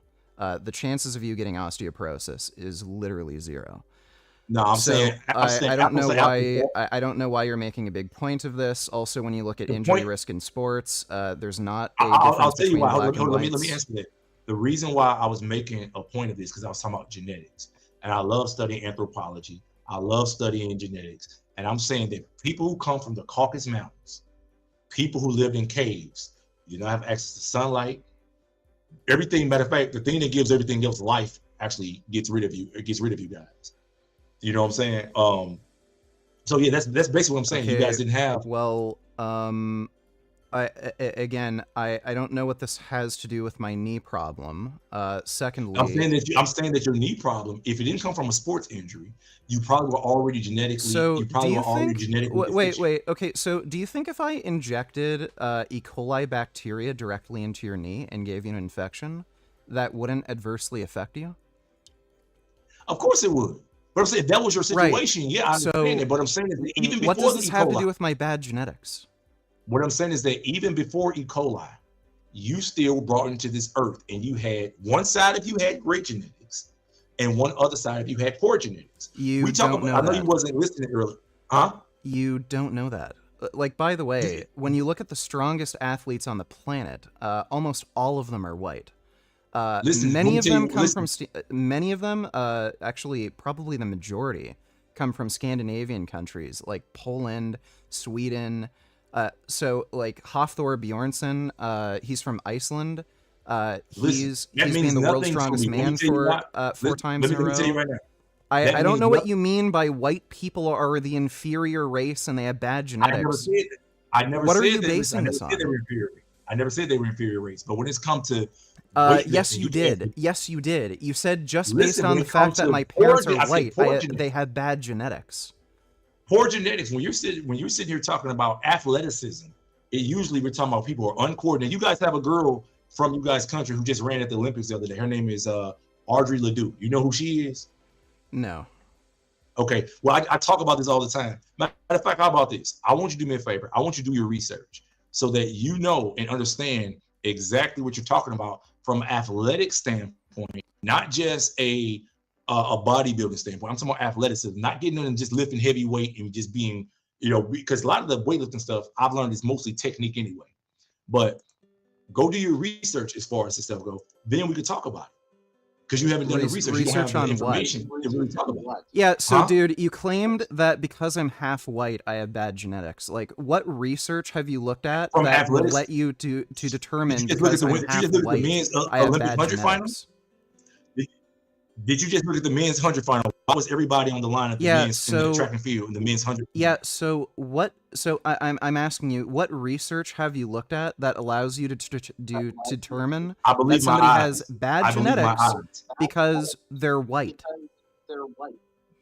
Well, let me ask you this. Let's just start right here. Did you watch the men's Olympic 100 final that just happened today? Did you see the like men's marathon race where every fucking black person was an emaciated stick that looks like they could get broken by the wind? Like you realize black people aren't a monolith, and there's race is kind of a complex thing, and among the black community, black people think there are other races of black people. This is why there's tribal genocides in Africa. You'll see places, Okay. yeah, you'll see places We where got- listen, we're- African, listen. yeah, look, you'll see places I where get there's that. black people who have really high type 2 fiber type composition in their muscles. They're amazing sprinters. You'll see black That's people the who West come from Africans. certain Those are West cultures. Africans. You'll see black people that come from certain cultures that are toothpick skinny, have a predominant type 1 fiber type, that are great for long That's long East distance Africa. running. That's East Africa. So That's East Africa. again, what research are you basing some of these opinions on that, oh, well, your parents are white, so you must have bad genetics? Well, according to you, you self-admitted, well, yeah, if you're a certain type of black, you might have bad genetics. Well, you're mixed. Okay, let me explain something. I So believe my, listen, so here, let me wait. finish. Let's back up here. Vegan, let You're me talk. admitting that if you're black, you could have bad genetics. Listen to what I'm saying. Listen to what I'm saying. There are things that can happen from sickle cell. There are things that can happen in anything, in any genetic pool that can cause bad things to happen. Everybody knows it, from sickle cell, the way the cells grow, the red blood cell. We know this. Yet black people are at looking higher risk of heart disease, type 2 diabetes, obesity, because hypertension, our bodies sickle retain. cell anemia. Listen, let me finish. Yeah, because the our bodies superior retain race calcium. that has better genetics. You're not listening to me. Can you hear me? Yep. What I'm saying is that our bodies retain more calcium in our arteries. So all that retention of calcium, when it builds up on those artery walls, guess Can you what show happens? me You a get paper diabetes. that black people retain more calcium? Like, do you even understand anything about calcium Yes, metabolism? I'll get to that in a second. Listen, I'll get to that in a second. But I'm gonna show you this right here before I get to that. This girl right here is Canadian's the fastest woman ever in Canada, right? You guys hype her up big time. You guys make her into a hell of a person. Her name is Audrey Ledoux. She broke the Canadian national record. She just ran 10.95 Yeah, okay. 2 days ago, and she got smoked when she got to the. She didn't even make it to the finals. You realize Canada has a population of, I think, like 38 million, and a single U.S. state has that same population? Like California, Well, it's not really the single when it state comes to. has a greater population than Canada. You have a Well, larger what about Jamaica? talent. Jamaica has a population of 3 million, and they do better than all of us for the most part when it comes to sprint. So what does that say? It has nothing to do with population. You understand that countries are ethnically diverse? Like, you don't think there's Jamaican people that live in Canada? Vegan. What I'm saying is this: for the most part, it goes down to genetics and it goes down to opportunity and funding. So you got to have the genetics first. We're talking about ethnicity or race, not nationality. So what does being Canadian have anything to do with this? What I'm saying, I tell this all the time on my channel. I talk about this all the time. I don't look at nationality because I talk about these guys. I don't care about Jamaica. I'm If just you using. don't look at nationality, then why do you go on and on about how Canadians there are no men in Canada? Like, if we just allowed mass immigration of Because I just go by Andrew Tate. I go by. If we allowed mass immigration of Jamaicans and people with a Jamaican genetic lineage ended up becoming the majority of Canada, would you say, oh yeah, Canadians are manly? So this has nothing to do with nationality. I would go by how they act and how they behave. But listen, I want to get to this real quick because I want to go back to the how the genetics work when it comes to athleticism before we move on to the things that you want to talk about. So this is the fastest woman ever in Canada, right? She ran at the Olympics the other day. She was dumpster juice. She's celebrated in Canada on an international stage because of her horrible form, because she comes from the mountains, she comes from Europe, or people who are descendants of Europe. They are uncoordinated. They have no melanin. They just don't have it. They don't have the fast twitch muscle fibers. They do not have it. Why do you think they don't have fast twitch muscle fibers the rate everybody else has? I'm assuming there's some sort of survival advantage for whatever environment they may have lived in. That so they lived in. So where environment did your mom live in? Your mom's people. So going back 1,000 years. What environment did your mom's people live in? I have no idea. I don't have a time machine, and I don't know what troglodytes were doing like 100,000 years ago. I say 100,000. I just said 1,000, not 100,000, just 1,000. Well, I have no idea what those people were doing. Okay, so you said survival thing. So what survival thing do you think would lead black people to have a higher percentage of fast twitch muscle fibers? West Africans. I don't know. It could be sexual selection. That is entirely a possibility. So men who are bigger, stronger, they get they're preferentially selected by females. That could be the case. Could have something to do with tribal warfare. I have no idea. So was there tribal warfare? It could just be random genes that ended up. If If your mother's Scandinavian, living in the Caucasus Mountains, if your mother was Scandinavian, her people were living in the Caucasus Mountains in a cave, what type of tribal warfare was going on in the caves up there? I have no idea, dude. Okay. We can speculate all we want on why certain phenotypes are more prevalent in certain populations. I don't know. Let me explain something to you. If you don't know, just say you don't know. I've been saying that the entire time. No, listen to what I'm saying. Listen to what I'm saying. I'm telling you, I do know what I see. I can't tell you what happened 1,000 years ago. But what I can say is on a scientific level, white people suffer from osteoporosis at rates much, much higher than No, it's white women. So, sorry, it's white women. They only suffer from osteoporosis 7% more than black women. And again, the reason they get osteoporosis is mostly due to lifestyle factors. They have a low BMI and they don't do weight-bearing exercise. Who don't? these women with osteoporosis. So what if somebody told you that my daughter, my 2-year-old daughter, my 15-year-old daughter, she peed in a cup and a white girl peed in a cup, and my daughter body secretes much less calcium than the white girl. Their bodies, just even the way they synthesize calcium, the way their bodies even urinary process calcium excretion won't tell you how calcium is being metabolized. They can tell you how much. They can tell you how much calcium your body has. They can tell you how much you're going to have to do radiologic Blood. testing and mark it and see how it's metabolized in the body. Okay, I see you clearly don't understand. What do you mean I don't understand? You say you know certain things, but you don't know other things. Do you not see a huge methodological flaw with trying to see how calcium is metabolized in the body by just looking at urinary excretion of calcium? You could just that's not the only thing we look at. Consuming more calcium that's not the only thing and piss we out look more at. calcium. You could be Listen. taking more potassium, which removes calcium from your body through potassium-calcium channels, and you excrete more calcium. Or you could be just absorbing more calcium for whatever reason because you have a deficiency in your body and it needs to metabolize more. There could be a variety of reasons for why you're excreting more calcium. That's why you need to mark calcium with radiation and then use imaging to see what the calcium is doing in your body. Okay, so let me ask you this then. Let me ask you this. Why are black people better athletes in pure athleticism things, running, jumping, things like that, than other people? Asians, yeah, so there could be a variety. You know everything else. So there's probably a variety of reasons.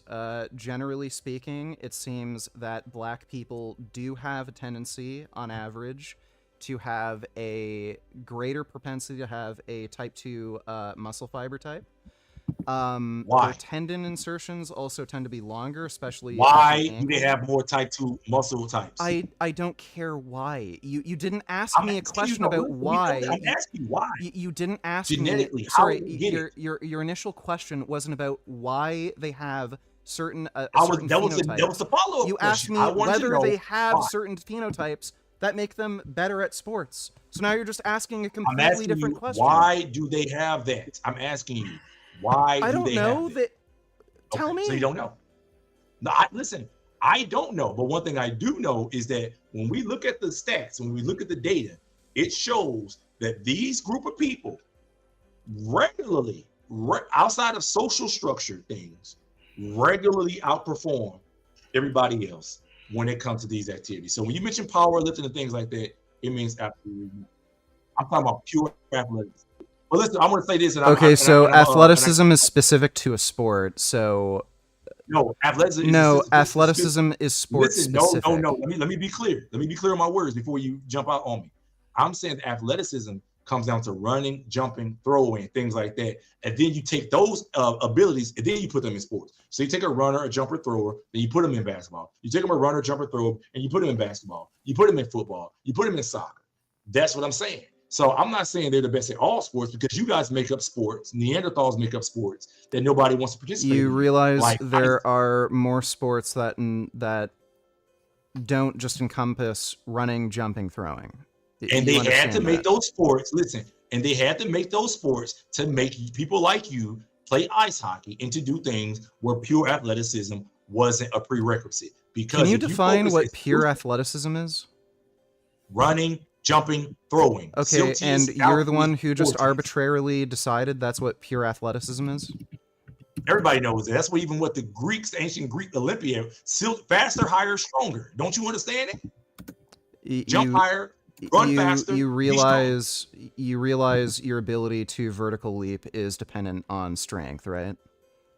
Not all the time. I know guys who are not even that strong who jump high. No. I It is. Your vertical leap is highly predictive of your ability to squat. No, it's not. I know guys who can't squat a lick but can jump. Yes, I know and guys who they're able to, right? And they have certain body composition benefits that allow them to still jump high, but that doesn't mean they wouldn't jump higher if they can't squat more. Like, listen to what I'm saying. I get that. You're incorporating weight room stuff. The only point that I'm making is this: natural genetics. If you have poor, half of you come from poor genetics. That's probably why you want a great athlete. Again, how do you determine I have poor genetics just because I have white family members? Are you fast? Like, I haven't been able to run for quite a while because of the knee When you issue. were able to run, were you fast? Yes. How fast were you? I have no fucking idea. I played hockey, dude. I wasn't a track So no, athlete. listen. So you playing hockey automatically tells me that you probably weren't that good athletically, because everybody know hockey is the graveyard for athletes, because that's where people go when they want to make sure blacks don't come in, because they know black people don't want to be on ice and in the cold. So that's automatically a place where people who aren't talented go to. Everybody knows that. Okay, so would swimming also be not a real sport or not be a measure of pure athleticism because black people suck at swimming? Swimming in the United States. Remember, I'm an American, so swimming is not a good barometer, because a lot of black people in the United States didn't have access to swimming because, number one, our swimming pools were segregated, and our facilities we had Yeah, were so inferior. black They were people outdoor. are worse at swimming because they have higher bone mineral density and they sink. They have to expend that's way not- more this- energy. so I That's guess also Simone- why. I guess- That's why there's only been, I think, like 2 or 3 black SEAL team members. Black people don't swim competitively because they suck at it. It's not that we suck at it. It's No, the fact they that suck at black people. I'm telling you about the United States, for example. Black people were routinely. It started riots. It started fights. It started a lot of killing. No, a lot of black negative stuff people suck at swimming, and it's because they have a disadvantage. They sink. happened. Okay. So let me ask you this: the disadvantage comes because they have a higher bone and muscle density, right? Yes, they sink. I Okay, so sink on like a dry rock land- in the water. It's very Okay, so hard for on me to dry tread land- water. Okay, so swimming is one thing. All the other activities on dry land, do black people exceed? or do they, Weird. So I guess there's like certain advantages and disadvantages in certain sports. Well, swimming. Listen, swimming is not. It's not part That's of the. strange. the It's core almost of as if athleticism, not though. every single sport is ideal for certain body types or fiber compositions. And But I don't look at sports. I athleticism just told is you. sport I specific. used the word athleticism. I didn't look at the word sports. I didn't use. You literally used the term He said he don't believe pure in Trump. sport. Hold up, vegan. He said he don't believe in Trump. He don't like Trump. So remember, don't get it. He said, keep in mind these are your Trump friends. He don't believe. He hates Trump. He Oh said, no, okay, you I had it wrong. can't stand Trump. He's So you got it wrong, literally Kenneth. He hates American Hitler. Okay, right. So hold up. Before I say this, vegan, I'm gonna have to let you go on this. But look, I want to say this right here. I want you to do me a favor. I want you to do your research, and I'll let you come in. Follow me. I think subscribe to the you channel, need to whatever. do your research. I've done my research, man. Every time I say why, you say I don't know. The only thing I You're say asking me I a don't know silly either. question that's impossible to answer, and you It use seemed like all of answer these everything else, terms but that you listen, don't understand the You are meaning of. just like the other Canadian I had on here. Hold on, I'm gonna show you this what I got on screen right now because I was about to make a point. This guy I had on here, we did a conversation. He was a Canadian guy. Me and Aaron Brown brought him on, and when I asked him a few questions, he made the same type of conversations you had. The minute I asked him a few questions, he had no clue. He fell apart because he wants to put black people in a category. He sits there and worships black people online, but then he want to criticize black people like me and Aaron online. That's what he wanted to do. So I'm gonna just show you a little bit what he said. This is how you Canadian guys get. You guys are identifiable from a mile away. I want to show you. Let me show you what this guy said. When Aaron come in, you could who don't rock with you, we don't associate with you. Dress another podcast, a person. Oh yeah, I know the. So he lives in because only thing you do is talk about Noah Lyles. Why don't you? How come you don't have people from your country on there or people with your genetic profile on there? Man, I don't know what that's come from. I mean, if you look at my videos, I talk about white everyone. people suck like, at sprinting. Just not Noah Lyles. He's my favorite. I looked at your page. I can go to your page right now. Yeah, and I went go to your ahead, page. go ahead. I saw Sha'Carri. I saw Noah. I saw a lot of Noah. Isn't that Noah in your profile picture? He's in the thumbnail, but I talk about Fred, Coleman. I talk about everybody. Focus on your people. You mainly Black American athletes. Focus on your people. You're not one of us, man. I know you would listen. I know our culture is attractive. Listen, I know our culture is attractive. Sprinter are black. The best sprinter are black Focus people. on Matt Bowling. You're not one of us. We don't want you. You're not accepted. You can spend your money. What is the point of this clip? Why doesn't it make sense? Why doesn't it make sense? You're not one of us, man. You guys, listen. You are like a hyena. Listen, we're lions. You are hyenas. You're the laughing stock of the community. You're right, of the ecosystem. Okay, you're the so laughing stock. You're the guy. You're the type of people who come through when everything's dead. You come try to steal somebody else's food, or you find something that's been dead 5 days and you eat it. Okay, That's so what you guys don't are. have the right to Y'all talk equal about. one of us. Okay, so you don't have the right to talk about Matt Bowling. You cannot talk about him. He's a part of our sport. This is not a sport for you. Ice hockey is for you. That's what I'm saying. I want Matt Bowling out of the sport. Yeah, dude, it Hold on, let me sounds just like stop you you right there have for a a second. So- weird racial supremacist kind of view. No. Listen. I've never talked to you a day in my life, right? And you come on here and conveniently. So when I told this guy from Canada, another guy from Canada, I explained to him that people like me, we're lions, and I view you guys as hyenas. I told him the truth, and I was like, hey, look, you need to go play focus on ice hockey. Don't worry about pure athleticism things, because he worries about track and field, which is pure athleticism. There's and now no, you come on here. You made up that term. Pure athleticism doesn't mean anything. Let me just say this. You come on here, you talk about, you don't know nothing about track and field. You can't tell me about any performance. I don't know you've had if in you things know that anything require about pure track and athleticism. field. You use terms like pure athleticism that you just make up. I didn't just make it pure athleticism. Can you know show me a athleticism is? sports You journal? want to do Sorry, athleticism? can you show me a sports journal that mentions the term pure athleticism? I could use the word. I could look it up pure. I could look up athleticism. So you made up that term. No, Can you show me a that single means, man. sports scientist, sports physiologist, any sort of athletics journal that has ever used the term pure athleticism or pure? What was the term? Pure athleticism. Yeah, pure athleticism. Okay, so I'm gonna use this right from the You dictionary. made up that From term. the- You made up that I'm gonna term. use it from the dictionary. Hold on, listen to me. I'm gonna use this from the dictionary, and I want you to apologize after I pull this, and I want you to You understand made that up you're wrong, that bro. term. What you mean? That's a term that's been out. We all use it. Listen, will you guys in the comments, will you guys tell this man that pure athleticism is a term that's been around long before I was even thought of? You made up that This is term. a new It concept. means nothing. You just So what have a interest in certain sports, and you are trying to make it seem as though those sports are more important or more legitimate by using a term like pure athleticism. Listen, That is a I'm made up even the term. comments are saying. Yes, Listen, that's even the comments are saying athleticism in the athleticism dictionary. is a word. You used the term Athleticism is a pure word. athleticism. So I know what the term athleticism means. Athleticism is specific to sport. When you use a term like pure athleticism, where if we're talking about, like, I don't know, strongman or powerlifting, you say, It's well, not that's not specific to pure sport, though. athleticism. It said That means listen, nothing. this is the That term. is a This is the nonsense made-up definition. term that you came up with. Here is the definition. Listen. This is the No, definition, that's okay, not in the term dictionary. you used. You used the Think term ability. pure Athleticism. athleticism. Okay, I'll put the word pure in it. I'll put the word pure in front of it. Let's see what comes up. It said the word I've used is in the dictionary, but let's just use athleticism. Well, that's not a word. Those are two words. Oh my God, man. Athleticism. Everybody know what athleticism is. You So literally let's focus on tried. athleticism. Sorry. Like I want everybody to just take a note of this. This guy tried to look up pure athleticism in a dictionary, two separate words, thinking that was one word. You even put a space in I between. never said it was one word. It's clearly He never two words. said it was two words. Then why did you look it up in the dictionary? What were you expecting to find?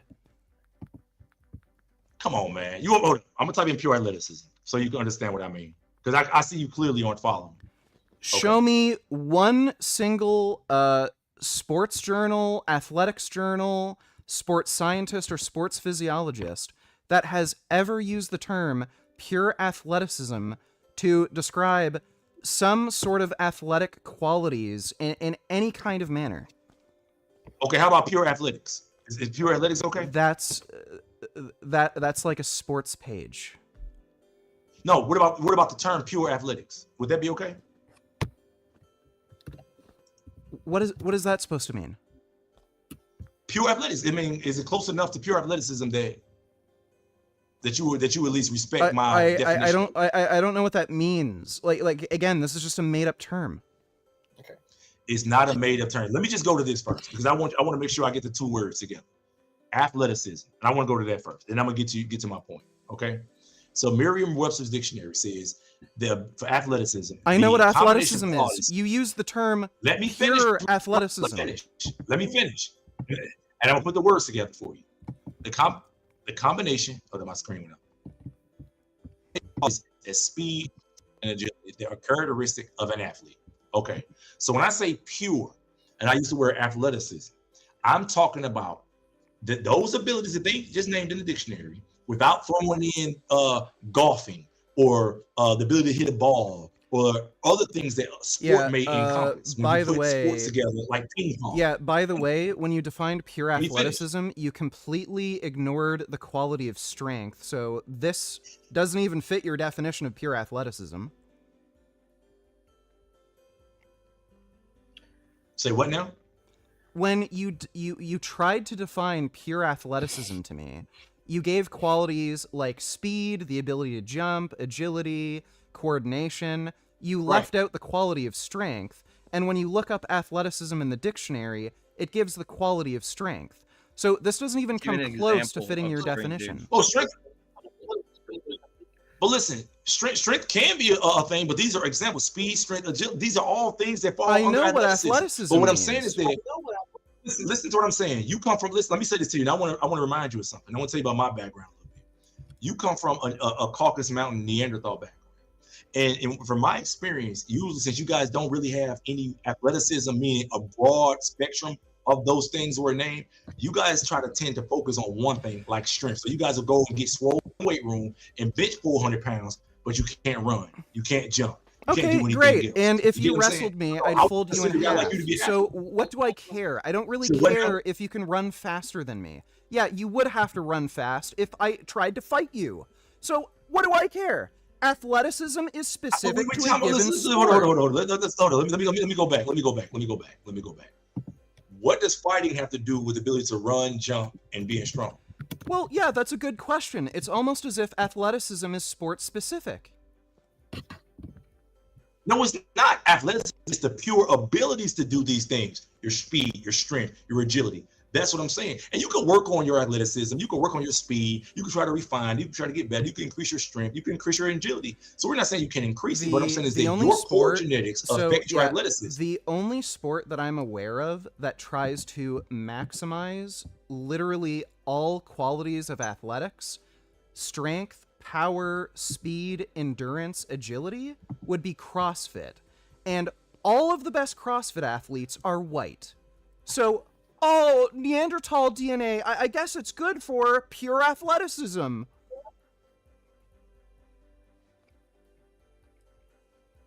No, CrossFit is like some new stuff that was just for failed white athletes. That's nothing. Oh, okay. So I guess black people have been segregated for far too long to go into the weight room. No, we don't. or We do like long black people don't play distance ice running, hockey, dude. Or do You're sprinting. playing ice hockey. Yeah, right. I Okay, guess hold on. black Let me people have tell you never something. Hey, hold on. Somebody wants to say something to you.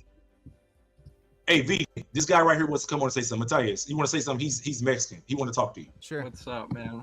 So, athleticism can be a combination of many things, and track and field is one of them, and also football. Like, it's those combinations of the things. You have to, like, it gets those combinations down. It doesn't have to be all of them at once. It has to be a combination, or even one. It doesn't have to be all of them at once. Usually when you improve in one aspect of athletics, especially strength. Strength is extremely general. You usually increase speed and power, and sometimes agility, from getting stronger. So yes, if you hyper specify for strength, you may end up degrading other qualities. But like most sports are going to have like multiple aspects of athletics. So strongman, for instance. There's all of them are going to be there. Some are going to be more higher than others. Yes. And what I'm saying is, athleticism is sport specific. This term pure athleticism is just made up bullshit. Track and field is like a very important speak. You go start from the strength of how speed and how fast you're going with it. There's no movement of any type of like hockey stick or ball with it. It's just pure athleticism at that point.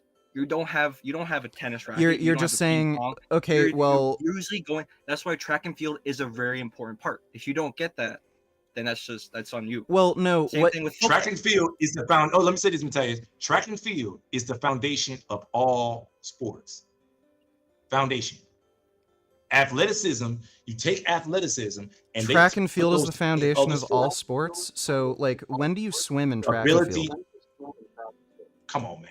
When do you lift weights in Other track than and field? women. When do you fight in track and field? What are you talking about? Fighting? Listen to what I'm Literally, saying. the first Olympic sport was wrestling, by the way. Speed, power, strength, agility. The first All those Olympic things are sport used in was both. wrestling. That's the So first how is Olympic track and sport. field the basis of all They were all sports in the first when the Olympics, first too. Olympic sport was wrestling? Hey, So I y'all guess boys, wrestling is the basis for all sport. Hey, let Matt. This guy just came on. This guy just came on. Ob, what's up, man? What you want to say? How y'all doing, man? Number one, big and gains.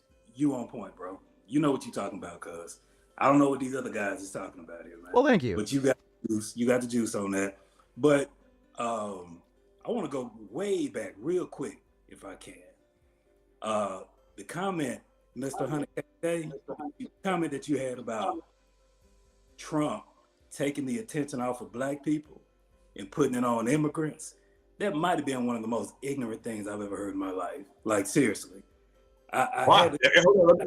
Why you say that? Hear me out.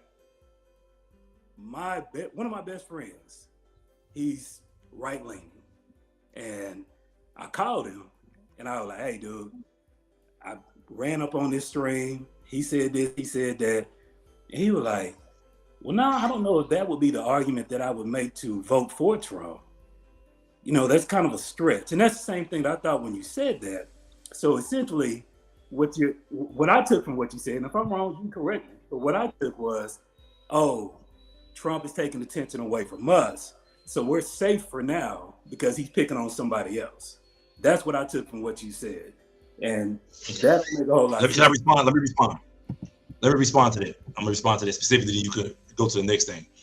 What I was saying with that is this: historically, in every election, they always, and this is just in American history, they always got to try to find a whipping boy or find a group of people or an issue that they can point to. So when elections come around, they can get people riled up. So it's a numbers game. We got people, immigrants, black people, abortion is always an issue. So Trump using that as an issue instead of using black, like before they used crime in the early 90s, they used crime that Joe Biden pushed, the crime bill from 1994. They used that to lock a lot of black men up in the feds with the federal sentencing guidelines. Crime, but really mean was inner city black, okay, black and crack. So yeah, crackheads ended up in prison and all that stuff as a result. So what I'm saying is that knowing the history of politics, that we should be cognizant of what they're saying and what they're not saying and what they're doing. Trumpers did a lot for black people. And I'm telling you from the high level and the low level. Yeah, he did the thing for the corporations and tax cuts. But when I saw in 2016, the position I was in my life, I was helping people get jobs. And I was helping people do a lot of things on the bottom level because I was a supervisor at a staffing agency. So what I did was I saw that immediately those companies that we were going to that were hiring my staffing agency, our staffing agency, which is one of the biggest ones in the United States, for workers, automatically, guess what those companies started doing? They say, oh, no, we're not paying y'all workers $8 an hour no more because we save the money now. We're paying them 13, we're paying them 11. Immediately, a lot of people was happy. A lot of those people, not just black people, those are poor white people, poor black people. He also signed the First Step Act. The First Step Act, it reduced the crack to the powder ratio. It made it more reasonable so that people get caught with powder cocaine, which affects black people and white people, is more reasonable to come to that. So, and he gave a lot of people, a lot of black people. Remember, things happened in the 90s and the 60s and the 70s. It's common now, still in prison for a lot of stuff that happened. Guess what? He gave them more job opportunities. Programming opportunities while they're in prison to get out of prison early. So if I I'm could talking about on a low level. We're not talking about corporate stuff. If I could just interrupt you for for a a second. second. We're talking about. Well, if I could just add something. Trump said he wants to murder drug dealers. He wants to institute a death penalty for drug dealers. So that's cool with me, because you know what? That'll be cool. Do you know what he's talking about? Do you know what he's talking about? He's talking like Singapore. They execute people get caught with heroin. Execution. Some of these countries, they execute you for that. A lot of the Muslim countries in Southeast Asia, they do that. Why would you, so why that would you, isn't a new. why would you be okay with that though? Like seriously, why I'll would be you okay with it because listen to what I'm saying. Long as I it's wonder if both ways. black Long as you people give would people be targeted. Listen to what I'm saying. As long as you make it fair and you say, hey, look, I'm giving you guys fair notice that this fentanyl that you guys are putting out into the street that's got people dropping dead. Let me finish, Vegan. That you got people dropping dead. If they can give a person, if they can execute a person and give a life sentence, I feel like you might as well be able to execute them for killing people with fentanyl, because that's what they're doing. These guys do not care. They're putting fentanyl. Me and my wife is talking about it. They're putting fentanyl in Skittles and giving them people because it looks good and it tastes sweet. Let me stop you right there, because that's not true. The Skittles thing. I know it. That's not true. That was fake news. That was total You got bullshit. friends in the face. Listen. Hold on. Hear me out. I live in Texas. I live close to the border, so I know what time it is. And when these people, what part of Texas you live in? Hold on. When these people got to pushing that whole narrative, oh, they coming out with these different colors. It looked like Skittles for this fentanyl. That was factually inaccurate. That's not what they were doing. Because see, they try to scare people and say, oh, cartel is pushing it to the kids. That's not what they're doing. That's not what's going on down here. And I don't like when people try to make that argument as if people is really out here pushing them drugs. You got to go looking for the drugs, man. Like, I don't know where you from, cuz, but you have to go looking for the drugs. And the point I'm going to make, and I'm going to jump off, I want to respect everybody's time. I'm just going to say this and I'm going to go ahead and jump off. But this whole notion of killing drug dealers, well, let's start with the pharmaceutical companies that's getting everybody hooked on opioids. Let's start there. Let's kill up some. I get that. Okay, all right. I get that. Cool. Hold on. Let me ask you something. Wait, what city you from? Hold on. What city you from? What city you from? I'm not going to tell my city. I'm okay, listen. Okay, let me ask you this. How far from the border are you? How far from the border are you? Hold on real quick. I'm going to jump off and I'm going to keep watching, though. I'm going to jump off, but I'm going to keep watching. I needed to respond to, listen, before you go, I want to respond to something that you said, though. Before you go, that's my problem. Let me do this. Number one, do you have friends that are in federal prison right now for dope? Friends, close people? No. Okay. So look, on my page also, I have what they call, I have 100K paralegal service.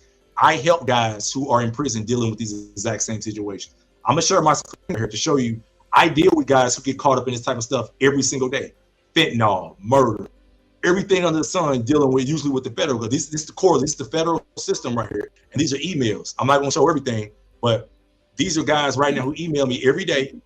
Okay, from federal. This is the federal court. Federal, not for the federal courts. This is the federal email system where guys who are in prison right now dealing with fentanyl cases and everything under the sun email. And I work with these guys to reduce their sentences, to help to get the programming and everything. So you're talking to a guy who does this every single day through email, through phone calls, through text messages, through everything. They're in halfway houses. They're in prisons down there in Three Rivers, Texas, close to where you are. I lived in Kingsville, Texas, which is only about 100 miles from the Mexico border, just south of Corpus Christi. Okay, just right off Highway 77, going right down to Brownsville. So I know what I'm talking about, right there by South Padre Island. So all the places that I'm listing, that's not just 3 people. I'm not showing everybody J. Ellis. I'm just saying. So do the places that I'm listing are these accurate places? So you can see what I'm talking about. These are accurate places. Absolutely. Okay. Yeah. So what I'm saying is that I know how the game go. And what I am saying is that so you know they were pushing Skittles. Say what now? I know that Skittles is the new thing I'm hearing about, but some of these are fake perks. Listen, these are fake perks. You heard this from Dr. Phil. You watched the Dr. Phil segment. I've never watched. No police agency is saying this. You heard that from Dr. Phil. Yeah. Listen, I don't watch Dr. Phil. I barely watch TV. I'm on the internet. Do you watch Joe Rogan? Because Dr. Phil also said that on Joe Rogan. I do not listen. I do not watch white content. So where specifically did you hear that they are pushing fentanyl like Skittles, or they're making them in the color of Skittles? Where did you hear that? Friends of mine actually still sell. Cool. Trust me, bro. Not a police agency, not the FBI, not the CIA, not any federal agency. Not listen to what I'm saying. Hold on, trust me, bro. I know a guy. I have friends. Listen. Listen, 100K. I'm not gonna say I have friends. Hold on, hear me out. I'm not gonna say that you didn't have friends who told you that, and I'm also I have friends who do it. I have friends who do. I have friends. Listen, I have friends right now. Listen, let me say this. I have a friend right now. Look him up on VOP. Listen, I have friends right now. They were doing it.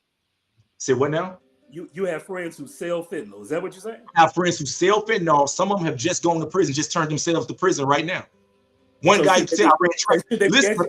Listen, I'm gonna tell you. Listen. Say what? So should they be executed? Listen, if you get fair notice of what the rules are and what the law is, and then you continue to engage in it, and you get the death penalty, that's on you.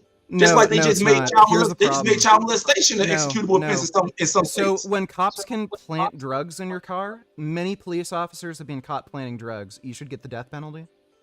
What I'm saying is I'm talking about real. No, not in that case, but I'm talking about in real situations. Well, how are you going to know? How are you going to know? So if a cop plants drugs on you, well, too bad. That's part of the game. It's a lot of guys. It's 10 years later, they figure out the cop was planting drugs. Oh, well, I guess we killed the wrong person. So let me ask you: should OJ have gotten the death penalty? He got found not guilty. You got to go through the system. So it's just you got to go through the system. Yeah. So, dude, if a cop plants drugs and it's not known at the time that he planted drugs, you're in favor of giving the death penalty. I'm saying this: I believe in due process. Okay. You don't get due process. The cop lied. So if a cop plants evidence on you and they've gotten away with this for years, these people should be on death row. The good thing is there are other things. Listen. The good thing is there are other things that you can do. I'm being honest. I know some guys. No, there isn't. The cop found drugs. It's on a body cam. You're done. You're cooked. Listen to what I'm saying. He's not saying give death penalty to all drug dealers. He's talking about people who are out there. That's what he said. That is his exact words. Come on, man. He said so death penalty for drug dealers. Listen. So you mean tell Look me at the Fox News interview. Look at the Fox News interview. While giving an interview with Fox News, he said he's in favor of giving the death penalty to all drug dealers. Even if he said it, I'm telling you right now, for this man to have just pushed the First Step Act, which just gave relief to a lot of the same drug dealers in what you're talking about, that helped them reduce their sentence, that made them eligible for more program, that allowed them to come home after doing half their time and go to halfway house and get their sentences cut, and then turn around and push laws and say, oh, okay, execute. I want to execute. That's Trump. He is extremely unpredictable, erratic. He has neurodegenerative disease. He has clear signs of dementia. And Biden did it. Sorry, well, no, Biden had age-related cognitive decline, and he's not even running. That's still the same result. Listen, you mean to tell me right now you would have trusted Biden running the country over Trump? Yes, Biden was a much better president. Okay, man. Okay. That to me, he created more jobs. He didn't raise the national debt like Trump did. Trump raised the national debt way more than any president over a 4-year term. He was a terrible economic planner. You can even ask him about his economic policies now. You don't know what it is. He talks about getting rid of income tax. Let me respond to somebody in the comments. When Trump is number one, nobody in the United States will ever get the death penalty for just selling drugs. It's just something that won't happen, even under law. Okay, let me just say that. Then I'm going to get them all because they want them all. But number two, I want to make sure that you're clear. Even if that did become a law, I guarantee you it wouldn't be selling drugs for. Why would you want to elect a president who says he wants to kill all drug dealers? Because I feel like it's a lot of guys out there I don't like. I wouldn't care if he said he wanted to knock off all cowboys. And guess what? I would say the same thing. There are certain people out there that I know don't care about. You know what I'm saying? They don't care about your kids. Yeah. So by the way, speaking about the black community, how this could impact the black community specifically, we already have precedent from the 1990s crime bill, which was supposed to target the crack epidemic. There wasn't a single federal charge laid against a white person over the course of a 10-year period after that 1990s crime bill. It was only black people, thousands of black people. You think if they were to institute a policy for death penalties? No, there wasn't. Not a single federal charge. There wasn't a single federal charge. Do you work or operate on a daily or weekly basis in any way in the American judicial? It doesn't matter. There wasn't a single federal charge laid over a 10-year period. Listen, that is not true. I know plenty of guys who were just coming out of prison in the early 2010s because they went to prison in 1990 or 1995 for methamphetamine for a manufacturing lab. The state in which I'm from, Missouri, for was crack the meth specifically. lab. There wasn't a Listen, single crack federal is charge a laid federal against a Listen white to what I'm person saying. for Vegan. crack. It was only Vegan. black Listen to what I'm people. saying. Thousands and Vegan. thousands of black people were wrongfully accused and incarcerated because of that 1990s crime bill. If you were Listen, if white you people- were with racist ass cops who you know target black people, if you were to have them be allowed to send drug dealers, like give drug dealers the death penalty, do you think they might target black people specifically? Do you think you I might know they see an would. increase I in know they would, in but I know- bullshit traffic stops? Put it like placing evidence. This is just Yeah. insane. Vegan. Let me say something real quick. I want to make sure I get you up to date as what I'm trying to say. Don't interrupt me. Two things. Number one, I'm sure that even if that did become a law, it would be a significant amount of drugs that they would be talking about. They wouldn't be just talking about, okay, petty drugs that you put in your car. I'm sure they'd be talking about a significant amount or some type of activity, drug activity that results in death of people, like the fentanyl epidemic that's going on. That's number one. Number two, crack cocaine in the United States. Oh, okay. Let me finish. Okay. So I guess anybody who sells alcohol will have to die. I Let me guess finish. beer companies, vodka, gin, That's anybody not who sells considered. That's alcohol not is gonna have to considered a die. Schedule 1. Listen, that's not considered a Schedule 1 or Schedule 2 Well, drug. it's a so that's drug. different. Well, it's a drug. Okay, listen. So let me you're in finish. It's favor not of considered- killing anybody who sells alcohol. So store no. owners, grocery stores, No. beer stores, they all have to die. Guess what? Alcohol is the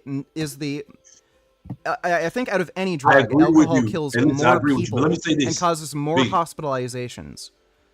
Vegan, let me say this. I agree with you on that, but let me just say this right here.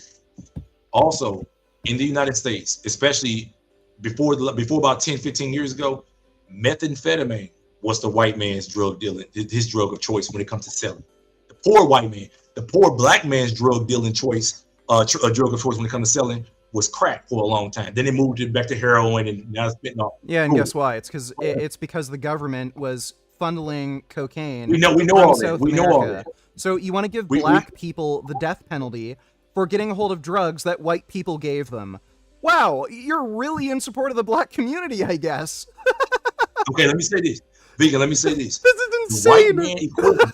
Listen, when it comes to statute, I'm all in the game. Hold up, I'll get to it in a second. When it comes to statutory penalties, yes, they were targeting black people with the crack thing.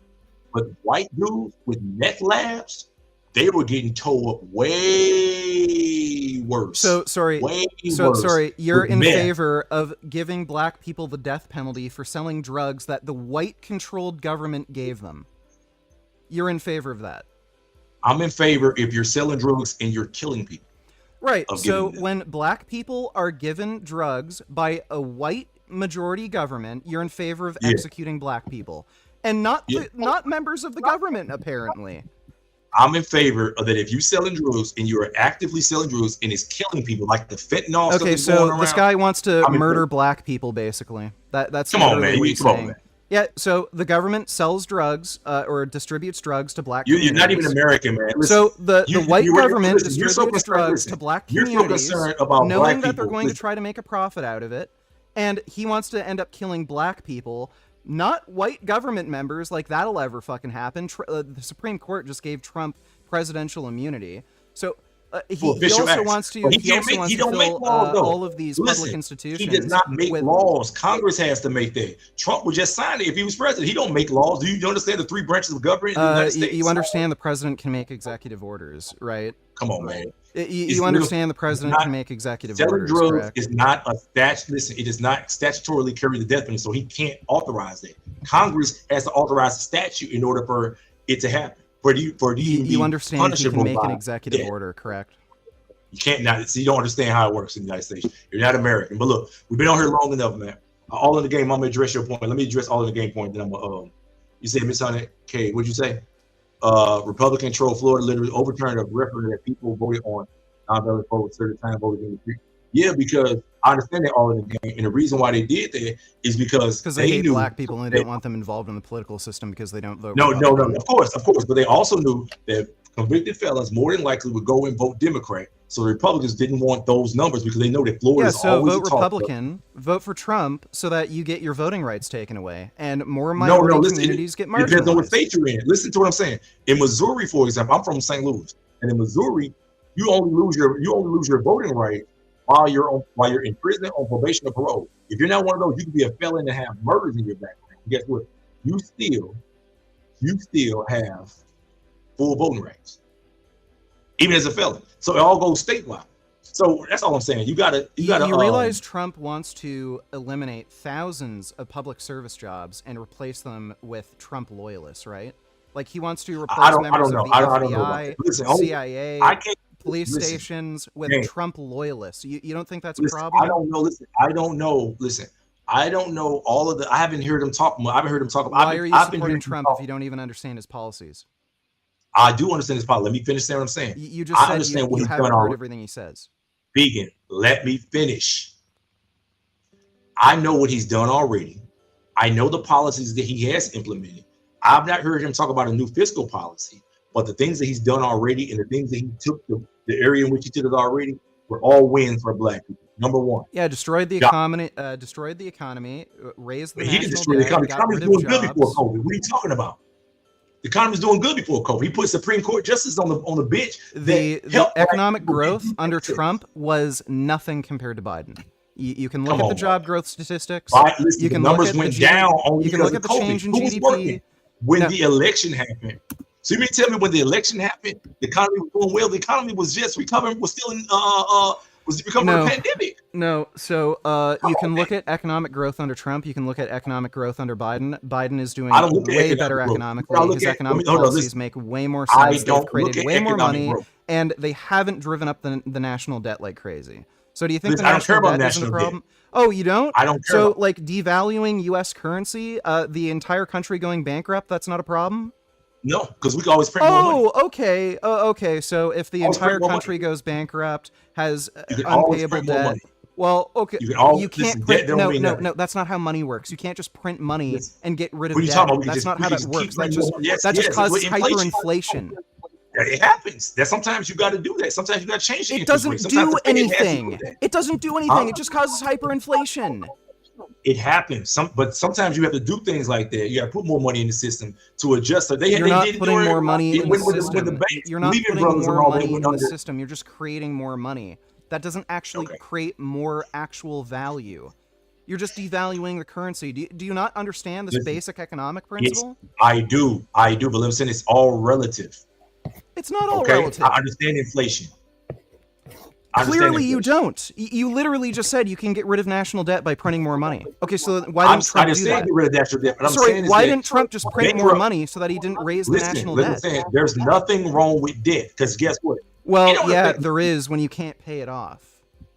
Listen, you don't think people would love to be indebted to the United States or have us owe them? Come on now, you don't know what you're talking. You're not even from the United States. Do you understand what the national debt is? Listen to what I'm saying, bro. Listen, I think you're missing what I'm saying. You're not American. You are completely American. You don't even understand. Listen. Sorry, why are you even talking about these topics when you don't know what any of this is? What do you mean I don't know what it is? You're not even American. You don't even understand. Do you understand? It doesn't matter if I'm American. You literally don't know what any of this is. Why are you talking about it? What did I know what is? What are you talking about? What I don't know what it is? What are you talking about? You don't understand the issue with the national debt. You don't know what the national debt is. You think you can get rid of national debt by printing more money. This is just ridiculous. Listen to what I'm saying. What I'm saying is this. National debt does not matter to the average person outside. Listen, let me finish. It doesn't matter to the average person because they don't know about it and why it's important and why it would affect them. Let me finish. Americans don't care about the national debt. We care about inflation. We care about the cost of goods. Oh, okay. Americans don't care about national debt? Is that why Trump constantly claims he's going to bring down the national debt? He makes that a big selling point for his campaign. He keeps claiming the Democrats raise the national debt and they're going to bankrupt the country. So why is Trump talking about it constantly? Listen, I can't worry about why he's talking about that. Because those are top. Listen, I only care about. Let me tell you right. So you don't know. You don't know about any of Trump's policies. You haven't seen any of his campaign promises. You don't know anything about Trump. Don't know anything about his campaign. Don't know anything about these political topics. But you're going to tell me I don't know what I'm talking about because I'm Canadian. Yes, Oh, okay. Trump is Trump put people on the bench that got rid of Roe v. Wade. I was definitely against Roe v. Wade. I'm definitely anti-abortion with the 3 exceptions. He put that. He's definitely pro-guns. He definitely put Supreme Court justice on the bench. No, he's not pro-gun. He instituted. Okay, he is not. I know pro-gun. one thing. They have He rules. is not They pro-gun. have put rulings. Let me finish. They put rulings in place that have protected the Second Amendment. He's also put people in place who protected the right to due process. Trump the same thing himself is not pro-gun. He banned bump stocks. He also did. No. Yes, That was because did. he had to, because He's what the one happened in who Vegas. banned. He didn't have to do anything. He banned bump stocks, which was a completely stupid, arbitrary decision that got overturned. He also But he didn't had prevent to. the ATF from mandating other bullshit like the pistol. Hold brace on rule. for a second. Hold on for a second. I got a call. Hold on for a second.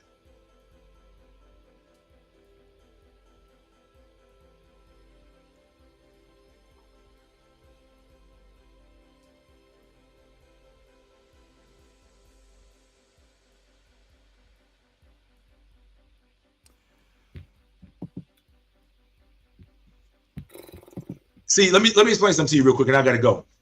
Vegan, when bad things happen in the United States, we have a lot of mass shootings, we have a lot of negative things going on. They do what they call knee-jerk reactions. So even though bump stops really don't do nothing, but Yeah, the so fact he's that not pro-gun. He'll ban guns as soon as it's politically convenient Let for me him. finish. The fact that a man went up in Vegas from that at the Mandalay Bay and did what he did and hit all those So people. Trump that won't concert, defend your firearms rights. He will ban I haven't seen- I firearms haven't or seen- certain I haven't firearm seen him do accessories anything. as soon as The it's convenient for justices him. that he put, listen, the justices that he put in place just helped Lil Boosie out in California beat his case, even though they recharged him with a drug user crime. But the Supreme That Court doesn't has matter. really been Trump favorable himself to it. is not pro-gun. He will ban guns as soon as it's politically convenient for him. All right, man. Hey, Vegan, it's nice having you on, man. I thank you for coming on. Just having just by the way, if you're ever interested in debating veganism, yeah. Just, I don't know nothing about veganism. Hey, man, I don't know nothing about veganism, dog. Well, if you don't know anything I don't know about it, about we can veganism. talk about it. So, maybe you can learn a thing or two. Listen, how about this? You come. I gave you an hour on her to talk. Become a member of my channel. Hit me up. Come to my thing. My phone number's on there. You can come into my chat, and I'll add you on. We can chop it up. Okay, sure. You know what I'm saying? You can become a member. Just hit the join button, and I have a thing on there for the group chat. It's the WhatsApp. As a matter of fact, hold up, Vegan. Let me put it in the group. Put it in the chat so everybody can have it. And then you can join. Hey, Mateo, is there something you want to say before? Here's the opinion either Democrat. No, nothing. I just found that boxing wasn't the first Olympic sport in the Olympics. Yeah, of course it wasn't, man. This dude don't know what he's talking about. But you ain't got to go into that, man. I know it wasn't. What was it? Track and field? No, it was a thing called stadium race. It was like a foot race. It's like Right, track and field. Track and field. I know. He said a lot of things that he don't know what he's talking about. But it's okay. I also found an article on why, like, how black people retain more calcium in Purdue University in 2005. Oh, so I was right about it. It's from Purdue. I was right about Purdue that. University in 2005. There was like Yeah, an I know. article about it, talking about black girls and get crossed with white girls as well for adolescents. I know. He doesn't listen. He doesn't listen to what I'm saying. When I had that had Harry Potter nothing on to do here, with our talk about osteoporosis. listen, he's talking about just retaining calcium retention and other things. But I don't have to go into that because I already know I was right because I studied this. I studied this. He can get out here and make it seem like that. One more thing that there's a small article I saw that says sports and development of natural athletics showcasing pure athletic prowess. So whether it's sprint, long distance, or not. So he doesn't know what he's talking about. So how is that term being used? How is it defined? Whether it's sprint, long distance, so the sports and bio natural athletic showcasing pure athletic prowess, whether if it's sprinting, long distance running, or the field events like shot put and high jump, each event demands a unique blend of strength, agility, and technique. What was the source? Some small article. Oh, okay. So it's so that's not a scientific source. I asked. So you need like a college university? No.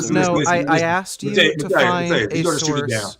I asked you to find a source that uses the term pure athletics with some sort of scientific definition behind it from a sports journal, athletics journal, or from some sort of he wants to discredit whatever you put out there, scientist.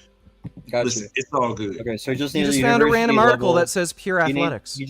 You He just needs a university level thing that No, whatever they found do you so no, that's what you're understand saying. what You need something that's like with like brown like high bases of like it's like from this university or this like Okay, big do you thing. understand what a like legitimate scientific source is? Just because you can find Yeah. a random article on the internet from a blog, that doesn't mean anything. It's not from a blog. What is I it can from? show you. It's from like this George Carlo, chairman of CEO and Secrets of Champions. So whatever that is, look it up. Okay, that's nothing. All right. Well, look, he's gonna discredit whatever you say, but it's cool. Vegan, my WhatsApp thing is in there. If anybody wants to join, send me a super chat. Thank you guys for coming on. Let me make sure you guys have the link. You guys can super chat, support the channel. I got some great content coming out. Track and field, vegan. I don't know nothing about veganism. I eat meat. I love eating meat. I like hog maw, pig feet, collard greens, all the things. Yeah, that you're Black gonna give yourself Americans heart disease, diabetes, hypertension. Hey, guess what? You Veganism. already appear to be overweight, and you're at a particularly high risk because you're black, even though apparently you're part of the genetic super race. So keep eating those foods, give yourself disease. You're a vegan. Hey, vegan. Let me ask you something. Vegan. Let me ask you something. You're a vegan, right? Where you eat all the vegan stuff that you're talking? Where are you going to be in 150 years from now? Well, I'll probably be dead unless there's some new medical. Hey, veganism. Where are you going to be in 150 years from now? Dead. Okay. Right. So regardless of what you eat, you're going to be in the same spot. likelihood. I'll meet you there. I'll meet you there, Okay, vegan. you'll Guys, get there 20 or 30 years before me, but okay. Thank you guys for coming. Catch y'all later, man. All right, Battalions, take care, catch y'all later. Veganism. I'll see you in the grave, brother. I'll meet you there. Peace, y'all. All right, well, that was highly retarded. My God, that guy just woof.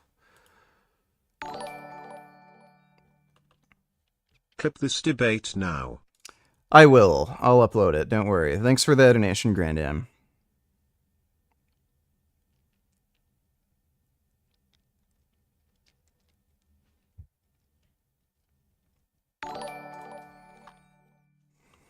You well rested? New Frank vids to watch. I guess you could sort of say I'm well rested. Think I got enough sleep. No new Frank vids though, unfortunately. I'm tired as fuck though. I had a pretty hard training session before stream. Thanks for that donation, James. 3 sit-up PLS. Okay, I will do those 3 sit-ups after I take a piss. I gotta take a piss real bad. Thanks for the donation, Space Camp.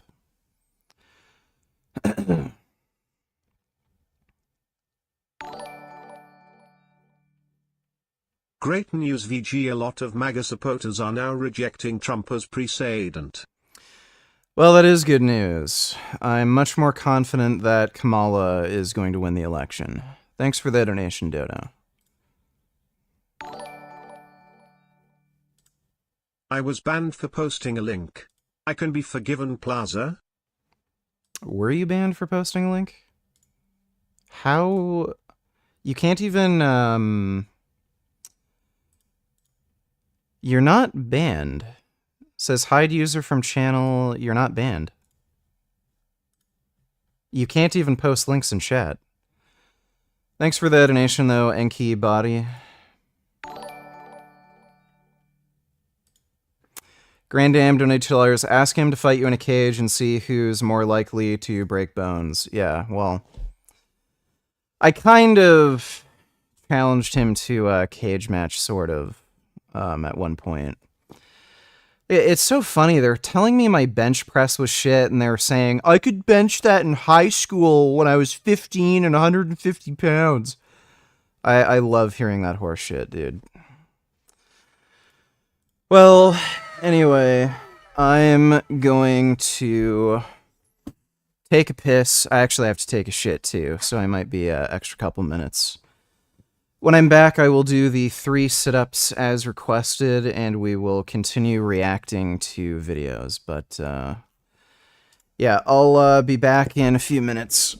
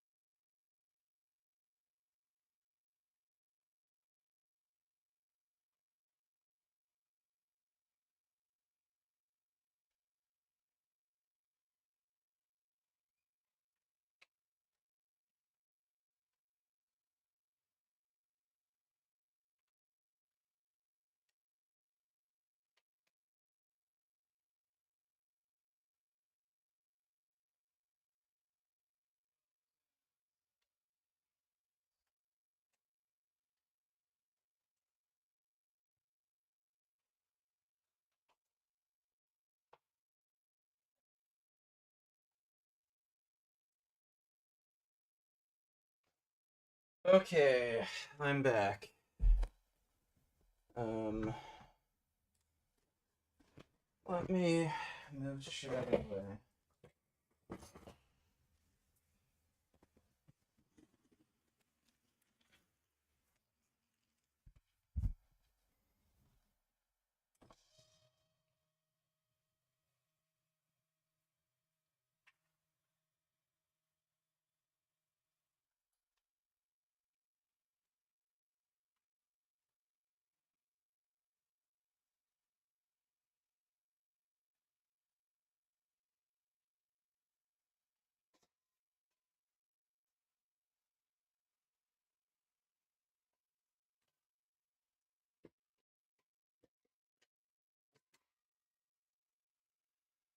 Okay.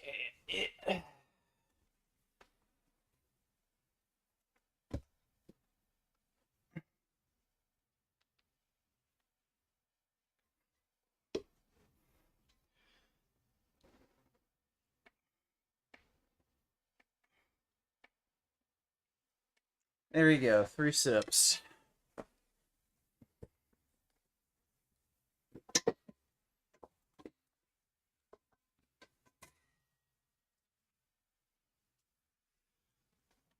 Oh.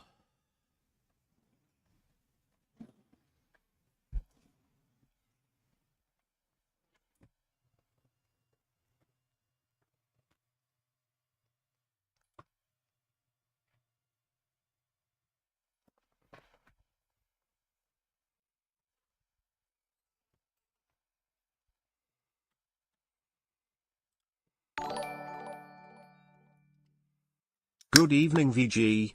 I hope that you are doing great tonight. So, here we go again with Trump pictures of standing alongside black people. There's no way that this couldn't be faked like last time.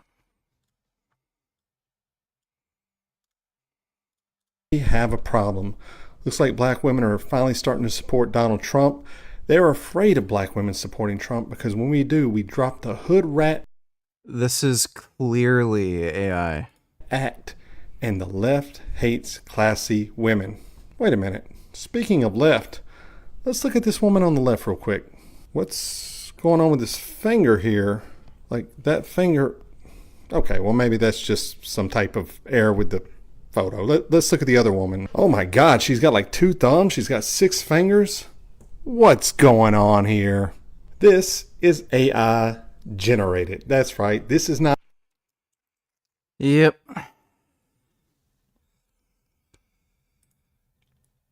Donald Trump literally can't find black people who want to stand with him. Thanks for that donation, Ben. When I ship it to him, like, oh, this bad. So I was getting bad batches. Damn. So that fucked with the money a lot. Yeah. So you were able to make this $100K a month for like maybe a year or two, maybe? Yeah. About a year and a half, going on 2 years. What'd you do like with all the money? Like, did you lose it? Did you invest it? I know you said you put didn't know what he was doing. I was just bodybuilding was my life. So it was all going to. I did 2009. I did 5 shows. Okay. I did my taxes. My tax lady looked at me like, where did this fucking $175,000 go? Yeah. Bodybuilding. I was like, yeah. Well, it is expensive to everywhere, hotels and put yourself up in the best places. Yeah. Do you have a coach at this point too? Probably. No. Yeah, if I could turn back the hands of time, I would have got a coach. Okay. Yeah. Because they would have made me do blood work and all that stuff. So you make $100K a month, shipping ecstasy there, paying for your bodybuilding career, traveling all over the place, probably going first class, and it's not cheap to enter into these competitions. Exactly. Yeah. So okay. Oh yeah, that money dwindled. By the time I moved to LA, I only had $50K. Shit. Mm-hmm. Wow. Well. And then this is where YouTube started, right? Well, YouTube started right before then. I did a few videos. Muscle Up video went viral. Any black woman who is acutely dumb enough to support Trump is not classy in the set. Yeah, I'd have to agree. Thanks for that donation, Dodo.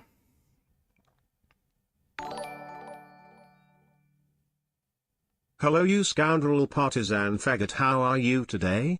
Can you admit that you were wrong about Joe Biden dropping out and that it was actually better? Can you admit people like Vosh and Kyle and TYT begging for Biden to drop out was actually based now? I don't know if I would say it was better. Again, the Alan Lichtman's predictability model favored Biden running. Who knows, though? That independent variable may not have mattered so much in this situation. There's not really any way of knowing. But it seems to be working out well enough now. Thanks for the donation, Scoundrel Gain.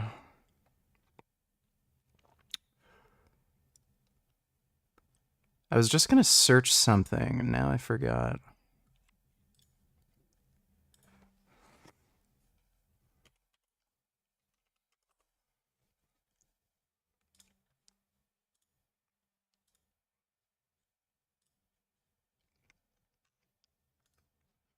Oh, that's scheduled.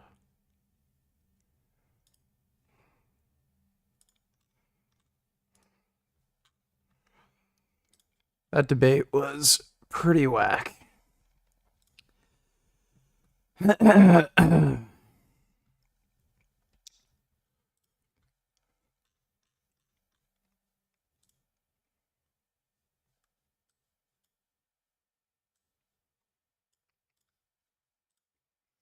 Fuck.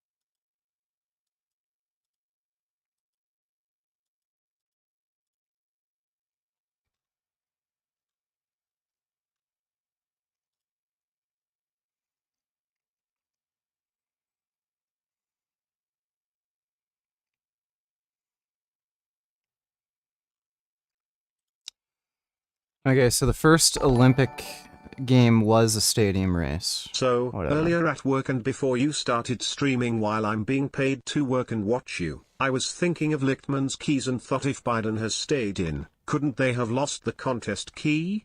Because of all the division present with the Dems? Door forethought. No, that wouldn't have made them lose the contest key.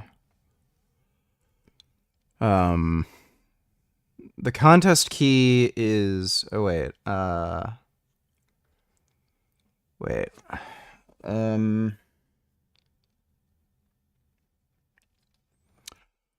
How is the contest key defined?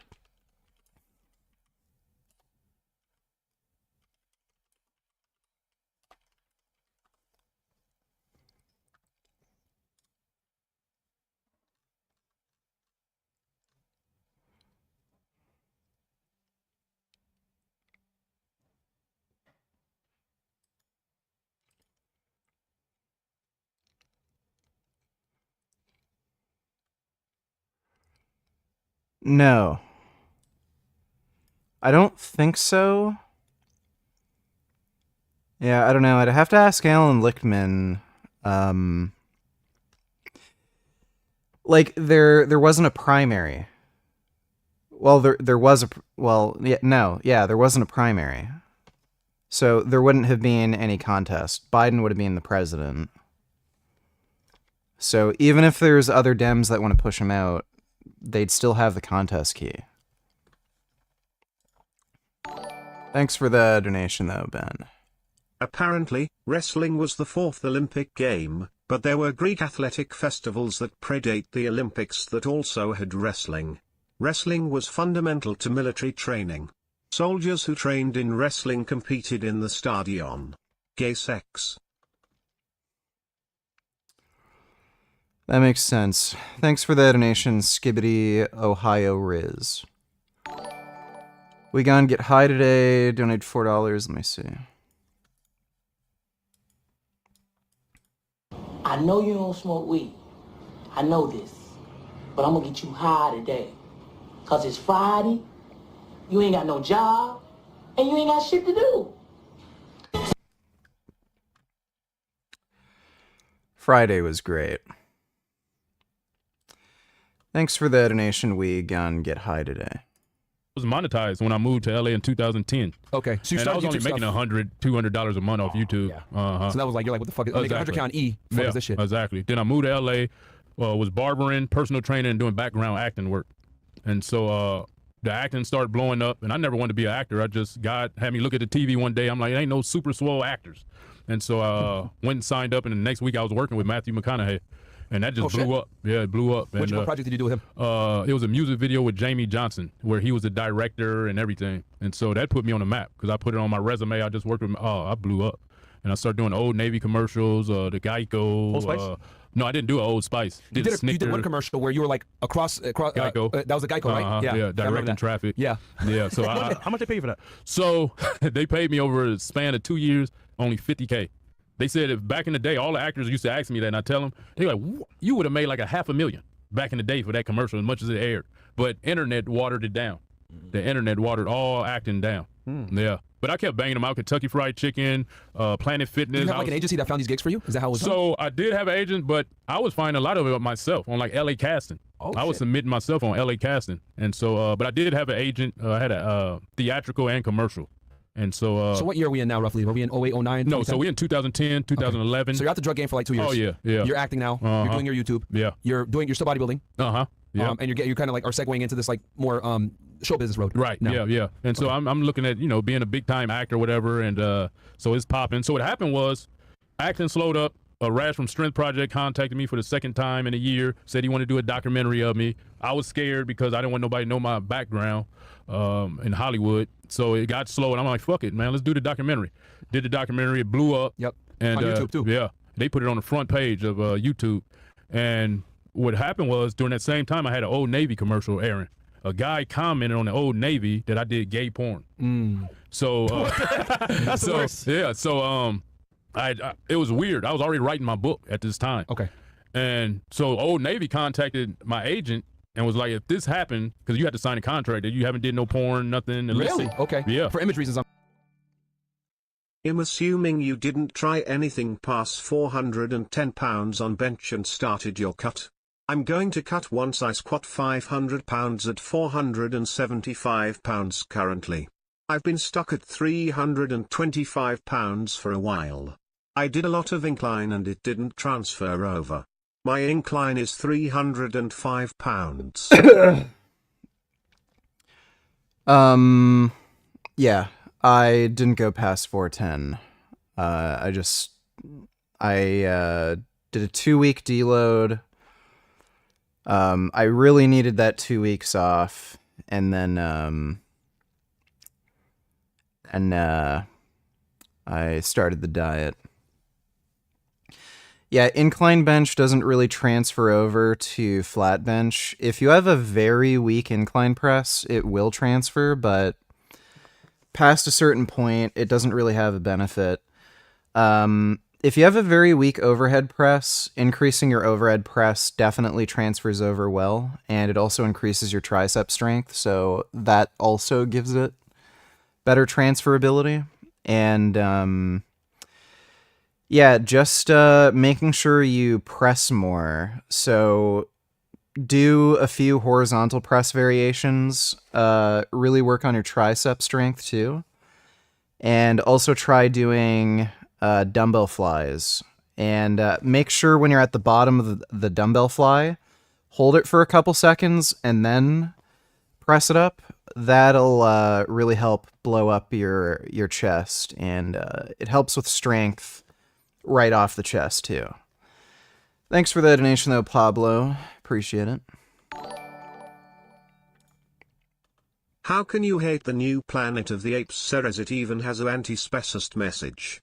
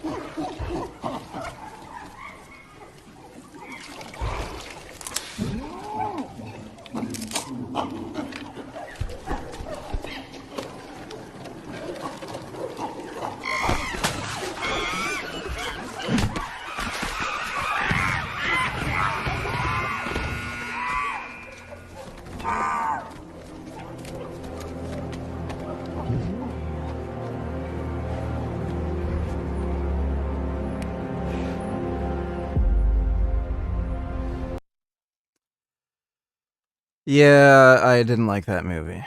It was just too stupid. Thanks for the donation, though, Dodo. Exactly, because it's a family-friendly, commercial. Old Navy. Yeah. So it came back that I didn't. Old but I porn was, videos. Well, No, sir. So it came back that I didn't do gay porn, but I had modeling pictures up, and I was a stripper. Yeah. And they was like, okay, that's fine. So right then, I'm like, well, I got to release my fucking book. Because these people on the internet can say anything, and people will believe it. Yeah. So I got a book publishing deal, so released my book. And then within 90 days, I seen they was swindling me, so I took my rights in my book and published it myself on Amazon. And yeah, from there, everything started going up. I never even dreamed of how life was going. And so in 2016, I went through a divorce, moved to Vegas, had my supplement company. It was booming, thriving. Mud, right? Yeah. Yeah. I remember that. So it was thriving, and I had to move to Vegas to get my money right because it was getting low. In LA. Yeah. And the acting that slowed up. I just got, acting, you like a slave, man. Yeah. I need a gig. How am I gonna make money? And you got to kiss ass and all that. So I just went the social media route and moved to Vegas. Everything came back in order. Got my money up, my credit. 2020, moved back with my twins. I was able to get my sperm back up. Is it good to refrigerate a watermelon before cutting? If you want a cold watermelon, yeah, it would be ideal to refrigerate it first. The reason is anything that's put in the refrigerator will dehydrate. So just because of the way fridges work and how fluid transfer and everything works, if you have a fruit in the refrigerator that has its skin cut open and the flesh is exposed, it's going to dehydrate on the surface. If you just wait a few hours, it's not going to be a big deal, but if you wait a day or two, you might notice. So for the ideal, freshest, coolest watermelon, you are going to want to refrigerate it first before cutting. Up and had my twins, and when Trump got in office, eating. I was making like $200,000 a month. Nice. When Trump got in 2016, and you had your supplement company at this point too. Yeah, right? but I was making that off Facebook and YouTube. Oh shit. The supplement company, I was only making maybe $20,000 a month. Okay, I got to ask you about this because every guy that I bring in, right, that because I love bringing OG fitness influencers in. I want to get your take. It was not stupid at all. Apes Together Strong is one of the great set coots in all of cinema history. Well, maybe. I'll admit that one scene was good, but the rest of the movie was pretty bad. Thanks for the donation, Dodo. Take on another question as well. That run a supplement company, they almost always get out and ask them why, and they're like, "Bro, the profit margins aren't worth it. It's a lot of fucking work. It's a pain in the ass. It's expensive to do. Corporate, you got to boards, regulations, etc." meetings. Like a lot of them just leave the game. What made you say like, "Fuck this shit"? Or it was good. Okay. I could still. Well, I'm coming out with something else now. Okay, so you're still in the game. No, I'm not in it yet, but I'm coming with a drink, organic. No, it was good. You figure, bro, all you spending is $4 on a bottle of pre-workout. $30, $40 you selling it for. Yeah. They saying that because they marketing wasn't up to par or whatever. For me, I kept my costs down. Only stay with a pre-workout, a BCAA. Then I upgraded to a test booster and vitamins. Is it protein that's the most competitive? Oh yeah, protein. You ain't making no money. Okay, that's and protein. The is guys I poison. asked all had their own proteins. So Yeah, that that's makes sense. poison. Yeah. I would never sell that to nobody. Okay. That's I wouldn't call protein powders poison. actual poison, and yeah, I would never sell it. I would never sell that or creatine to people. That's the most harmful stuff in my eyes. Creatine and yeah. Was I right to cut off my brother for making fun of a cat who had its head crushed? Yeah, I wouldn't fucking spend any time with that dipshit. Protein. Yeah. So how long did you have hyphy mud before you? Because it's still available. No, I haven't seen- 9 years. You had it for 9 years. Are dumbbell shrugs important? Do shrugs work the same muscle as face pulls? I currently have face pulls in my pull day, but I don't do shrugs. Should I be doing shrugs, or will I hit that muscle group with rows, lat pull downs and face pulls? Thanks, VG. If you find that your traps are lacking, then yeah, you're probably going to want to incorporate shrugs. Barbell shrugs are better because you can weight them heavier, but it's fine doing dumbbell shrugs. You do work your traps a lot when you're doing any kind of rowing exercise, but you're not really targeting them directly. So if you don't feel your traps are large enough, then yeah, do shrugs. Shrugs do not train the same muscles as face pulls. Face pulls aren't really going to do much for your traps, and they're more for working your external rotation. So your external rotator muscles, that's what it's really working most. Thanks for the donation, though, Sanderbling. Appreciate it. Yeah, I just got rid of it when I had my health awakening. Gotcha. I didn't. I'm like, I'm not gonna take caffeine, so I'm not gonna sell it to nobody. Okay. And so I could have sold the company for at least 2.5 to 5 million. I just trashed it. Shit. Yeah. Because you didn't even want to. Right. Yeah. I didn't. You know, I went on this health tip, and my. Dude, that guy is a straight up Nazi. I don't care if he's black. Fuck that guy. Anyway, good job clowning him. So tomorrow is going to be day 1 of my 3rd ever meso cycle. I kind of want to try a strength cycle cause I'm starting to stall with hypertrophy. He had an extremely weird, like, normative and political position. He seemed to be a racial supremacist, like a black supremacist, but he was also a Trump supporter. And he's also in favor of, like, policies that could deport black American citizens, could murder, black people. Damn it, I also didn't mention Trump wants to give police federal immunity. I should have mentioned that. But yeah, that guy, he just had no idea what he was talking about. But yeah, probably a good idea to go on a strength phase if you're stalling with hypertrophy. Thanks for the donation, though. Forgot my namification. Business partners, they didn't want to sit down and figure out how to go the organic way, a natural way of doing things. Costs more money to do it then. Right, of course. That's what they said. So I just trashed it. So take us through like what led to the the health incident that made you kind of change your life completely around. Yeah, so I had 2021. I had a heart attack, massive heart attack, a widowmaker, and when that happened, I'm like, I thought, like I said, I was a late bloomer with the roid stuff. I was cycling, was eating what I thought was healthy at the time, just white rice. Let's go. that was the prison shit. Yeah. Yeah. But, they say it take 30 years. What happened to me take 30 years of build up. So I'm looking back when I was a kid, working at McDonald's, eating microwave burritos and just the worst food you can eat. And I remember years ago, I always... Dude. Who's that one guy on the stream?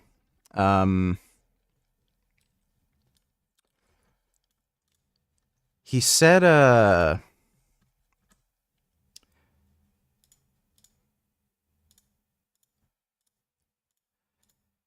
he could, like, bench 380 when he was only 150 pounds. Everything track.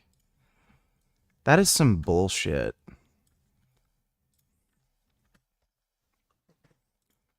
Like, I just feel like that guy was just fucking lying.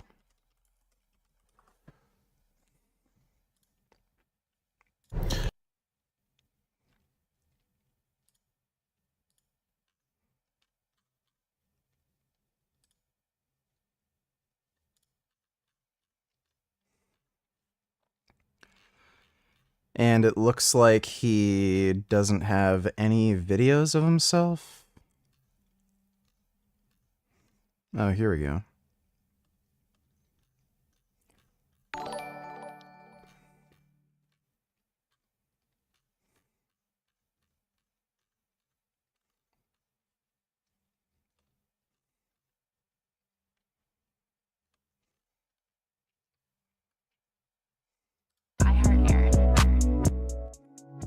Oh, welcome back. I need to go talk the main point.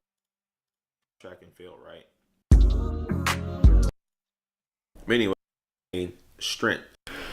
Hey y'all, what's up? It's Everything Track Show. Your boy.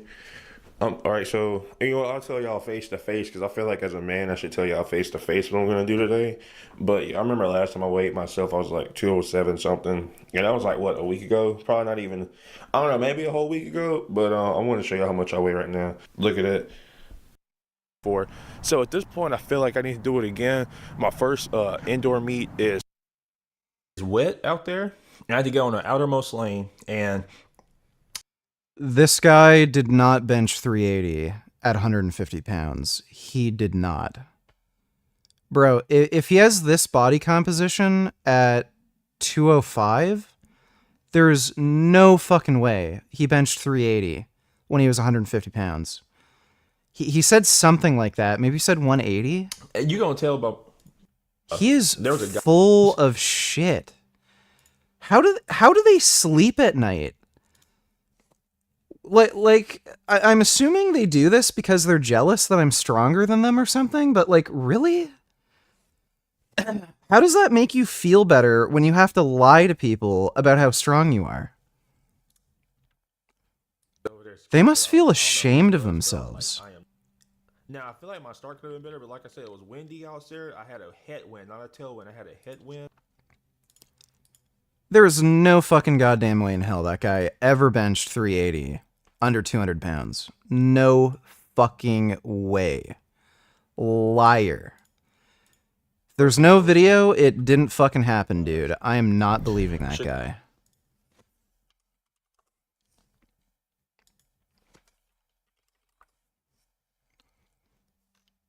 So I think all of his channel is running. I don't think he has any weight stuff.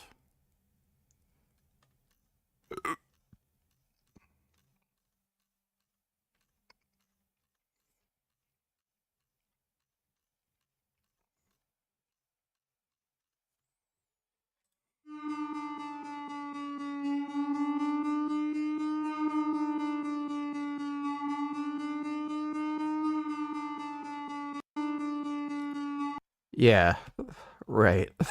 It's fucking idiotic. Yeah, what a liar.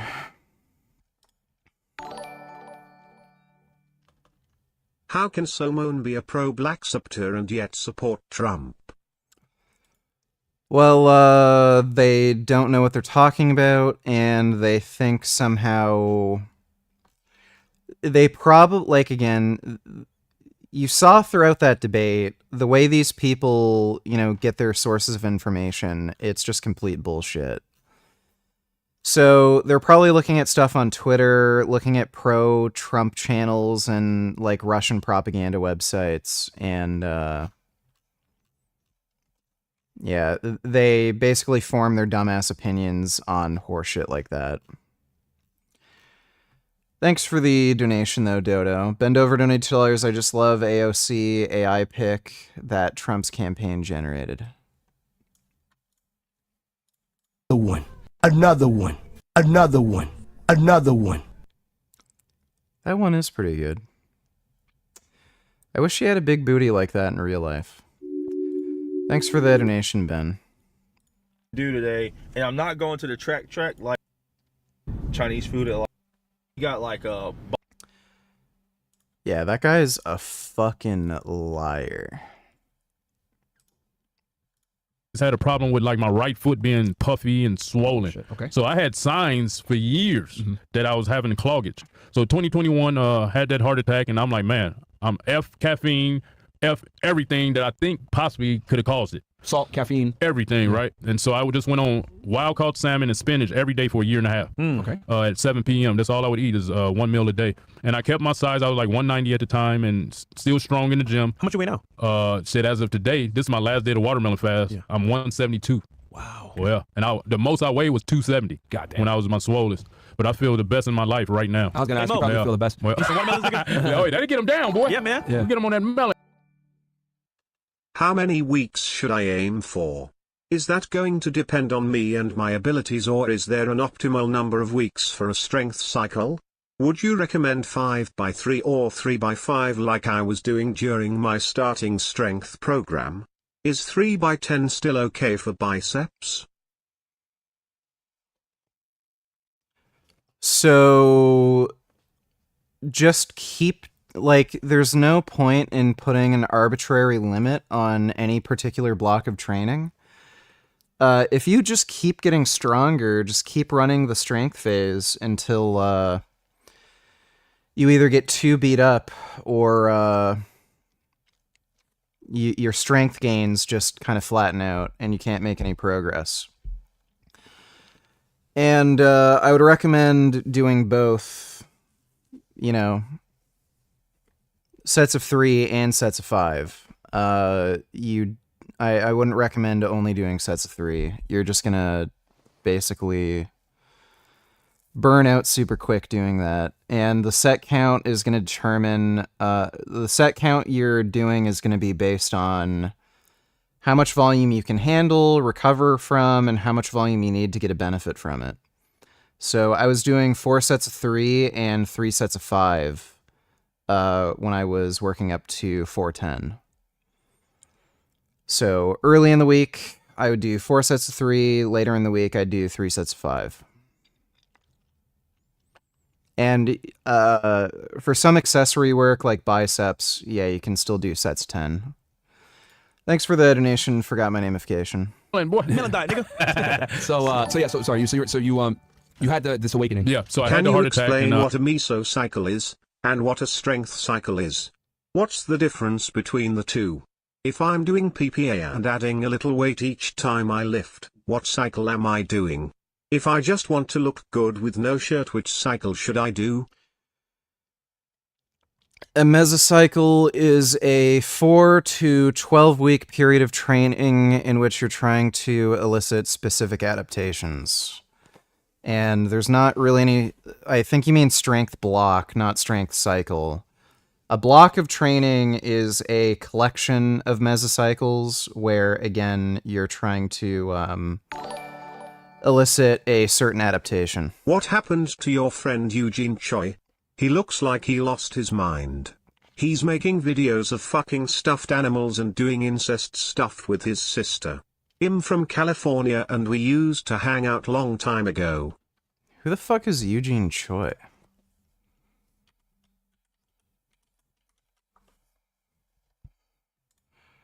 Oh, that guy.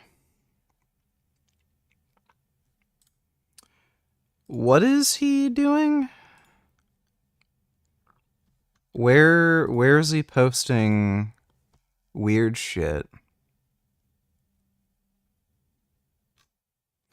Oh yeah, I think I saw one of the weird fucking stuffed animal videos where he's like humping a stuffed animal.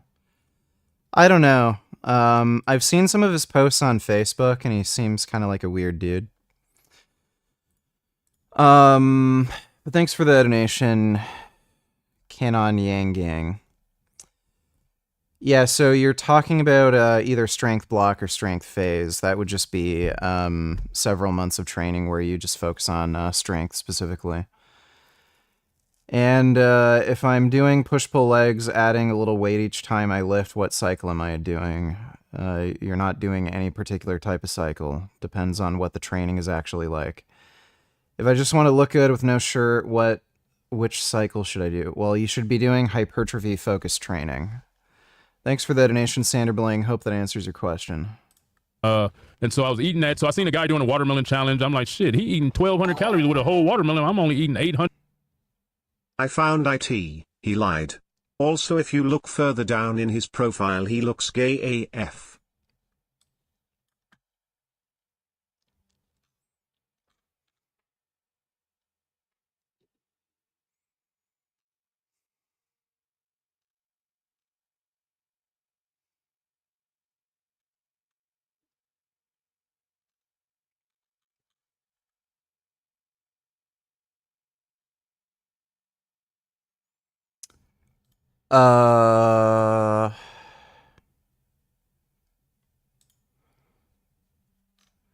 Lied about what?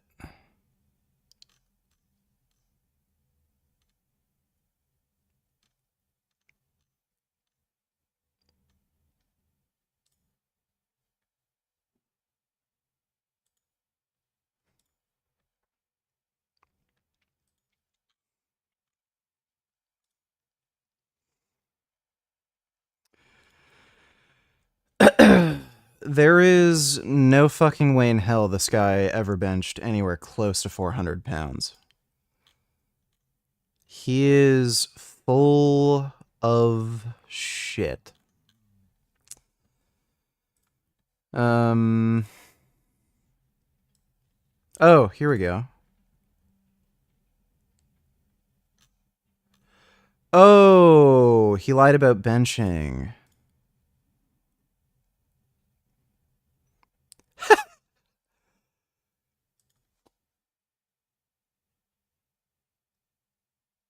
Why did he claim he could bench 380 at like 100 and like in high school at did he say something like 150 or 180 pounds body weight?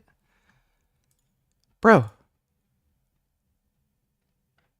He couldn't even bench 225. That wasn't a like that his ass lifted way off the bench. That's a disqualified lift.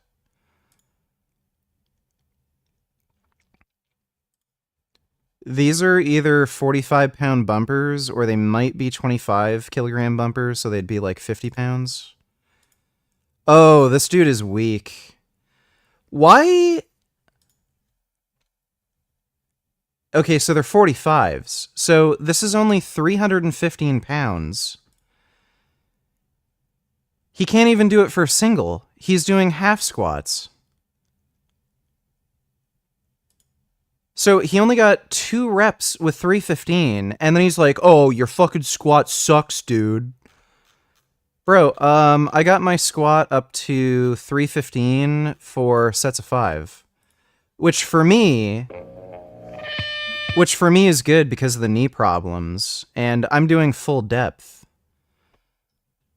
So, yeah, these people are shitting on me for my strength, and then they can't even fucking lift. Dude, what a bunch of fucking losers. Like they're actually sore fucking losers, and they can't stand it when somebody's bigger or stronger than them, and then they lie about their fucking strength so that they can feel better. That's hilarious. Thanks for the donation though, Grand Am. Appreciate it. 100 to 1,000 a day. So I tried it, and it was a hack. It was a hack to life. Did you feel good on the salmon and spinach diet? I did. You did feel good on it? I No did. carbs? No carbs. Just Shit. salmon and spinach. So you're basically effectively keto, kind of. Okay. Yeah. I felt great, actually. And then you said, why? I'm actually going to save those links. All right. Thanks, dude. In particular. So watermelon, it just detoxes you. For some reason, you had the most spiritual awakening with watermelon. Yeah. So what I did was I just went extreme with the health tip. I did stem cell. He had a spiritual awakening with watermelon. Dude, somebody has to make AI-generated art of Cali Muscle having a spiritual awakening with watermelon. AI art.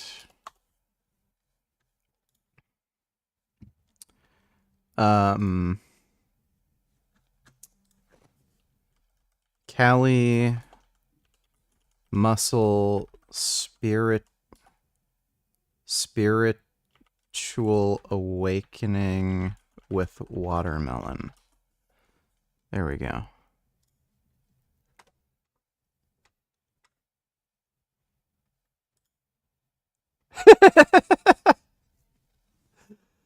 That's good.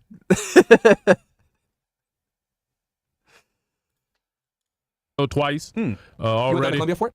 No, I went to Vegas. It's a spot that sponsored me and CT Fletcher in Vegas. Okay. And so I just went on this. I started researching fasting. I did the water fast, pineapple. I did apple fast, and I learned I'm type A blood type. I just do well on fruit and veggies. Okay. Yeah, and so I just. Blood type does not determine what type of diet you should be on. They've done studies on this.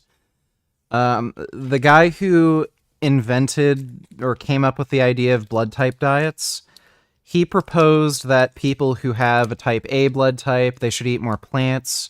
People with a type O blood type should eat more meat. They did, they actually did a crossover analysis, and they found that regardless of your blood type, the people who are eating plant-based fared the best. They had the best biomarkers, lowest cholesterol, lower blood pressure, better insulin sensitivity, all that crap. Just feel the best. Fruit and veggies. How's now. CT Fletcher doing, bro? Because I know he had some doing issues good. very similar heart problems too. Well, he had a heart transplant. Oh shit. Yeah. So he's doing good. He did stem cell twice, and he back energetic and feeling good.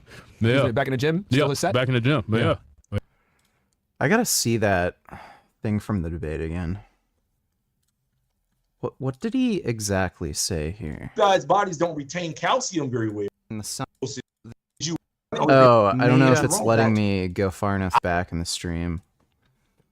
Let me see if I just click, if I click my own stream.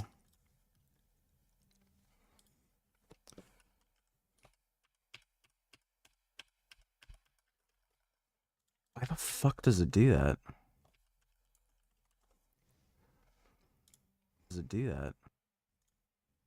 All that. So, my Remember your dream mode? That's when we do it. Yeah. Black people in general are low income, so like, who's really the racist? Somebody came on my thing yesterday. You have any perspective on this? Guess what? I can bench 410 pounds. I'm sick. Grandam donated $2. When I said he looked gay, I wasn't talking about the first pick. The first pick was about Mr. 100 saying he married men, can't sprint. I was talking about everything track, the bench press guy. Okay. Oh, here we go. When was this? 2017? I could bench 380 pounds. Yeah, right. Sure, dude. Wow. Okay, that's great. I'll save that one too. Thanks for the donation, dude. That doesn't make you a man. That doesn't make you a man. Pounds, fucking jacked, making money. Vegan kind of looked like Andrew Tate too. So No, okay, so yeah, he looked like Andrew Tate. That's kind of funny. okay, so what do you want to say, Vegan? American black culture. Do they love your mentality? Anger, his. And this has already started happening under Trump's. The worst kinds of people. They are technically American citizens under. I'm sure you're a good cop, Bro, though. you and me are the same race, so if I'm untrustworthy. Yeah, I actually messaged you on Instagram. I offered to do an interview with you, talk about veganism and shit. How many followers you got on Instagram, Vegan? Had to go through the Jim Crow stuff. Had to go through the shit he deals with. Well, no, everything track. Everything track. Let me say this right here. You are. Hold on, let me finish. Wait, have been from Canada. 250 at the time. Yeah, around there. How tall are you? I'm 6'3". You're 6'3". Are you a bodybuilder or just a power? Lifting more than you are. I bench. That's it. That's racism, which is what racism more is now about. Or unless they don't care about immigration, equal education. When we talk about that, when they talk about immigration stuff. Not so much. My deadlift's only 500. I've had That's horrible. What's your squat? My squat's also bad. I almost had my leg amputated a few years ago. Okay, so how are you a hell of a dude when your deadlift's only 500? I did that in high school. Your leg is you haven't done. He never deadlifted 500 in high school. Well, I benched 410 and I overhead pressed 240. Hold on, your bench is 410. Listen, how much do you weigh at benching 410? 270. You weigh 270. You should be benching more than that. Then. That's horrible. I benched 385 and I was 180 pounds. That's nothing. He's just fucking lying. I'm on Instagram. Show me the video and I'll believe and it. I can bench more than 315. Listen. Hold on, your bench is 410. Listen, how much do you weigh at benching 410? 270. You weigh 270. You should be benching more than that. Then. That's horrible. I benched 385 and I was 180 pounds. That's nothing. Bro, I'm on Instagram. Show me the video and I'll believe it. I can bench more than 315. Listen. Should be benching. He said he could bench 315 at 145 pounds.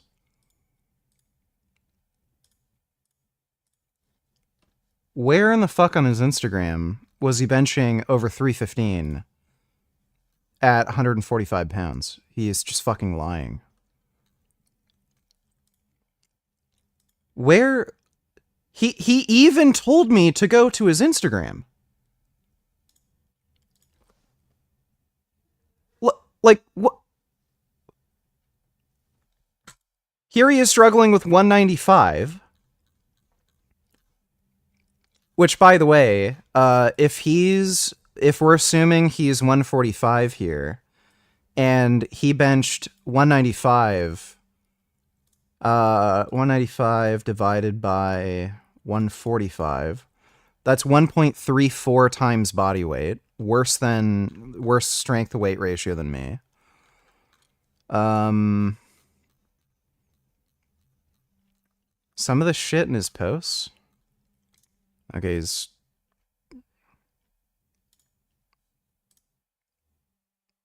How is this guy a track athlete when he's this chubby?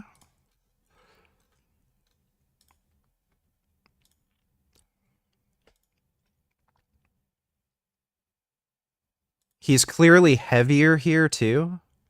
This was in 2019. Let's say he weighs 160.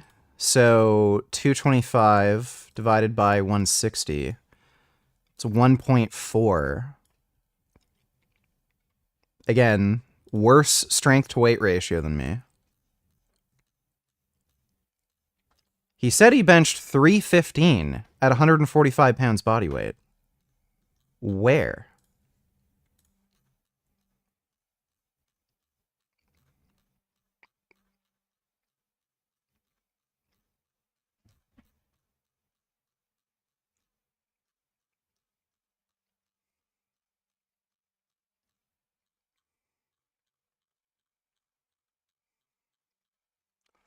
He lied. He literally just fucking lied and made that up.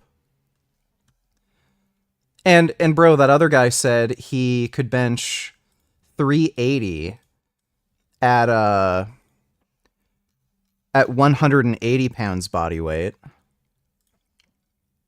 This guy. No, you couldn't. You're lying and you made that shit up. Yeah, right, sure. Totally full of shit. Literally making that up. I have to play that back again. Just this is tripping me. Like it's just so hard to believe they'd lie like that. Well, how are you a hell of a dude when your deadlift's only 500? I did that in high school. Your leg is you haven't done well in the Well, I squats. benched What's your bench? 410 and I overhead I was pressed gonna say, I'm doing that 240. now. Hold on, your I bench is like to work out 410. on the Listen, run. how much do you weigh at benching 410? 270. You weigh 270, You should be 410? you should be Listen, benching that's more horrible. than that. Then. That's horrible. I benched That is not horrible. 385 when I was 180 pounds. That's nothing. Bro, I'm Your on power to weight Instagram. ratio is Show me low, the- man. show me I the weigh video and I'll 195 believe and I you. can bench more than 315. Listen, so you should be benching way more than that. Your power.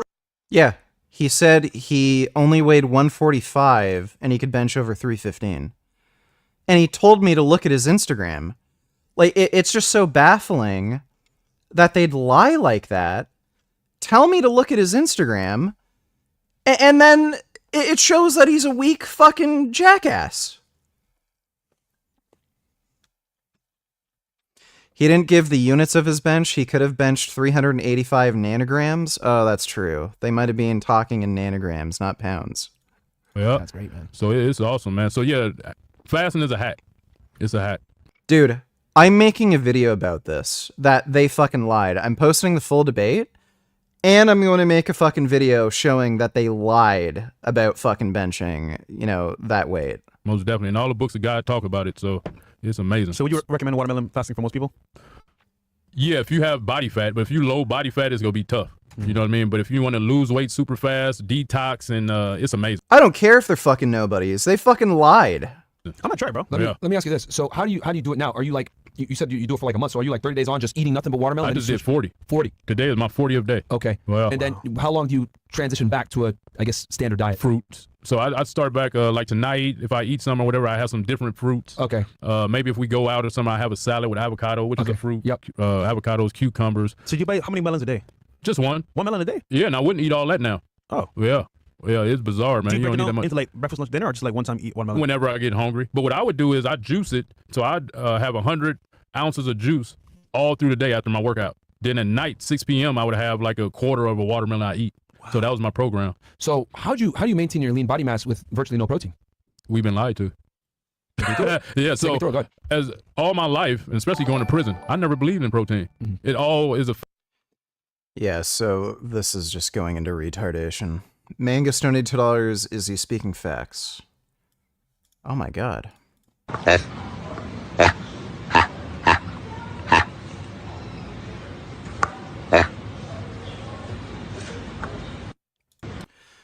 Well, I don't see why that monkey would lie to me, so he must be telling the truth.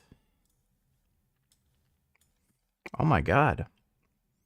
Wow. Oh my goodness. Such a nice goat and such a nice duck. Or a goose. It's a goose. My goodness, that's a good goose. Wow. Oh my god. Oh, what a friendly donkey. Oh. I love donkeys. Donkeys are so nice and friendly. Look at that nice, friendly little donkey. Oh my goodness, so nice, so good. What a good boy.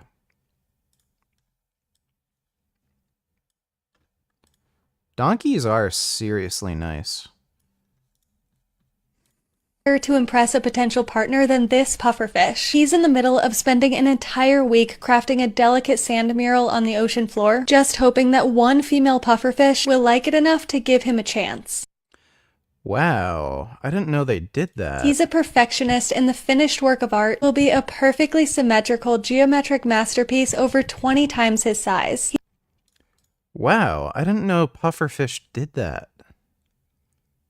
That's crazy.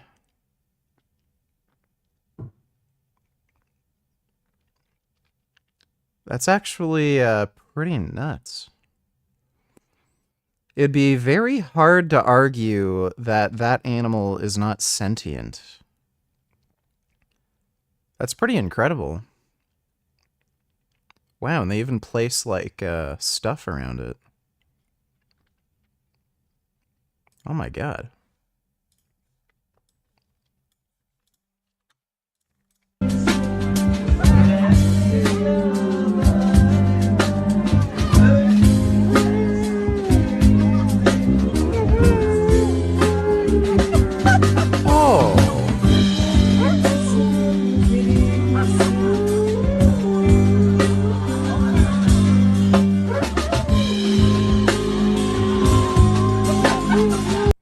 That dog is really good at singing. Oh my god. Thanks for the donation, Mangus. Appreciate it. Fallacy to me. Everybody I grew up with was swole off eating a lot of carbs, you know. And what happened was when Joe Weider got Arnold to promote this protein stuff, everybody believed it. That's when it became this big hype. And me and my partners used to laugh at it. Like, what protein? Nigga, we eating these carbs. Swoller than everybody. So, yeah, I never believed it. That's why I never sold it. I never believed in protein. As long as amino acids have to convert into protein. Yeah. That's what they don't tell us. So when you just consuming straight protein, guess what? It got to reverse and break it down to amino acids. Yeah. Yes, that's what your digestive tract does. And so people didn't realize that, and I didn't at the time, but once I went on watermelon, I'm like, oh, I've only sold BCAAs, amino acids, with my supplements. So yeah, it's a myth, and people still, you know, argue me up and down, and you know, you can research it and it'll tell you that amino acids convert into protein. So as long as Yes, that doesn't mean you shouldn't eat protein. you get amino acids, you Which good. is in watermelon. Yeah. So, Mario, what do you all think? fruit. Should I go on a watermelon diet? What, you need want more to lose help some than weight? Wait, what do I need, nigga? You need a lot of help, bro. What, you try to lose the weight? You know, a few pounds. I feel. Oh, watermelon, bro. When I started it this time, I lost 10 pounds in 2 days. No way. Today, I just lost 5 pounds. What? Yeah. Yo, Mo. Well, yeah. Oh, it's a hack, We got some bro. work to do, bro. It's a hack. He like, you ain't with it. Shit, man. Wow. So, are you as far as like you said you had a kid, the twins? Are you still married or in a Yeah, relationship? I'm still married. Yeah. Yeah. How long y'all been together? Me and my wife been together 2016. Damn. Oh, yeah. How'd you meet her? At a fitness expo. She Okay. came to my booth. I was like, oh, look at the white girl with blue eyes and big booty. Hey, you get it? She came to your booth. Exactly. So you guys been together for a while. And are you based out of Vegas still? Or are you? No, I'm in Irvine, Orange County. Okay, nice. Irvine's, Yeah. Oh, it's Orange County's beautiful. good, bro. It's LA's I wouldn't recommend anybody do the diet I'm on currently. I'm one of the few people in the world who could do the diet I'm on. Hey Mr. Gaines, good to see ya. That racist black dude is funny AF. I'm on boat in this vid and I'm just fine. Would you go toting too? Go toting? Oh, do you mean go toe to toe? I don't know what you mean. But glad you're enjoying the stream, dude. Thanks for the donation, Lamar Thompson. I'd go to toe with him. Sucks. Isn't that Yeah. where Mike is? Yeah. Sheet? Bro,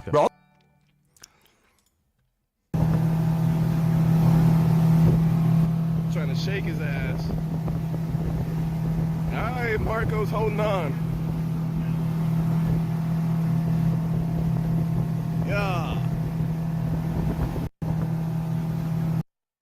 I'd do this. This looks like fun. Thanks for the donation, Lamar Thompson. Hope you're enjoying that boat ride. All the base people are in Orange County, bro. Yeah. They're you know, they're. So they're I more moved there Republican, because my business partner, Big Boy, he we got the same warehouse. What am I eating? How many calories per day? It's 850 calories per day. Basically, I have a 300-gram blueberry. So it's just 300 grams of blueberries in a blender, and I just blend that up into a smoothie. Then I'll do a workout. After the workout, I will have I'll have a protein shake, which is just plain unflavored soy protein isolate. I'll have broccoli, baby carrots, and romaine lettuce, and 1 tablespoon of sunflower seeds, half a teaspoon of olive oil.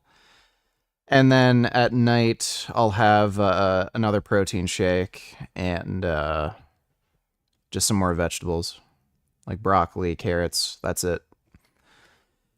So basically, I'm eating like nothing. It's CT Fletcher's guy, right? No, Big Boy from Strength Cartel, Mexican. Oh, yeah. Okay. Yes. I know what you're talking about now. Yeah. Mm-hmm. Yep. I know what you mean. So yeah, I moved out there basically for him. Okay. Yeah, but I love it. Orange County? Hell yeah. Yes, it's like you get the perks of California without the loony lefties. Why do you diet so hard? It's so I lose weight faster. It's the only reason. There's no other benefit to it. Yeah, 95% of people live out there Asians. Wouldn't that make you anemic? No. I am taking a multivitamin. There's also a fair bit of iron in the soy protein. That's good. That's a good sign. That's a great sign, sir. That's a very good sign, man. Yeah. When niggas don't go. Exactly. Well, I'm the only nigga in the 100-mile radius. Let's go, baby. Okay. Hey, man. Hey, you can call us racist, whatever. We just had a conversation about watermelon, right? So I don't want to hear shit from these haters, man. How dare you? Shit, man. We read some of these chats real quick. Yeah, we'll read some of Give the a chats. little break. Yeah. Let's see. updates. Think about this. On some level, American food is poison, and that's cereal, steak, and eggs. Okay. What else? Did he use sell Zerka and he crack? No, he didn't. Maybe. A secret message has been found from our future president. This guy's talking about me being president. What the hell? They got to be old as hell. Yeah. My fellow bear. Okay, we don't got time to read all that, bro. We got to keep going. Hey, Myron. Do you still plan on having Maven on the pod? I got to reach out to him. If you have a connect, let me know. I'd love to have him. Would you live here and can you watch this in 8K? Wish you was here, big dog. Actually, it's already on that. 8K. Actually, it's already on that. Sometimes there's like 20. This is 8K content. I think it's chugging on stream, so watch it. At its finest. Thank you for being here.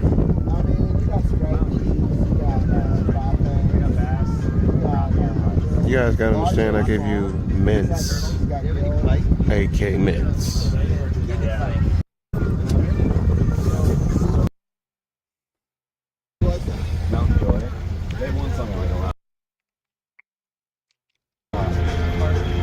Yeah, that does look like a lot of fun.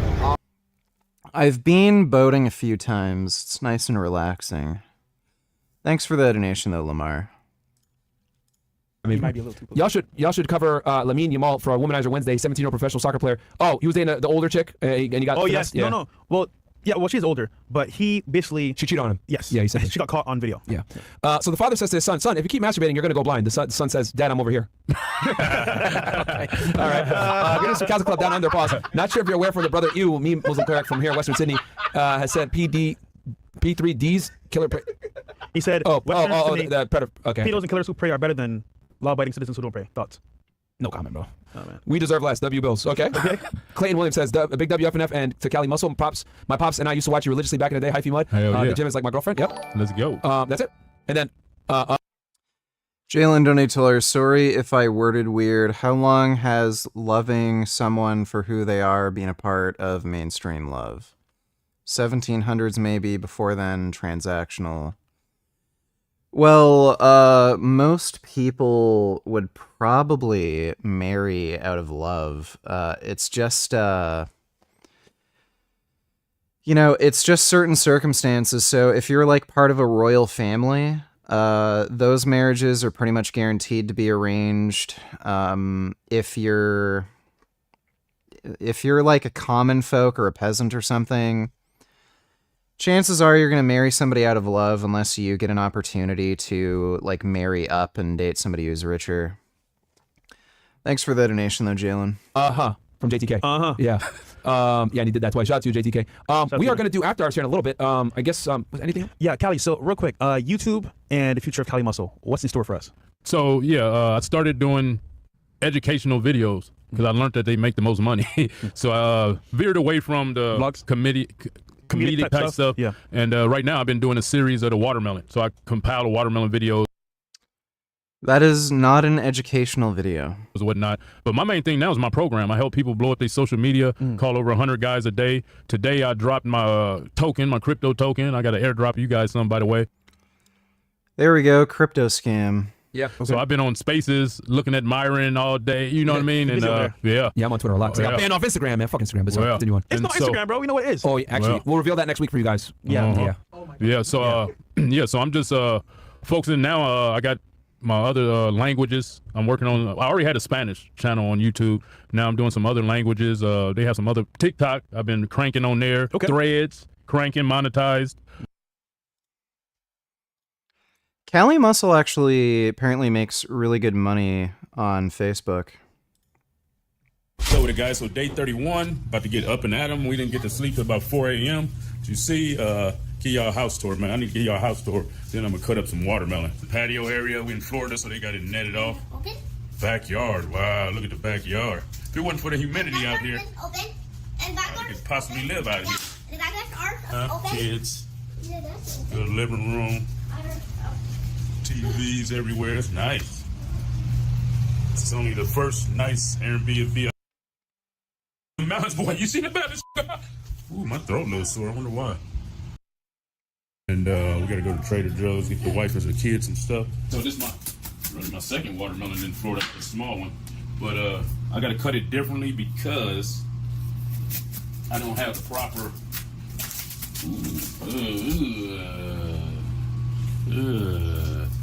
I can't do that. Oh. I hate that when you cut into a watermelon, it's kind of shit. It's a huge letdown.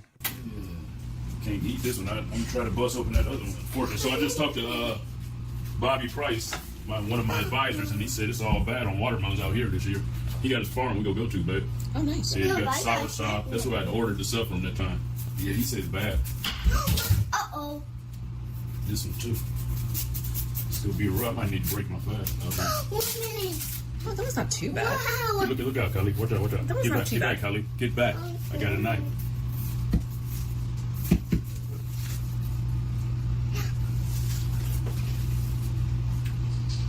This one burning up. I eat. It's the crew right here, man. Yeah, nah, it go past that. So 4:30. 4:30. I want to be light as possible. You take your shoes off. Oh, that's off. I don't weigh that much. This would be 170, man. Oh.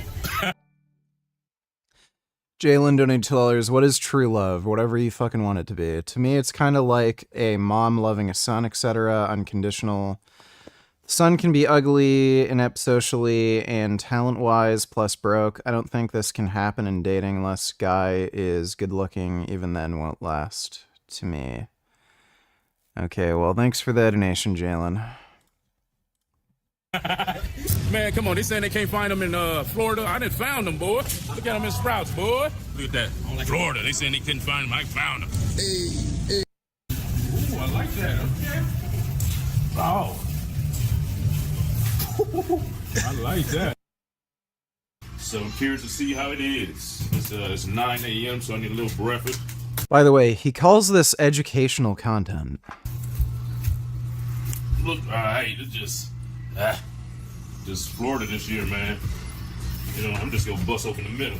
Dude, I got a watermelon a few weeks ago. It was the literal best watermelon I have ever eaten, ever in my life. It was so goddamn good. The texture. So I'm just gonna eat a little of this, then I'm gonna head out. So I'm about to eat. In the world, got the same produce. Never had a yellow watermelon. Thank God for these watermelons, because these were big ones out here suck. Worked out with the fella, handle business. You know, I honestly wouldn't mind a watermelon diet. I love watermelons so much, I could just eat them all day. I'm forward to doing it with the lizards. Oh, you're... Come on, 3. Just got rid of them and started a program where I help people blow up their social media. When I go on my analytics, I can see some comments, and I'm like, oh, I see why God told you that. Yeah.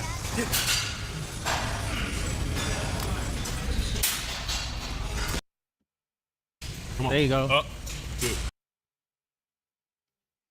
Make sure you come to Fitness and Go. Ask for my boy Zach, man. He go take. I don't want to see any of those weird, gross kids.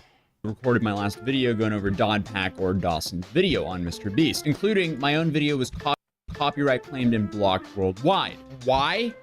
I don't know. It's surprising, as I was really giving the Mr. Beast team the benefit of the doubt in my video. But since I recorded that video, Dogpack allegedly received 2 cease and desists and a whole bunch of texts from various people in the Mr. Beast team plotting against him. And as many of you guys are aware, I despise wealthy people trying to shut down criticism with legal battles, as I've dealt with that personally here on this channel. I was honestly hoping they would come out with an actual Oh Gaines, how do you beat these assholes?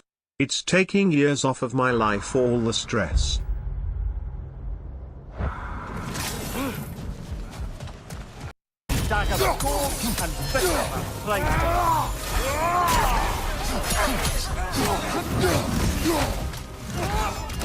I think I had the most trouble with this boss fight out of all the Berserker gravestones. I think this was the hardest.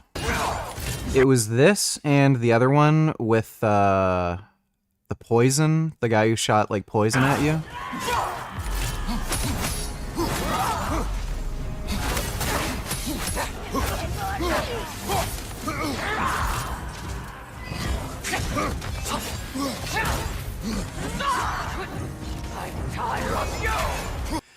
Yeah, you gotta upgrade Atreus so he can keep those sisters busy, and I really liked the Berserker armor that like magnifies the damage of some of your attacks.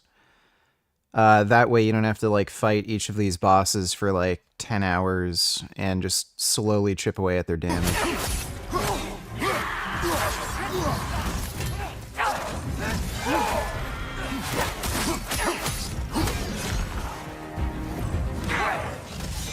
This guy is also dodging all attacks. I really like to parry so that you can just do a big combo. But I beat all the Berserkers in the game, and I beat the Valkyrie Queen on the hardest difficulty. It's tough. Thanks for the donation, though, Prismo. Response to the illegal lotteries by now, since one of the team members, Chucky, already responded, but not to the most serious allegation of that video, the illegal lotteries, especially when so much of his audience are kids. In my last video, I called that a serious mistake because at the end of the day, I have no idea if Mr. Beast was aware of this practice is illegal or not when he was doing these. But either way, it's a complete disaster that one of the largest YouTube channels at the time. So, by the way, just because you're not aware of something being illegal, it doesn't mean what you're doing wasn't wrong. Legally speaking, it doesn't matter if you're not aware of the law. You still broke the law, and you still get prosecuted. That's not a defense. Time was running illegal lotteries with a large kid audience. Can you go back to Kali Muscle after? I'm trying to become enlightened by watermelon. I am on a journey, VG. I don't know. Yeah, I don't think so. I think we're done with Callie. Thanks for the donation, though, Autist. Audience. Essentially, he was caught red-handed committing a crime, and you guys made a great point in my comments in my last video. If Logan Paul was the one doing this, I wouldn't be holding back like I did in my last video, because while Mr. Beast has helped tons of people with his philanthropy, that doesn't excuse scummy business practices. I don't think he's done one of these illegal lotteries since late 2021, but I'm thinking, worst case, he knew what he was doing and was hoping since it was a live stream he wouldn't get caught. Another situation could be that he finally grew to a certain size to where someone within his team finally said, wait a minute, this is illegal. And then I guess the last option is he found out that this was illegal from Dawson's call out video, which could explain why the Facebook VOD of the stream was deleted only after Dawson's video. But honestly, who knows what happened? So my original guess was they just wanted all this to pass without becoming too big of a thing. But as you know, with YouTubers and cease and desists, they normally end up having massive Streisand effects. And this continued to propel Dogpack's video to 8 million views and beyond as of recording this video. And it's getting to a point where MrBeast kind of has to address this, but he might have been legally advised not to because clearly he has a legal team retained. He did actually address the Chris Tyson stuff, but not this as of this recording. So here's Dawson's first cease and desist. So MrBeast's legal team did send me a cease and desist, and here's my official response to that. Okay, so he will not cease nor desist, and it cuts to an edit that I think the legal team I had would have told me is an absolute nightmare. So if this does go to court, it can get real ugly quick. But as we know, lawsuits are public, so that will reveal a lot, especially if it gets to discovery. That in particular is what I think is going to get really interesting with the Logan Paul and CoffeeZilla case. But Dawson also received a second cease and desist. New one, double it and give it to the next person. Right, okay, so here it says cease and desist, final warning. There's no way they put the emoji there. Dear Mr. Dogpack404, this new firm whose white-collar criminal defense practice is second to none, according to their website, has recently been retained by MrBeast YouTube LLC. MrBeast, or the company, and its founder, Jeremy Donaldson. What will the strength of the edible be? Strong as possible. Probably take multiple. Regarding the unsettling news that you've embarked on a campaign to disparage MrBeast as a company and defame Jimmy Donaldson as an... I don't know if I can stream for much longer, honestly. I didn't get too much sleep last night, and I've been up pretty early, and I had a really fucking hard training session, and I'm kind of starting to fade. So, what is it, like $300 for the edible stream? If somebody donates like 300, we can do that like tomorrow, but we're probably gonna have to set another goal for like next stream. Individual. Not only are your statements about MrBeast and Jimmy Donaldson untrue, they also violate the clear binding enforcement terms of your confidentiality and non-disclosure agreement with MrBeast dated March 25th, 2024, the NDA agreement, which you have shown in the videos posted to former MrBeast employee. Text I received last night claims that James wants to have private investigators start following me and looking into my family's social media accounts for ways to discredit me. Apparently the best narrative they have as of right now is I'm a crazy drug-addicted MrBeast superfan that got fired for trying to steal company funds. If this text is true, I will say, MrBeast, if you want to resort to personal attacks, I'm happy to reciprocate. Or, you know, just address the evidence. And then here he shows some text that says, dude, has anyone at MrBeast contacted you about the posts you're making? I've been reading the NDA over to see what I can and can't post because I'd like to move on with my life and try having some type of social media presence. Not planning on ever mentioning I worked at Beast, but if I got out, or if someone some way accidentally mentioned it, I wanted to make sure I was going to get sued to all hell. I guess not get sued. Also, if you're going to post my message for proof you worked at Beast, I don't care. Just don't show my number. You can save it how you want. Also, I got your number from Kaylee. I don't have access to anything Beast like Slack or anything. Obviously, I'm not a Beast employee. I'm a former employee. Someone else I know told me they texted you on Reddit talking about Kaylee and Leroy. I'm not that person, and I won't mention any current or former Beast employees because of NDA. And then you have this interesting text. Dawson, I'm texting you anonymously to let you know that I heard James will hire private investigators to start following you and looking into every detail of your life. He wants them to reach out to your former employees, find all your social media accounts, your family's social media accounts, videos of you, anything. They already have a Google Doc listing possible ways to discredit you, including you're on drugs and have mental health problems, your mom is bipolar, you were an obsessed superfan, you were crying, begging for your job back after they fired you, you tried to steal company funds, etc. I don't know what's true and what's not, but personally, I really think you should take everything down ASAP. If you take it down, they'll leave you alone. Can you respond to your... Please watch this before you stop. It's your boy Vance.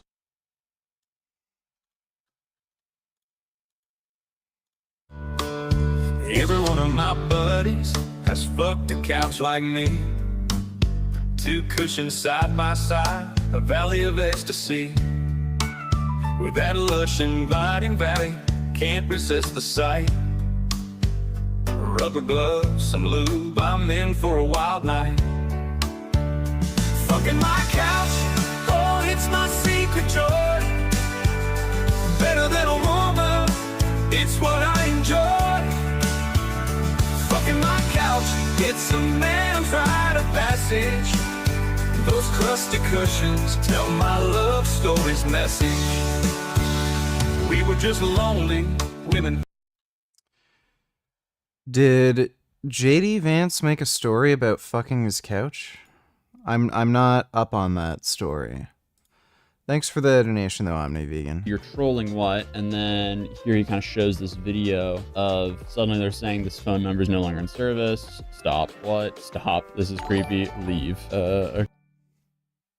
Saw this on another intersectional vegan Zig page yesterday about not shaming slaughterhouse workers.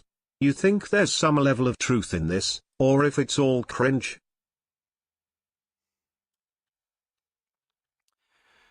Don't like it when vegans go straight into vilifying slaughterhouse workers, blah blah blah, multi-billion-dollar, yeah, whatever. That's just bullshit. Yeah, that's just some social justice warrior bullshit. Long Destiny is debating Witsit Gets It right now on Modern Day Debate. Oh my god, bro. Let me take a look at this. Thanks for the donation. That's not to seize your assault weapons. No, she never said that domestically. Okay, so why are you using? I'm curious. Where did you get this clip? Wait, where did you get this clip compilation from? Well, it's just all over. There's not a clip compilation. It's all over Twitter. The different clips of her. What do you? No. Whatever you were just playing. Yeah, so Grey Knight, that's just some social justice warrior bullshit. It's some like weird intersectional fucking feminist horse shit where it's like, oh, you can't blame the employees because they're part of a capitalist system. You can fucking blame anybody who's contributing to the system. Can you link it? I'm just curious. Yeah, sure. Here's another one. You want to watch another one? No, I want you to link that. I want you to link. I want you to link. Okay, what's up? Yeah, I want you to link the what were we just watching? What were we listening to? Those compilation things. It was something. It was a clip from her being on a late night TV show. So yeah, link the compilation. I just want to see it. I'll throw that in the old live chat as well if people would like to watch it too. I mean, that's disgusting, bro. That's just disgusting. That woman is not taking my guns. And do you agree that would cause like massive civil unrest and that would like trying to lead an insurrection and overthrow the election results? Deflection. Not a deflection. It happened. All you do it hasn't happened. What hasn't happened is I'm trying to steal our assault weapons. So you where's the agree link? Hold on, wait. Where's the link to the compilation? Did you link it yet? No, but do you agree? I have to type in the thing again. Do you agree that would cause massive civil unrest and be terrible for our country? Yeah, which is why they didn't do it under Biden and they won't do it under Kamala. Do you agree that that's one of the most important amendments because even in theory it's supposed to protect us against the totalitarian tyrannical government? No, I don't think that's what the purpose of the Second Amendment was. That's literally what it says in the Second Amendment. That's literally not what it says in the Second Amendment. What? It says in the case of a tyrant. It's literally about. Yeah, it literally says in the case of a tyrannical. It's about protecting states and forming militias and having the federal government take the rights of states to form militias. When that amendment was drafted, the whole point of the Bill of Rights was to guarantee rights to the states that the federal government would overstep and take those rights from the states. Because before the federal government was created, we had Articles of Confederation that had like no basic power for the federal government. So in order to form the federal government, the states wanted guarantees that the federal government would come after their stuff. So the Second Amendment, that's why it has that protecting states and from a militia, right? For the necessity of keeping that militia, for a state to have a militia, they ought to not be having their guns taken. No, not tyrannical. You say government. They weren't scared of government. They were scared of the federal government. They were scared of the federal government. You have no idea what the founding fathers, what the framers, what any early legislator, governor, anybody wrote in regards to this country. You have no idea. You don't understand any of it. You don't even know how a law is passed. You thought that working to pass something meant an executive order. Well, I'm still waiting for the clip. I want the link to the compilation that we just watched. No, I have to try to find it. I forgot the name of the thing. How does it take so long? We were just listening to it on your stream. Because I went back to the other search and it's not on my phone now. You have to type in the specific name of the. I thought you said you watched a bunch of stuff and took notes. Did you not take notes? Did you watch? No, I said I actually typed out one of her quotes. I'm not sure where it's at because I knew you would do this. I knew you. You knew that I would ask you for a link to source what you just said. That's here it is. I think I'm gonna find it now. No, what? We just watched her say it. Yes, and you tried to gaslight me in front of the whole audience. I'm not gaslighting you. We watched an edited clip compilation. I'm just curious where it came from. Open your browser history, push Control H, and then look for the tweet or whatever. Oh, that's a good idea. Duh. So anyway, do you agree that the question is very simple, that you would disavow a president taking executive action to do a mandatory gun buyback program? I'm not answering any questions until you post the link to that compilation. That's all I want to see. And then we can move on to the next part. it's just a good faith question. All right, here I'm posting it. Where you None gonna of your post it? questions have been good faith. Post Post it in the chat for Zoom. Gotcha. This is just major cope, though. Are you about to use like a genetic fallacy? You're gonna discredit it based on the source? Like no one cares. So anyway, so we've covered So to that. be clear, Obviously, this isn't. Hold on. This isn't what we watched. This isn't what we watched earlier. We had a compilation of multiple clips earlier, right? This looks like it's just one. Well, yeah, that's the one we just watched that you super coped on. Do you want all of them? I'll drop all of them. I'm just curious what you were actually showing me earlier. I will say it's That was interesting. it. That was the one that we just watched. That was her at the late night, point blank saying it. Okay. It was literally the, and Sure. there's a clip at the Curious, end. yeah. When you did research to try to figure out what her stance on guns was, did you go just to National Gun Rights, the Twitter account, to find this, or did you actually look at or listen to any of her full speeches or any of the presentation? I just went to look up any of her positions on guns, and she brags about in the presidential when she was running for president in the primary. She brags about being the only one. And she says this multiple times. I'm the only one that's going to actually get something done. Everyone else says that they're going to work with Congress. We've found out that Congress is not going to do anything about it. I am the only one that has promised to take executive action and quickly, and I'm going to give them 90 days. And then she says 100 days in the other clip. She consistently says she's going to give them about 3 months to come give a bill that's going to do what she wants with the guns, or she's going to take executive action. That was her main running point in the presidential campaign. Doesn't matter who posts it on Twitter. It came out of her mouth. That was her. Now, your argument, and by the way, this is the whole entire Democratic approach right now, is to distance her from her previous like extreme radical leftist positions. Like, oh, well, that was her back in the day. So it's like, okay, that's very convenient because that he is kind of right. Kamala did say she wanted to pass some sort of legislation, and if Congress can't agree on it, she's going to make some sort of executive action to like ban certain firearms. I don't know if she can even do that.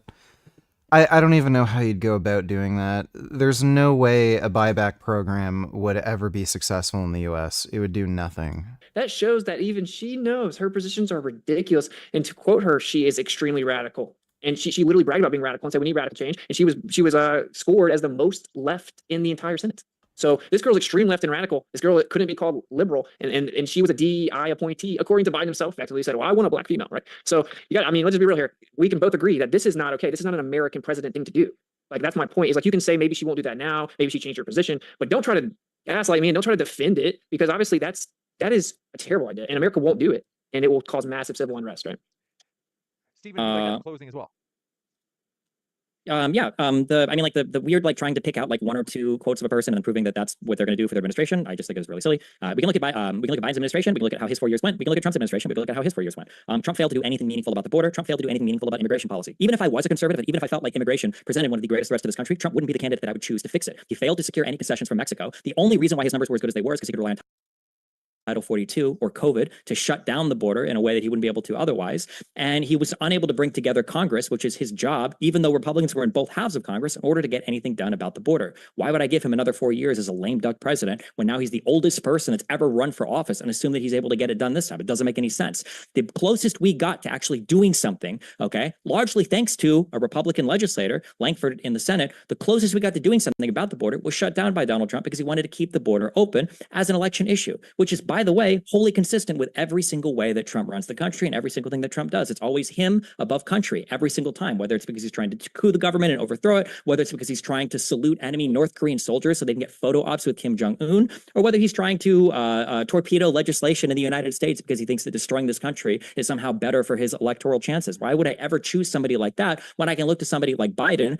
who the only thing you can play of him is that same clip with the red background over and over and over again, a guy that's passed more comprehensive legislation than like any of the past like 10 presidents that have been fucking elected. A guy who not only talked about getting infrastructure done like Trump did, but actually managed to do it. And he didn't do it when he owned majorities in both halves of the Senate and the House. He did it with a 50-50 divided Senate. So I'm going to go with the guy who hasn't been impeached twice and who isn't a 33-time felon and who isn't in front of the Supreme Court begging for criminal immunity because it's the only way to protect him from his actions. I'm going to go with the vice president of the guy that had a pretty good 4 years. Yeah. Well, can I give an actual closing as well, though? Because I was just trying to get him to acknowledge the gun thing. Can I give a quick closing in response? Yes, you may. I do want to ask if you can also send the link because I will have people. I dropped it in the Zoom chat. I will probably even have. You already sent it in the Zoom chat, yeah. Okay, So I will try to post that in the live chat. I don't know how YouTube is about me posting links, so folks, bear with me on that. I'm gonna try. And then Steven, you got that as well. Yeah, I clicked one. Yeah. Okay, cool. But yeah, Witsit, if you want to go ahead, the floor is all yours for your wrap up as well. So it is funny how it went from everyone notoriously agreeing that Kamala's not really even a good VP and it was basically a DEI hire and her having 3% in the primaries and no one liked her and no one ever talked good about her, to all of a sudden overnight the media says that she's the new next Obama, right? And of course she didn't actually even get nominated. All right. Well, that's the debate.